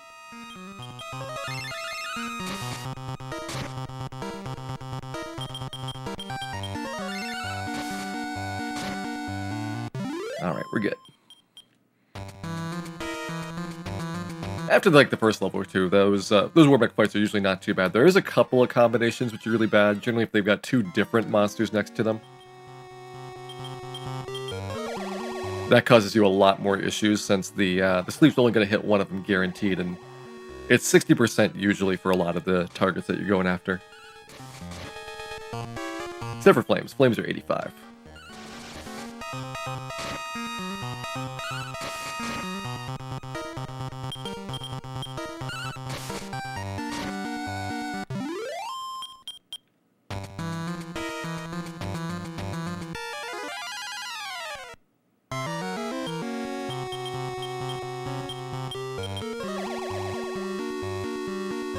Only one dragon hit, so A is asleep.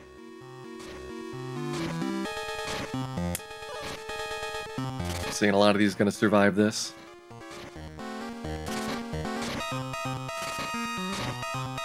Two survivors. Good, that's the right one.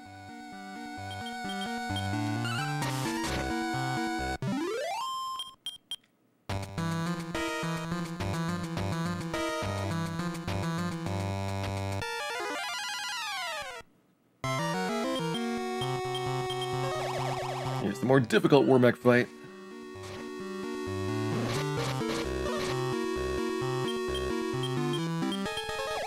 Here we go.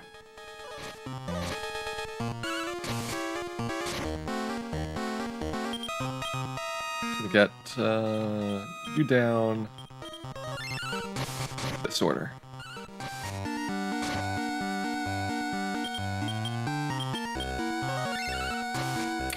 Lose my free heal on Canuck there. It's probably okay. Gotta use another ring on Moon, though. Okay, that time it didn't break. Really terrified now. Gotta have 2 rings for Malroth, otherwise you're in for some really, really risky business. So that's why you can't use up all 4 of the ones you have here.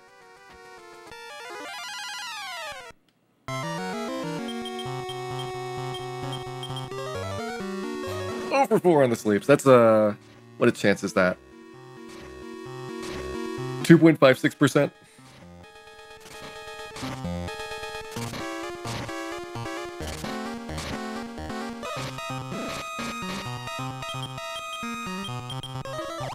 All right, B's asleep. Right, D's asleep. Of course, you hit D. I would expect nothing less. All right, Kanak level 22.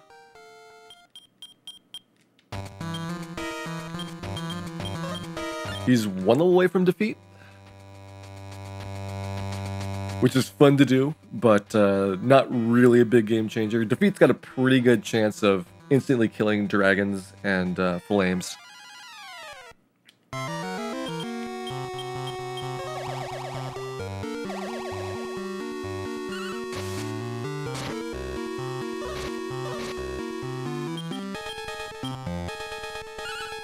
All right, Flame's still taking a nap.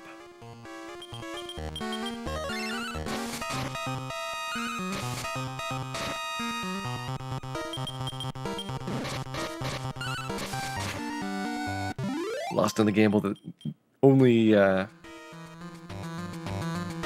Moon would outspeed the Flame. Kanak and Might and Hull usually can at this point. Ooh. Yeah, this is not a good one.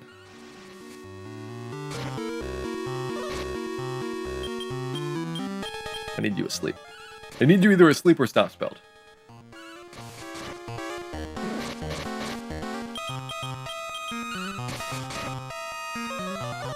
This is really bad. Kill him, kill him, kill him, kill him. There we go. Okay. He was in sacrifice range, which is instant defeat for your whole party. Like, just like nothing stops it. It's really, really ugly.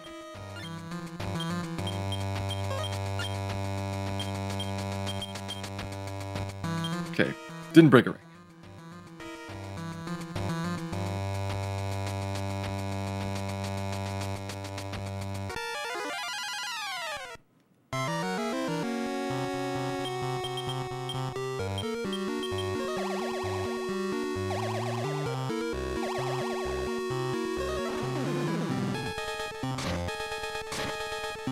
Might have to start ringing on Kanak here. He's getting pretty low. I think he can make it through another battle.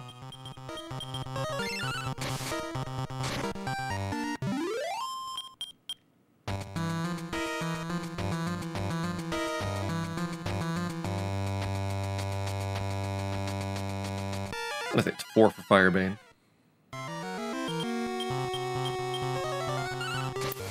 Dragon going down.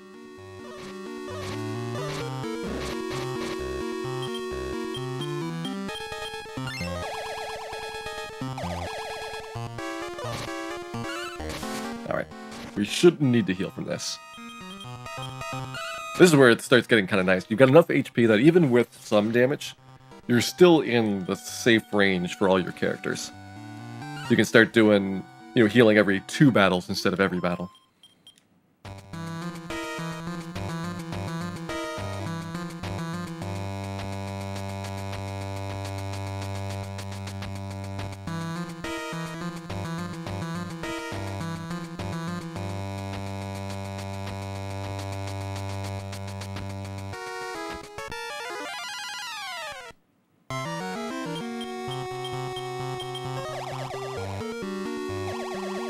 Missed a flame.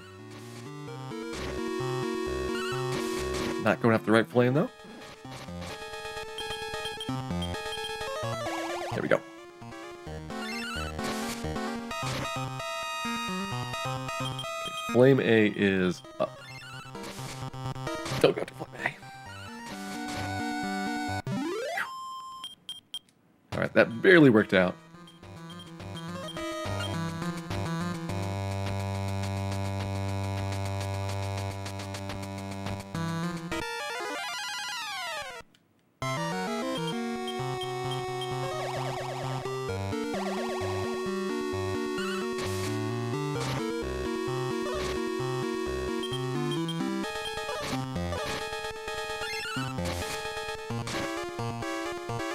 Flame A is up.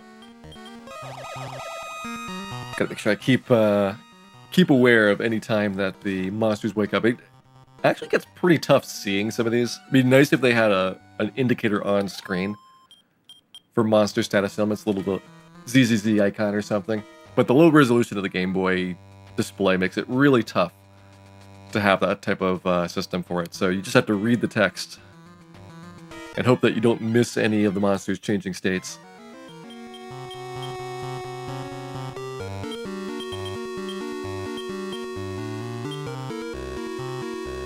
Yeah, we'll do it this way.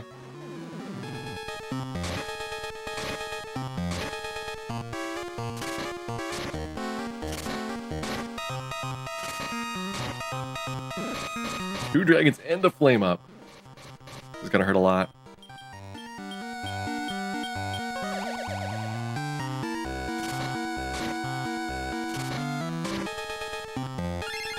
Yeah, you're at least fixed up.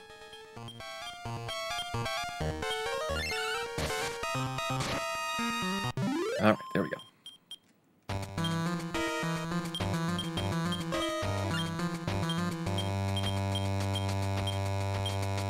Need to give one of the rings to Canuck here. Please don't break it. Okay. Better dribble out the ring, MP, because if you break it, then you're kind of stuck. And you don't want to, you know, die with MP in hand if you were breaking your ring in the process of doing so.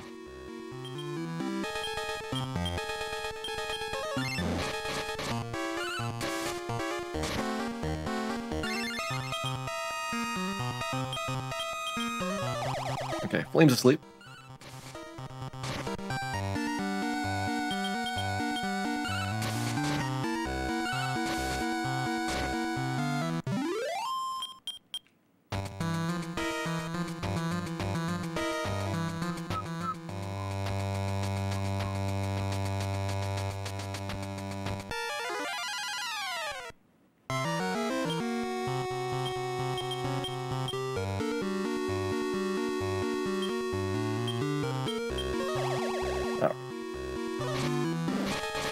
Oh, we get outsped.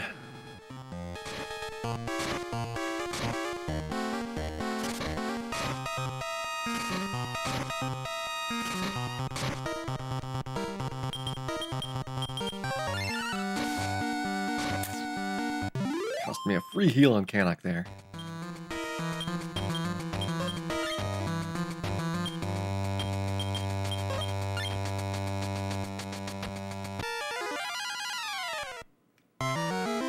Bat boons, you say? Alright.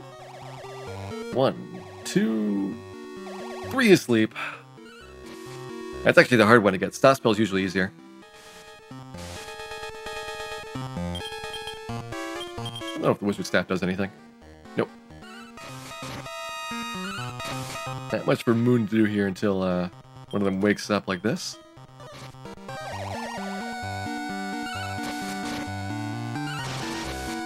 Ooh, good, save me around.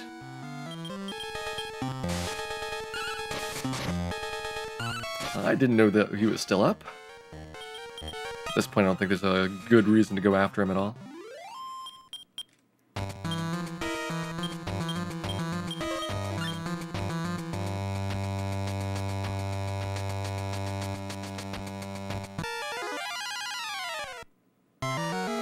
I don't like this encounter. It's not difficult at this point, but it does chew up a lot of resources a lot of times.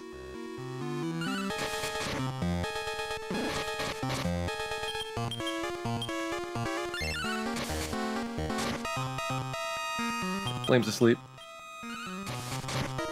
Just gotta stay that way.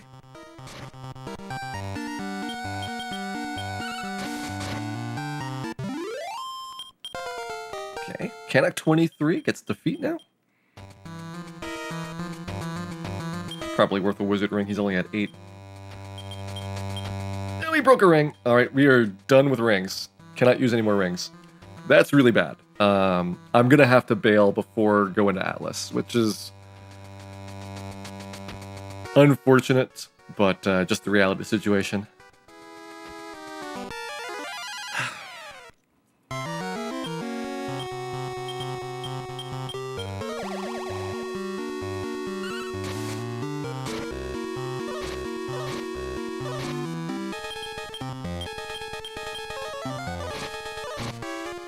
Unless we get super lucky and find a ring drop off of a Bullwong. Then we're kind of stuck here. Oh, this is really terrible. Really terrible luck for getting through that.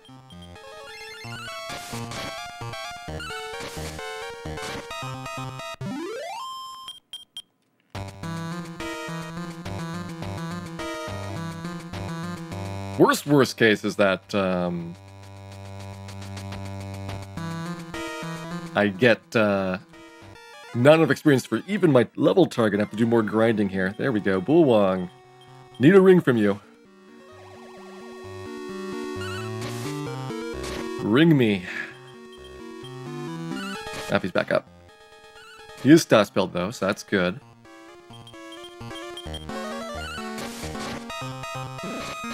That's not good.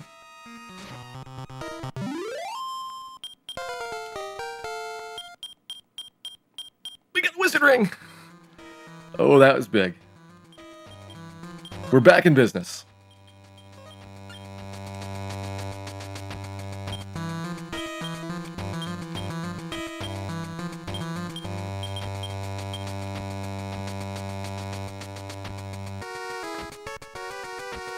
I mean, we killed like, what, 7 or 8 Bullwongs so far, so the odds of getting a drop are not outrageous. It's just good timing for it.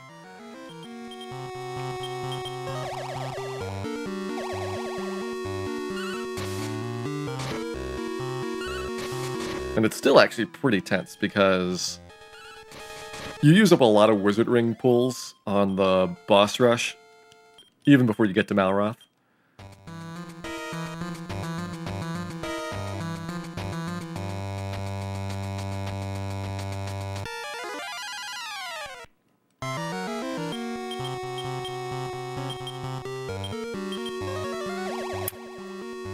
Alright, only one dragon got hit by the sleep.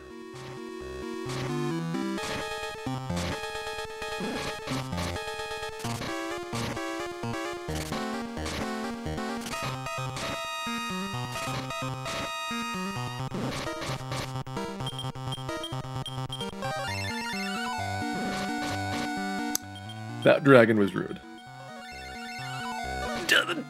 Dodges! Alright. Feisty dragon there.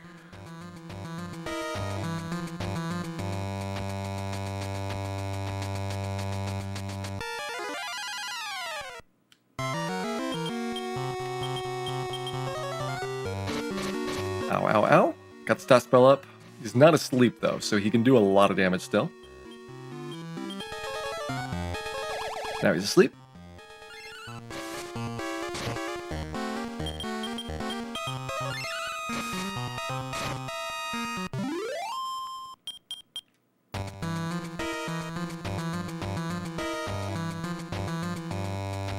If I really wanted to push it, I would go and, after getting my level, go after the boss rush without going back to get the second shield of strength.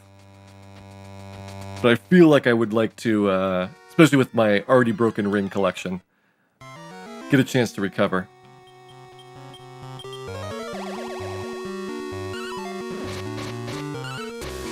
These dragons are in so much trouble.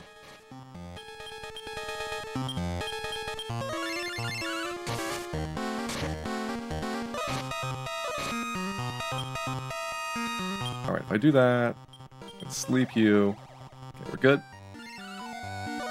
Dragon is dodging! How is it doing this? The dragons are evolving.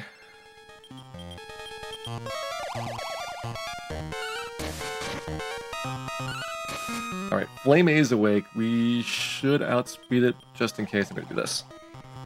I don't want to take more damage.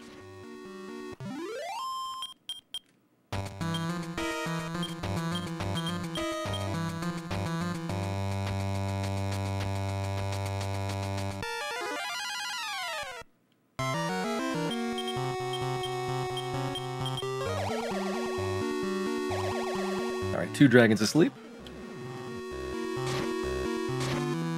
If we can kill Middle Dragon, we'll be in great shape.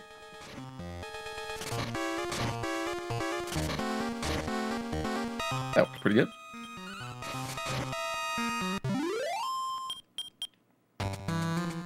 Should be coming up on level 24 here for Kanak pretty soon. I haven't been defeating.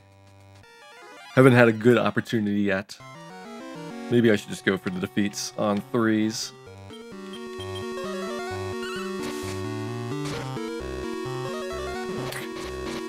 Wow. Good job, Kanak. Way to be a public embarrassment.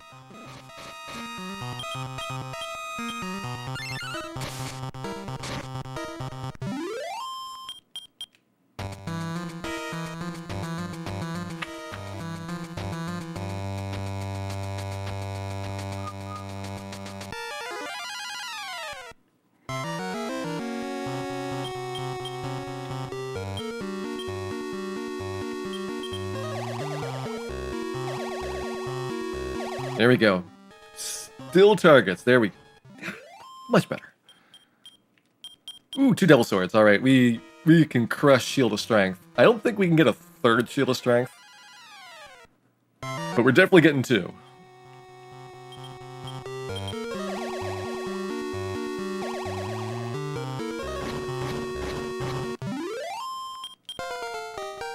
Kanak 24. Let's see how far into the level he needs to be. He's at 116 right now. So he's looking for around 11,000. If I do this warping out... Did I do that before or after Atlas? I might warp out after Atlas.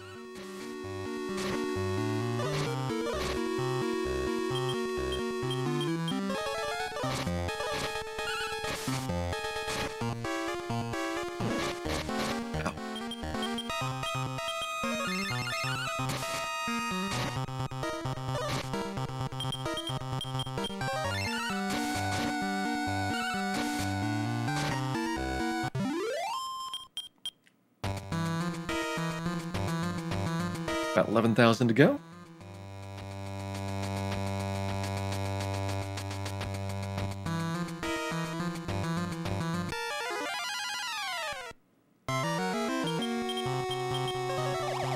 Okay, Bees asleep. Hit A. Hit A.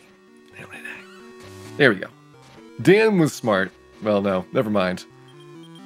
I spoke too soon.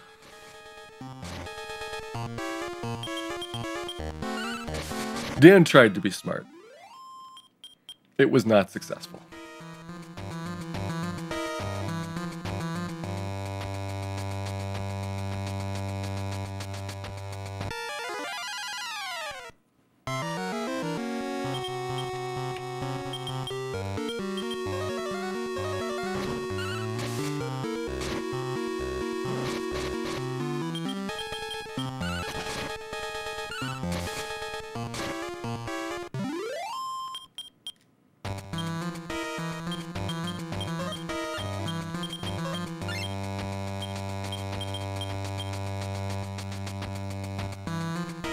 I'm not trusting Dan with the feet anymore.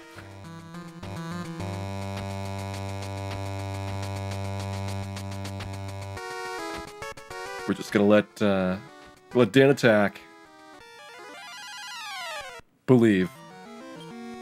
All right, you guys go after that.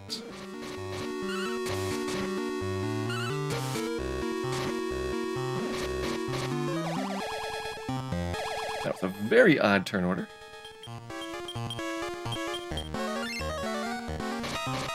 Oh, the Firebanes.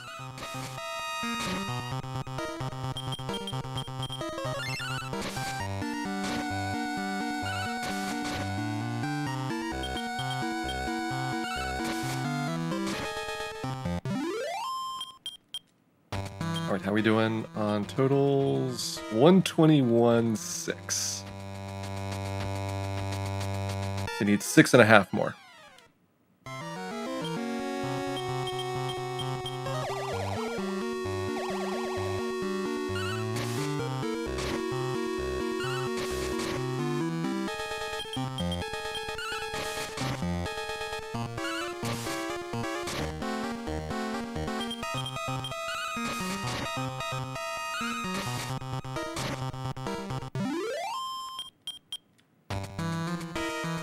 Five more.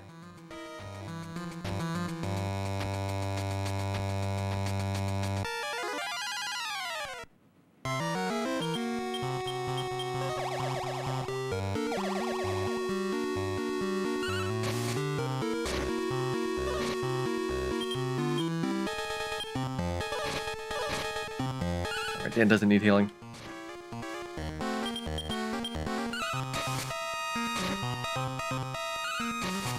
Flames up.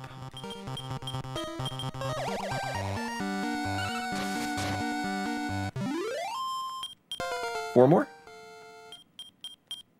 I might even be able to stop a little bit short because we're going to be coming back here for another trip.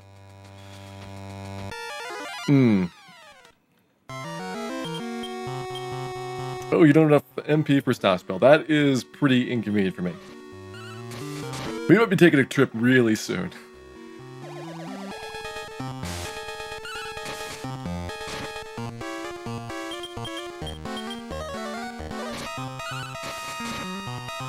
Okay, good.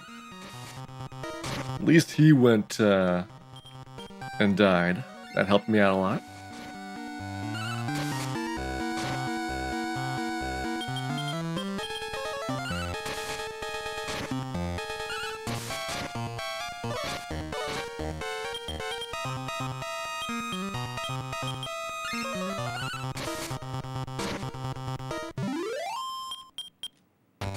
Alright, where are we now? 126. So we need 2,000. It's 2 battles. I'm poisoned. I have no MP on Canuck, and I don't want to use a ring on him. I just want this experience.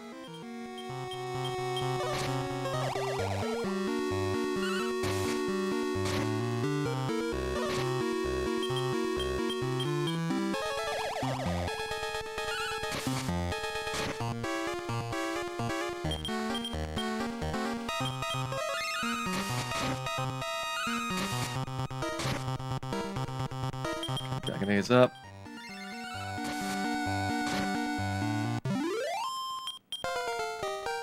$500 more to go. So this battle will do it.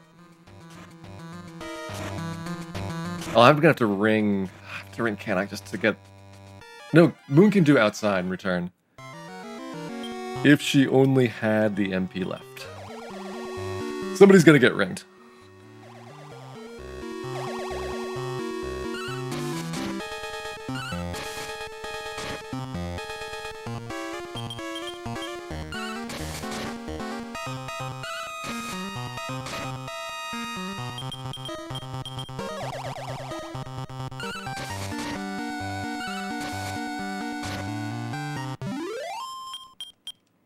There we go. All right.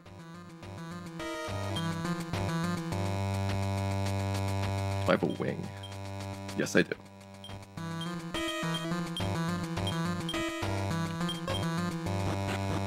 Whew.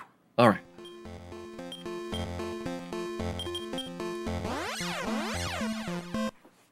We are all set. Let me get Shield Strength from Baron. How are we doing on cash? 24k. I might get 2.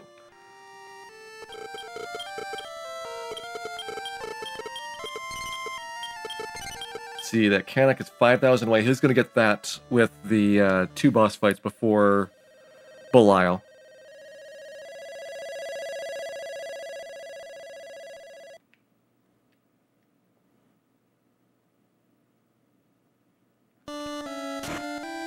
I've got Step Guard, but I don't want to use it. I will make Canuck suffer.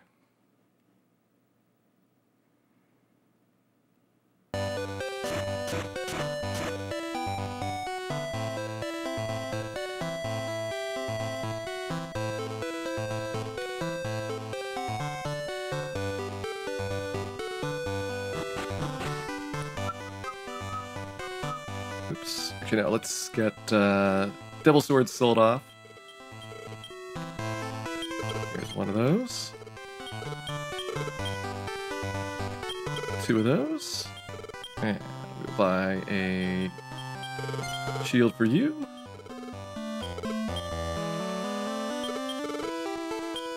And one for you. Excellent. Also, put Loto's shield back on. There we go.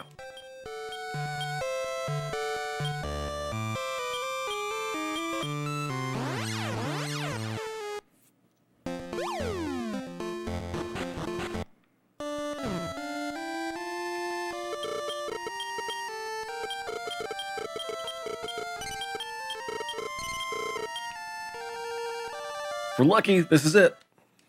Gonna do the boss rush. No problems.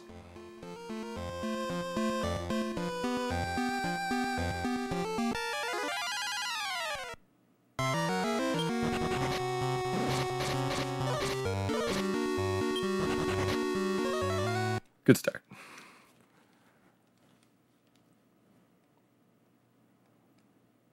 Still gotta get back to the castle.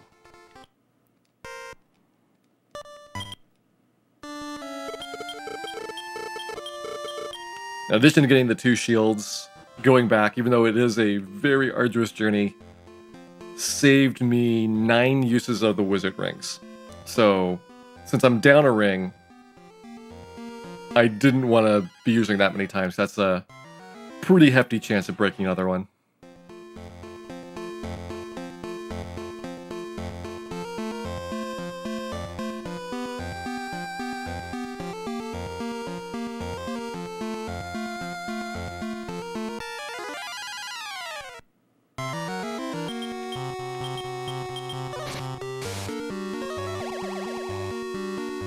Alright, we got 1 sleeping.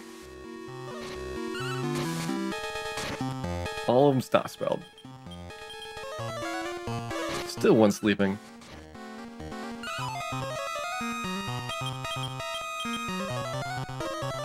There we go.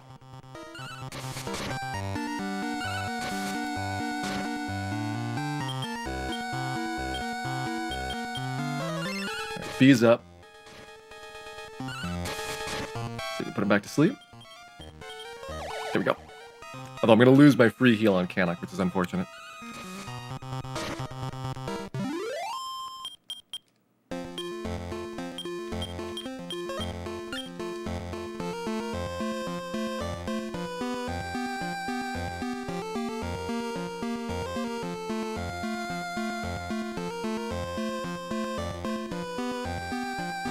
Alright, we're back.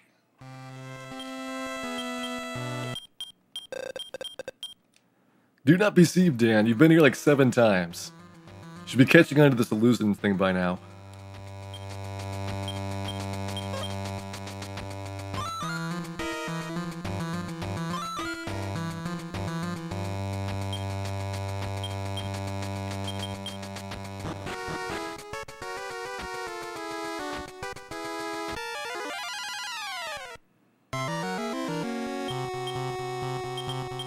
Let's go for defeat. I know I said I wouldn't do it, but that was the old Kanak. New Kanak is awesome. Alright, 1 out of 3, whatever.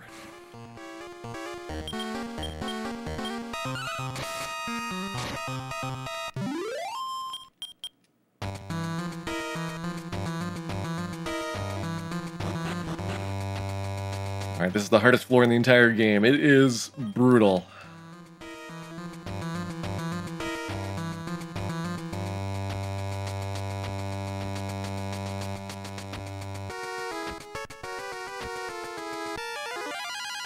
Please don't die.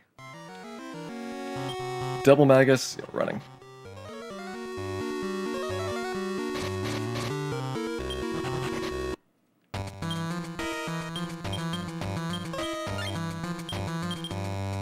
Let's just go for all the heal mores.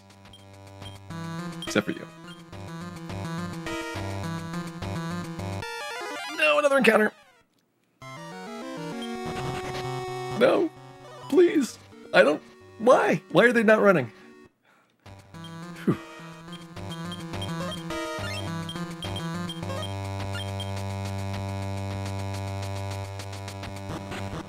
Okay.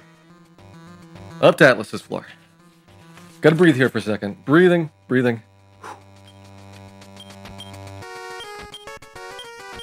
Water flying cloth to you. Cloak evasion to you. Gonna give you the hat. And magic armor to you. Alright, so you guys get your stuff on. Water flying cloth, magic hat. Put the hiding, you cannot put on that shield, but still good to have.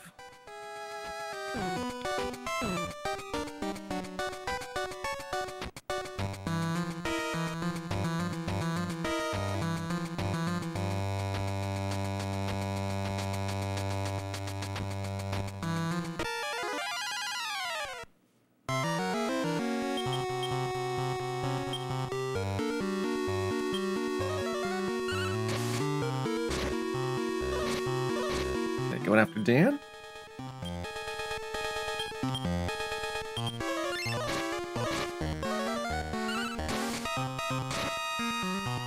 Amulet is going to get you the resistance to stop spell and sleep.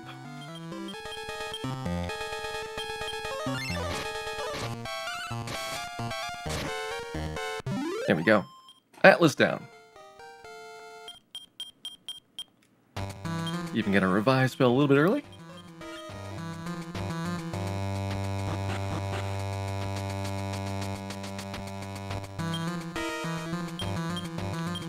Okay, magic armor on.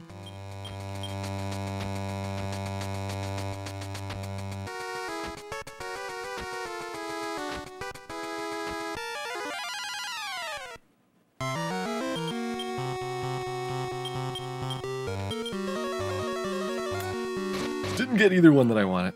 Nothing went well there.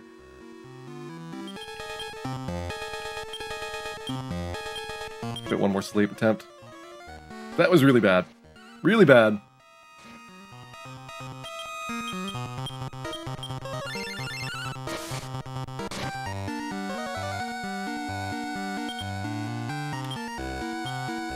One more try. No, not having any of it.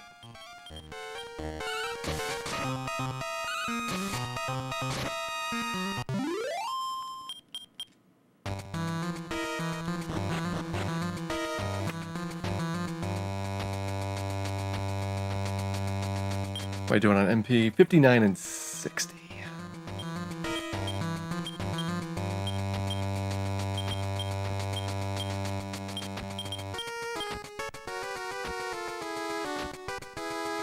Yeah, we'll do it this way.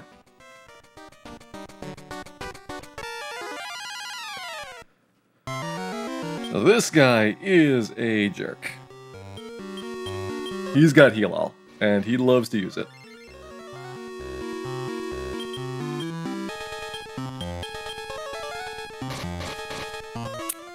Okay, that's fine. We can revive her.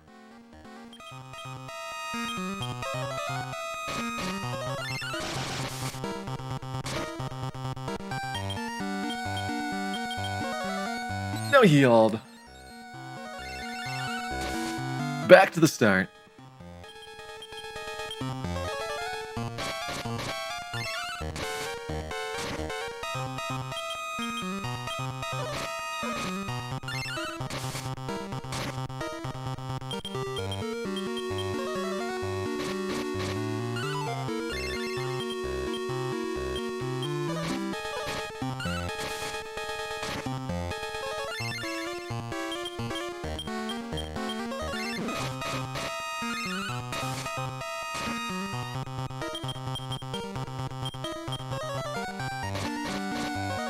Actually is good for us right here.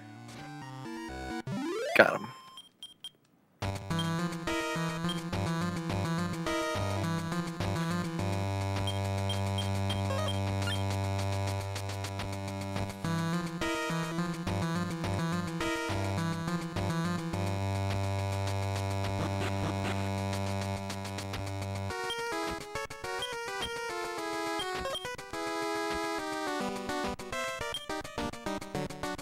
You've got magic armor on for this. I'm gonna go with that. Load armor back for Malroth. All that's good. All that's good.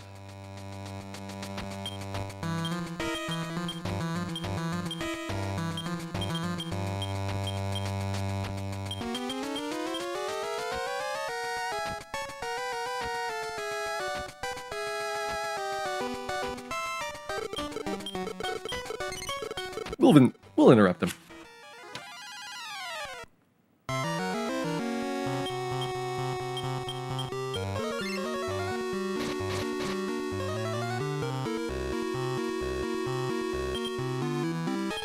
Okay, let's get the other increase up first. Alright, Sweet Breath kind of annoying, but we'll deal with that. Go for the stop spell strats.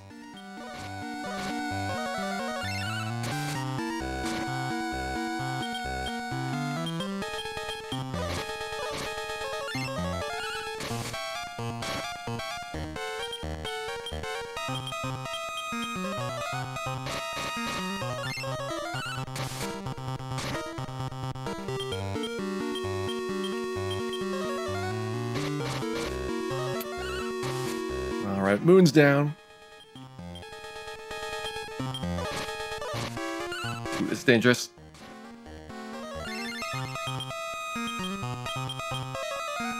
Okay, we're fine.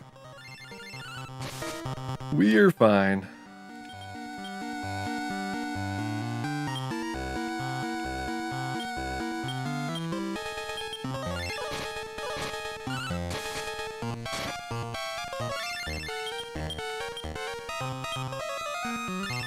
Yeah, heal more. That's why I want the stop spells. 2 heal mores. There we go.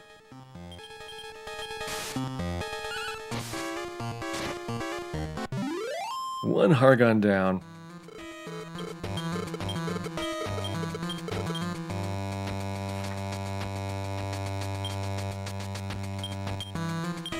Okay, load of armor on. Everybody's at full MP or full HP. Let's get the MP up.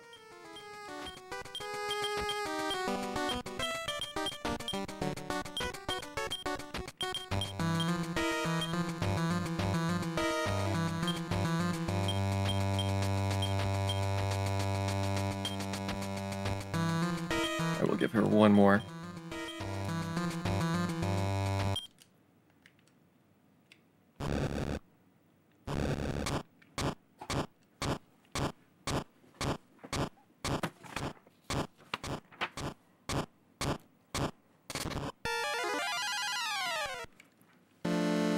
Malroth. Increase. Surround. Didn't get the surround on. And he starts with the Violent Flames, of course.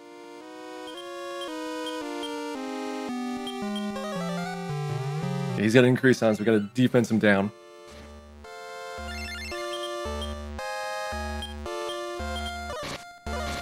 Okay, Dan's dead.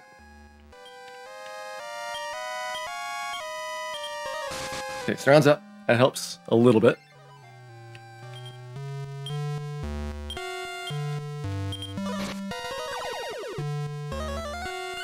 Okay, our defense is maxed. His needs some work.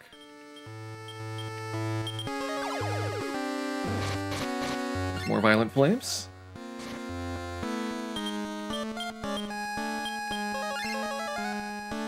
Okay, our defense is down. Ooh, critical hit. Liking that. Get our defense back up. Get Canuck healed up here. Or not Canuck, Might Mahal healed up.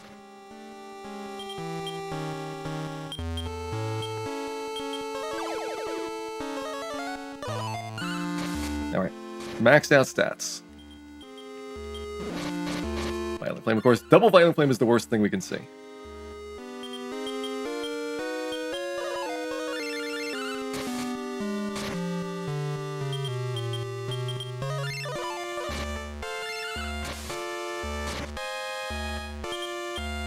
So far, a really good fight. Alright, his defense is up.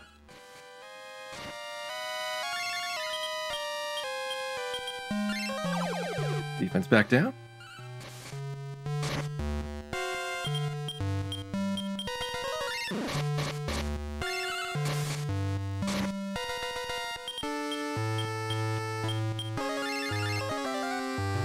Defense up.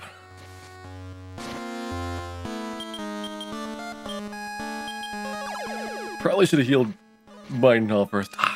Double attack through a surround.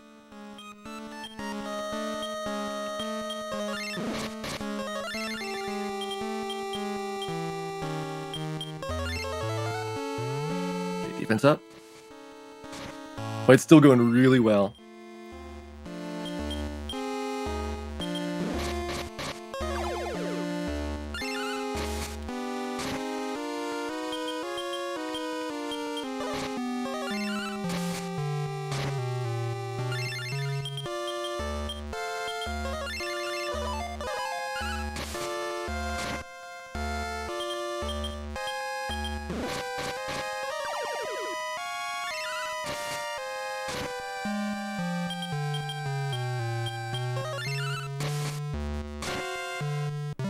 We got him. Not quite done yet, though. One last little bit to go.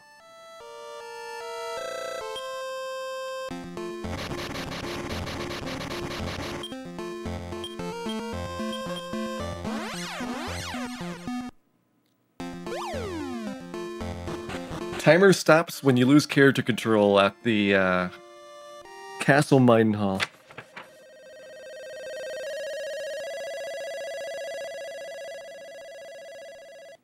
That was a good one. It'll be like a 433 or 434. Definitely looking really good. My goal, remember, was 430, so this was pretty solid for that.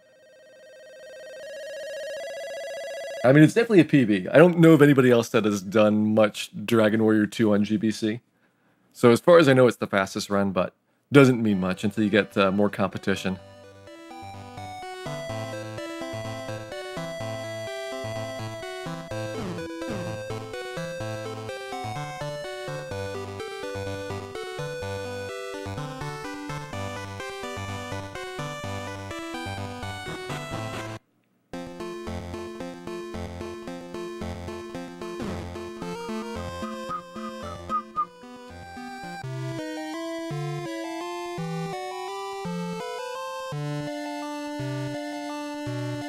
Oops, right about there. Down there, to the west. Maybe a little more south. There we go. Go into the town of Zahan here. That's got the teleporter back to Minehull. You might remember we used that like a really long time ago. That was how we got to the Minehull treasury. I don't know why I'm in the town of Zahan. There's the teleporter.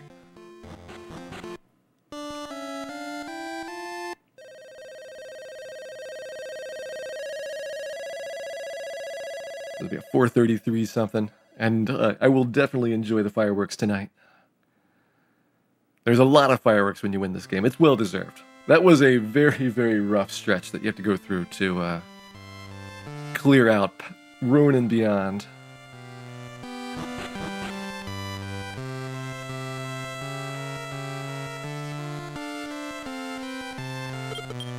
Prince Dan, the champion.